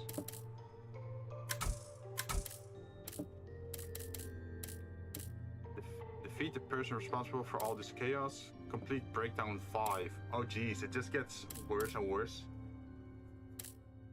Finish the game 3 times. Okay, so the total times you have to finish the game is 3 times, and you also have to kill C. Imura once to get the true ending, I guess. You're on some character VTubers? Oh, so yeah, you're an artist. Nice. Is it like a graphic design thing, or is it more like character illustrations? I'm guessing character illustration, right? I totally forgot about your game. No problem. We're pretty much finished here anyway, so it was just a little bit of small talk, right? Here, it's this one. So this is the self-fulfillment difficulty mode, which is the easiest one. You can see like, oh, recover 70... Wait.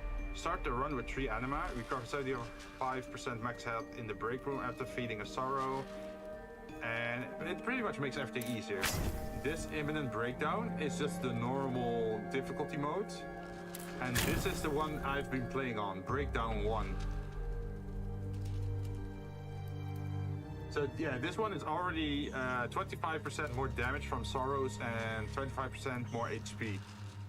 But if I do this, I can actually get like additional items in the game, which will probably be important if I want to go to breakdown 2, 3, and 4, and 5. Yeah, graphic design too. Nice. I did a little bit of graphic design as well, but I pretty much stopped doing it because it's hard to find customers, and I'm not really an aggressive salesman. And I feel bad if I were to just go into like a Discord or go into like someone's Twitter or whatever and just ask like, oh, do you need a graphic designer? Because these days there are also a lot of bots just hanging around on Twitter, just making like false claims, right? There's a lot of scammers on Twitter saying they're like graphic designers. So always be careful with that. So because it was tough to actually do that, I started doing a different kind of job. And now I'm also VTubing. And now I'm also 3D modeling as a VTuber. And hopefully we can make some interesting stuff in the future as well for this channel. Lore-wise and story-wise on and like world-building stuff. Hopefully people will like that.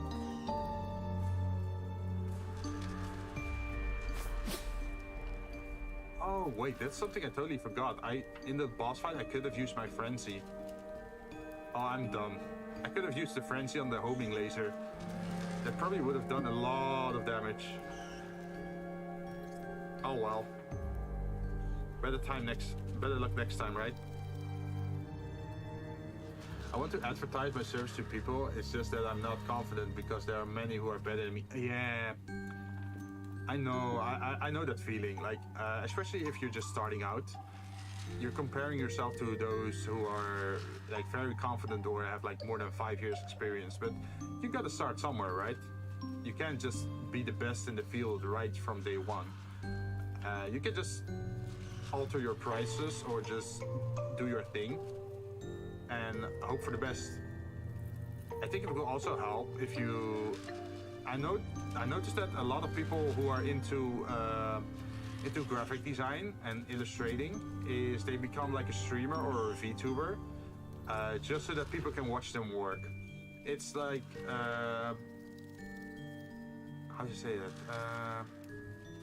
Getting double returns on your time, because at the same time you're working on illustrations and graphic design, so you're improving your skill, but you're also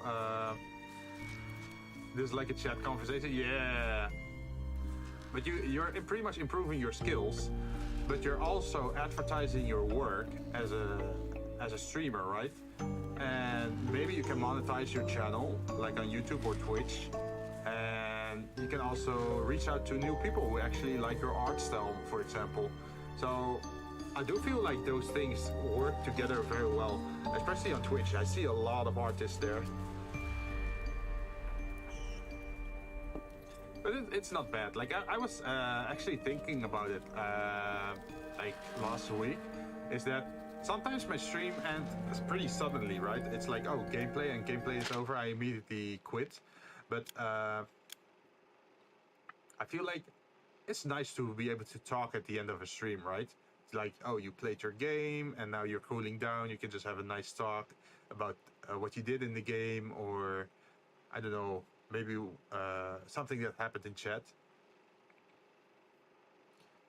I want to be a streamer, it's just that I don't have a good device. Ah, yeah.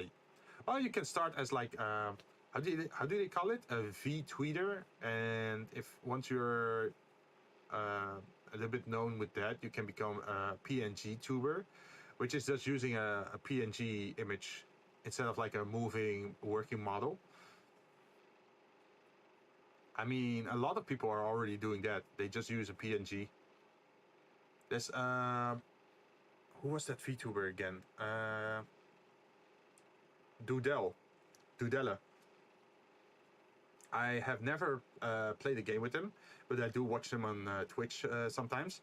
They are a very talented streamer and artist. They have this very sketchy art style, and what they're using at the moment is just a PNG.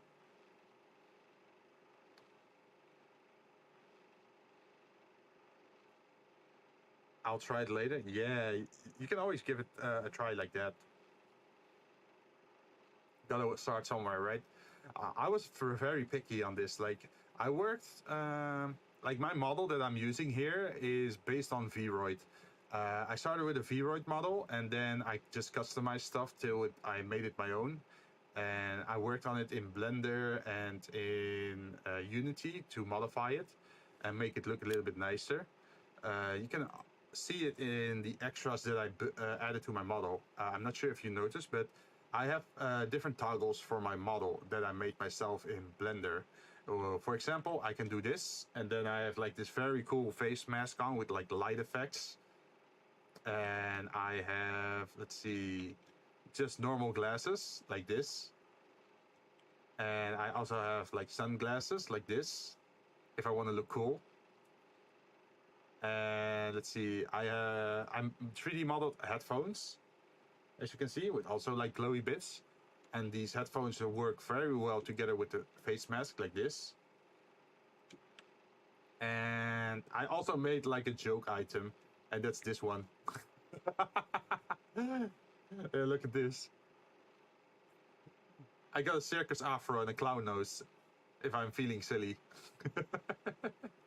I don't really use these assets that often. Usually I just use the headphone or the face mask depending on what game I play. Didn't expect that one, huh? Oh no, what happened?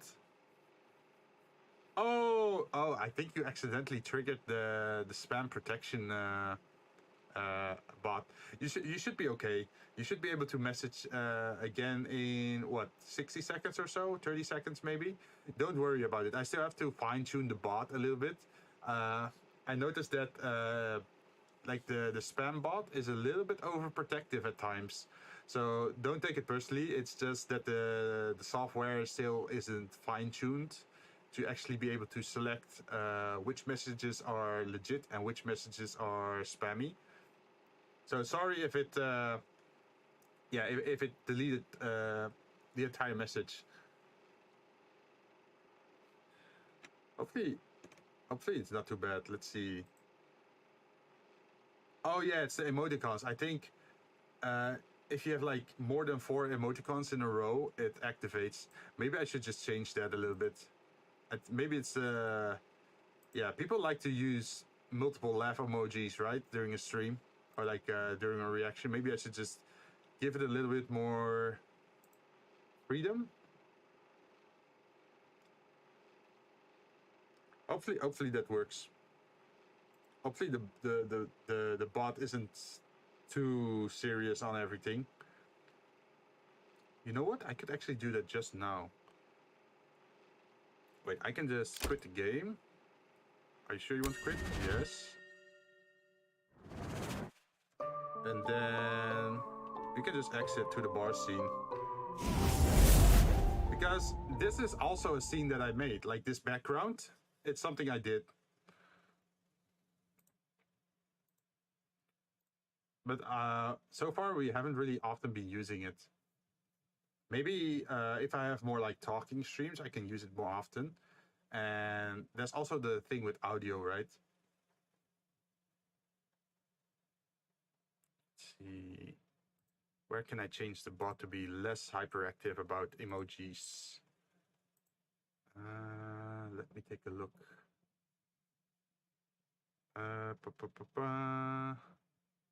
Streaming. Yeah, I think it's the stream element bot that's being overactive. Let's take a look. Chatbot, spam filters. Huh? That's weird. Wait, it's turned off. Symbol protection. Remove messages containing excessive amount of symbols. Wait, that one is turned off. You should be fine. How did it delete your messages? I just found out if you that I'm a bartender. Yeah, like that's my whole style, like cyberpunk bartender. So that's why I have that face mask thing, or like this one. And I actually have to make an animation. Like, you know, if you go to someone's channel for the first time as a member or non-member, you actually have to, there's like a video you can watch. I actually have to make an introduction video for that. And I'm thinking about like 3D animating or modeling that, make something interesting, like a reveal trailer in the same way that you have like these Smash Brother reveals. Like when there's like a new character DLC being added to the game, that you have that whole trailer thing. I think that would be funny. But yeah, that's the whole theme of my stream. There's also a zoomed out version. Let's see. I should be able to. fade, and then go to collab. There it is. It's a zoomed out version of the same scene, pretty much.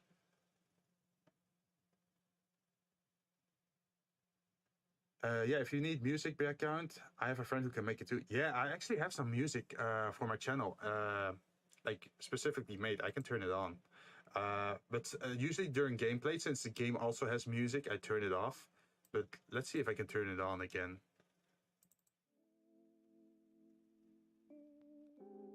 Let's see. Yeah, and it also shows at the bottom left what the music is called and who made it.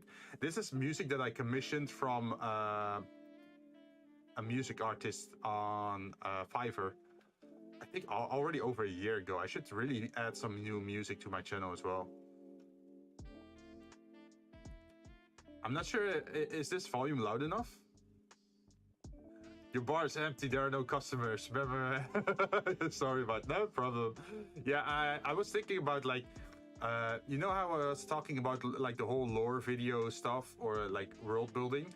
I was thinking it could be cool that as I make more stories or like world building elements, that I could then add characters to like the bar setting or like shadowy figures just doing their own thing in the bar. I think that would be pretty funny, right?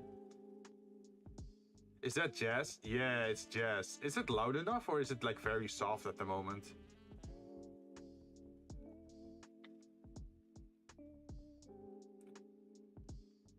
If it's too soft, I can actually increase the volume a little bit. Yeah, like that. I felt like since my streaming style is very relaxed, right? Very chill. That should also be added in the music, right? That I'm like a chill, relaxed VTuber. So that's why I chose to go with the jazz vibe. In the future, I actually want to do some, what is it? Lo-fi hip-hop music as well. Like I want to add that to the playlist as well. Make some animations for introduction yourself. Yeah, that's what I was planning. I still have all the files for it as well, like my 3D model files, my background files, the file to this 3D model background. But I just need more time. Like I have my daytime job and I'm also like streaming as a VTuber at the moment. And I'm also working on John's background, so it's a little bit much at the moment. So I don't really have a lot of free time to be also working on other stuff. But hopefully once John's background is done, we can actually look at improving the channel again a little bit. I'll probably start with making some YouTube shorts with some animations in there. And then eventually, once that's done, I can just add like a little bit of a longer video. Maybe like how long should a video be for a channel introduction video? Like 60 seconds, one and a half minute, something like that. There's also always that VTuber song thing that people do. I haven't really looked into that, mostly because I don't really speak Japanese, so it's hard to make a video for that, right? Can't wait to see it. Glad to hear that. I already got my first fan waiting for more content. That's good to know. That's very motivational.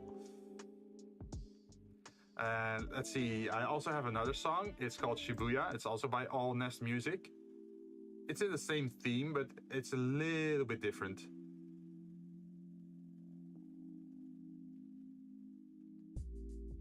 See, but it's very relaxed.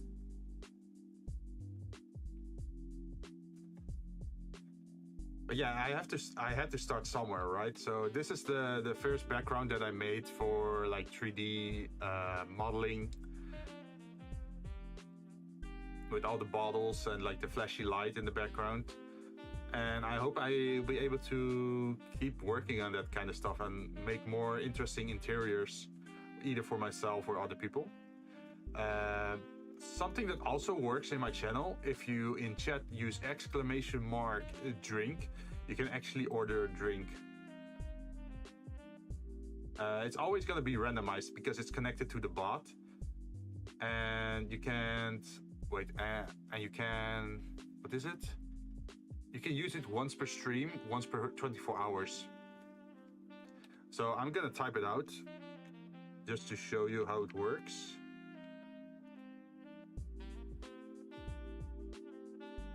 See, and then Stream Elements responds to you and says like, you got served Nevermore strawberry mix. So I got a fruit juice based on a strawberry mix. And I need to improve the naming of these drinks and also get some graphics for them to make it look a little bit nicer.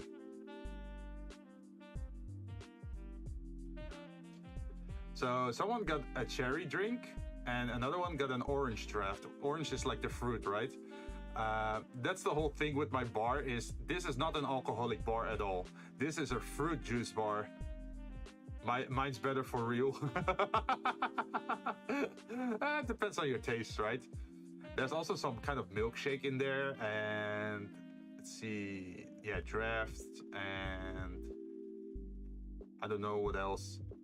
Wait, why is it, wait, did it delete it again? Man, what bot is this? Is it YouTube itself that's like being hyperactive? Yeah, I think it's weird. I don't know why this is happening. Let's see. It's not link protection because there's no link in your message. Did you say you were working on actual 3D models for the drinks? Yeah, I am working on that. I said that a while back. And I'm just, at the moment, just sketching out the ideas. Because I want to visualize the drinks. And it would be nice if you have like this very short video, like maybe 60 seconds, where the drink rotates on the screen so you can see it from every angle, and then you can add like, oh, maybe a piece of fruit and maybe a straw and maybe some ice cubes and get a nicely designed glass so you can actually see what it looks like, what the drink is or what it's supposed to be, right? So that's what I want to do. But I haven't worked on it in 3D yet, just some early sketches. But yeah, that's pretty much coming up. But I'm still curious why Almond's messages are being like filtered. I think it has to do with the emojis. But even 2 emojis should be fine, right? Let's see. Banned words. Banned phrases and patterns. No. Huh, weird.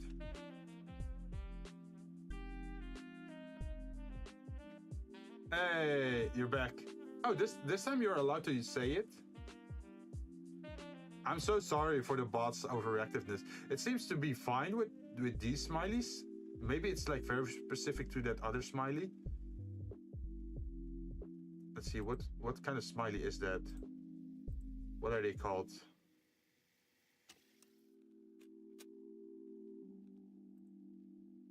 Face purple, white eyes.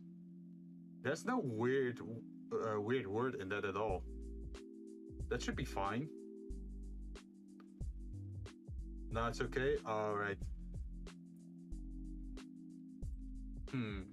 But yeah, that's pretty much what I'm still working on. Let me go back to my close-up screen. Bam, there we are. So yeah, that's something that's in the works, and yeah, I just need some more free time. I did ask for time off from my work next week, but I also need to use a little bit of that time for repairing my car, because there are some like slight paint damage that I have to fix. It's not that I ran into something or anything, but it's just like the car is a little bit on the old side. So I just have to give it a little bit of a scrub and then a little bit of paint and then wax it, and then it should be fine again. But that's a thing for another time. I think we can just call it quits for today here. You have a super bright future ahead of you for sure. Thank you. Yeah, I really hope so. I hope everything works out with my channel as well. Like, I want to do so many things with my channel. Like, imagine if I was monetized and had like a lot of, like, how do you say it? Monetization, or like how you get paid for advertisements, right, on your channel. Like, I think it would be nice if you could do giveaways or do special events, especially if you have like an interactive and a big community to do stuff with. I think that would be fun. Or even just being able to do a charity stream and actually collect some money for some kind of positive charity situation. But yeah, you can't really do those kind of things if you're still a small VTuber, right? But yeah, that's those are just things for later. I think we're pretty much coming up to the 1 year anniversary of me starting up as a streamer. You are only getting better at live streaming, and as long as you stay consistent, you will reach your dreams. I really hope so. You should advertise your channel before holding a giveaway or some event. Yeah, true. And something I also noticed is the games I've been playing so far are pretty small, right? There's not like a big fan base for those kind of games. Meanwhile, if you play Elden Ring during the release week, you probably get a lot of viewers, right? So I hope to be able to draw in some more attention from viewers during, August? And play a lot of Armored Core. I hope I can get some people interested in me playing some Armored Core or some other games. I know a lot? Wait, you know a lot what?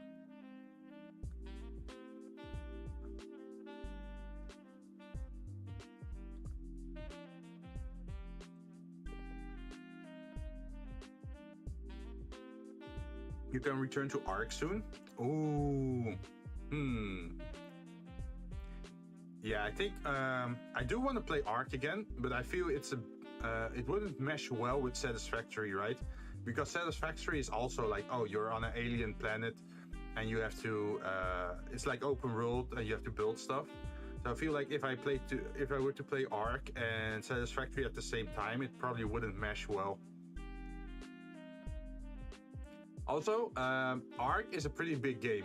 But you remember John, right? That degen John. He's a different VTuber on Twitch, but I usually collab with him on Saturday.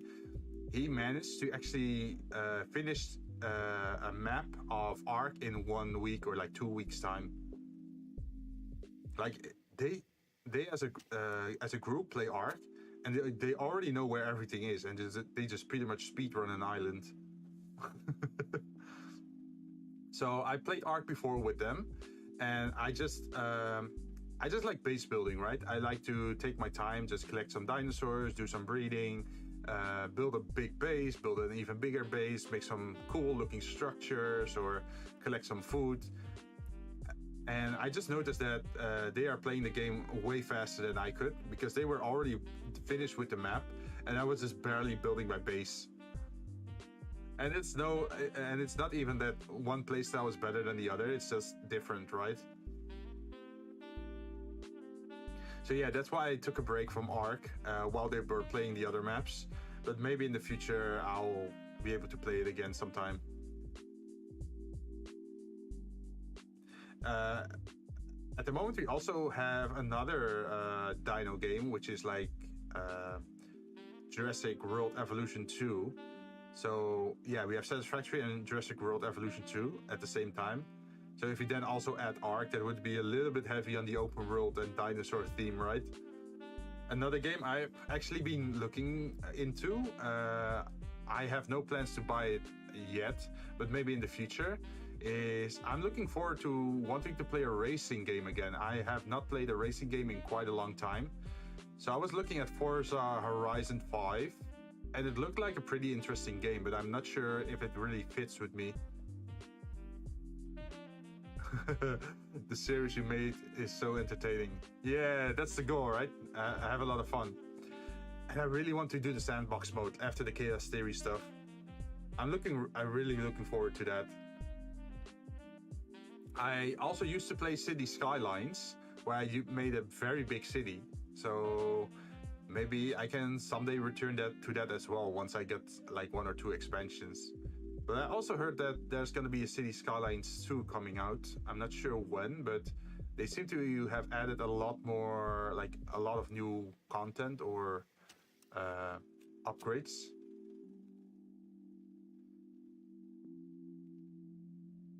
Let's see, you can try to play solo. The game's a ton of genres in one game. Wait, if you want to, that game's pretty big. You can try to play oh yeah, oh you mean like play Ark solo on an island? That could be a good challenge. Because I don't know much about games, because I don't have a good device, so I'm silent because I don't understand it all. Oh, no problem, man. Your input is always appreciated, especially as a viewer, right? I'm just trying to, I say that, brainstorm some ideas of what could be interesting in the future.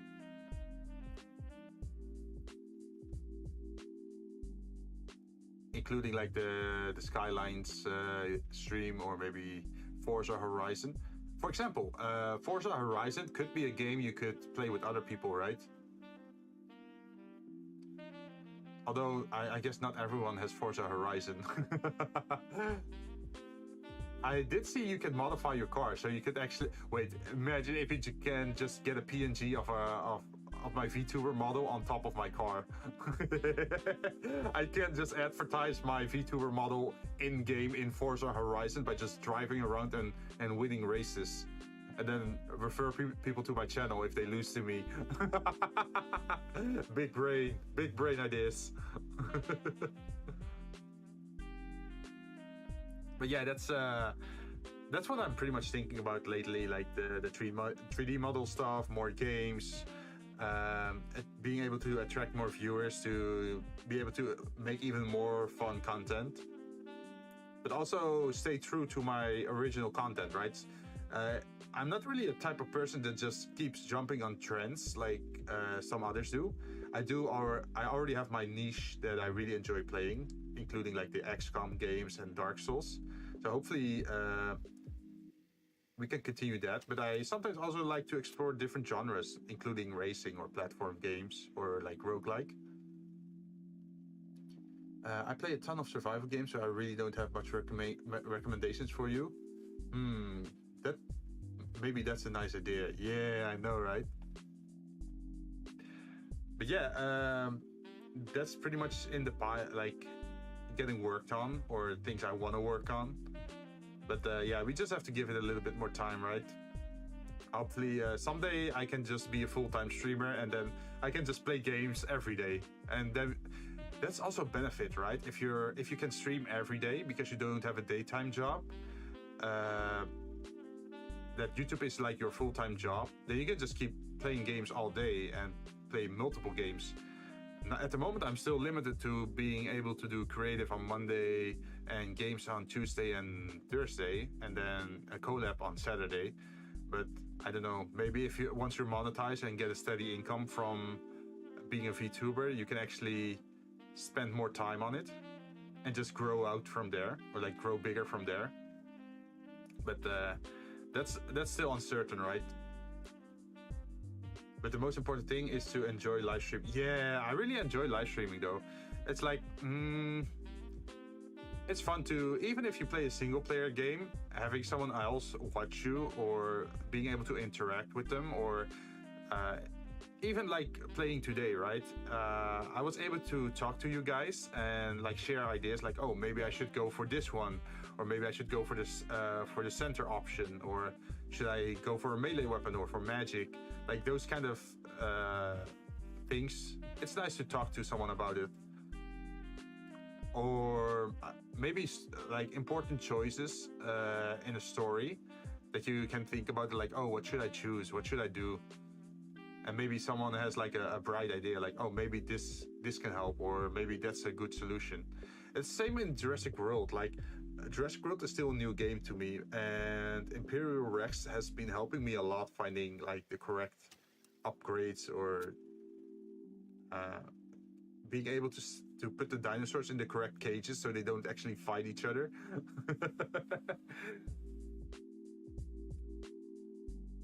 So yeah, I really hope to be able to keep doing that. And we have Jerry. Yeah, well, we also have Jerry Jr., right? Yeah, next week, Tuesday, we're gonna continue on with Jurassic World. Ain't he like 81 now? Yeah, he is. Like, his life expectancy was like 70, but he got all the way to 81. And he outlived his entire pack. True. Like, he's the last surviving member of his original pack, and then at old age, he actually got sick and got lonely. So we actually had to get some new velociraptors incubated and released, just so he wouldn't be sad and lonely. I thought Jerry from Tom. No. Let's see. If you go to Twitter, like if you go to my Twitter page, there's that. What is it? My tweet about finishing the stream last time with Jurassic World, and you can actually see a picture of Jerry, the Velociraptor. Yeah, Jerry is a Velociraptor in Jurassic World. He's like the alpha Velociraptor in my park.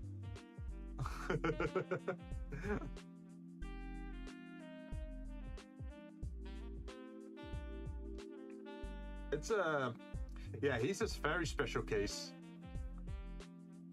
And we're only gonna make things worse in the future once we can modify genes, right? Make things more aggressive, or make things live longer, or like a lot of different things. I wonder if you can actually also wait. Can you make the Indosaur in Jurassic World, the one that has like skin camouflage?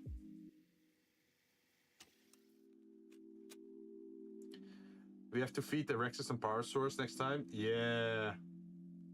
We were already synthesizing, like, wait, what's this called? Synthesizing?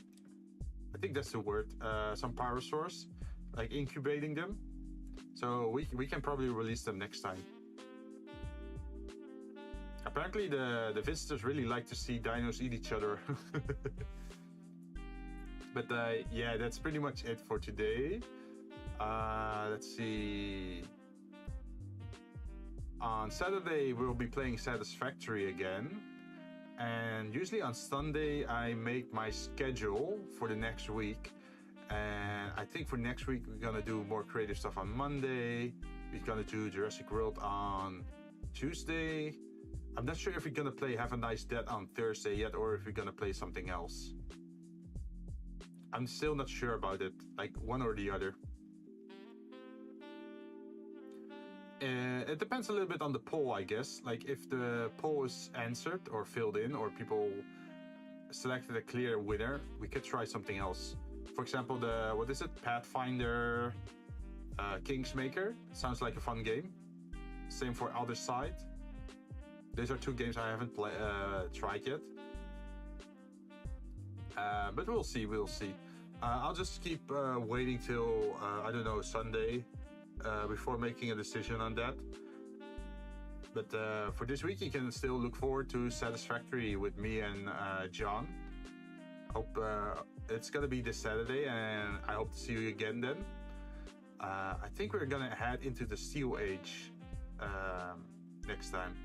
Yeah, we have to make a lot more steel production facilities. So far, we only did copper and iron, but we have to improve our efficiency if we want to make steel and like robotics, or maybe even do nuclear fusion, or like fusion reactors, or radioactive. Wait, how do you call them? Nuclear reactors, yes. I have no idea what the 3 games you put on the poll are. Yeah. They're all pretty well-known games. If you're really curious about what they are, you can always watch a review on YouTube. Just enter the name on YouTube, and usually there are like already like 10 or 15 reviews about the game. So yeah, you can just get a preview of it on maybe Steam or maybe YouTube or somewhere else, or Twitch maybe. So you can already get an impression of what the game's gonna be. Because that's something I really find important, is that I also want to listen to like the community I'm building, right? So I want to know like what kind of games interest you guys, and hopefully we can find a middle ground on that, where I can play the games that I like, but I can also favor the ones that we both like.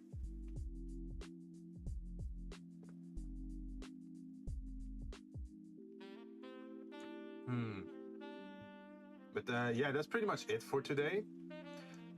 Thank you very much for watching, and I hope to see you guys again. I'll be ending stream soon.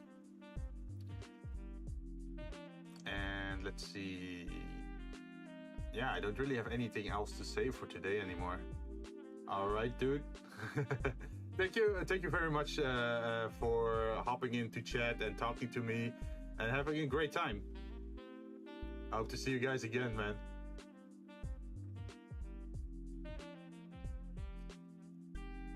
I hope to see you next time. Yeah. It should be fine, right? I hope that my streaming hours are pretty okay for you guys. Usually it's like after my daytime job that I come home, eat dinner, get a shower, and then start streaming. Yeah. Bye-bye. All right. See you guys next time. Either maybe on Saturday or otherwise some other day. I'll be back. In the meantime, get some rest, get some food, and enjoy the day. For me, it's almost time to go to bed. So I'm gonna head off and probably go to sleep. See you guys. Bye-bye.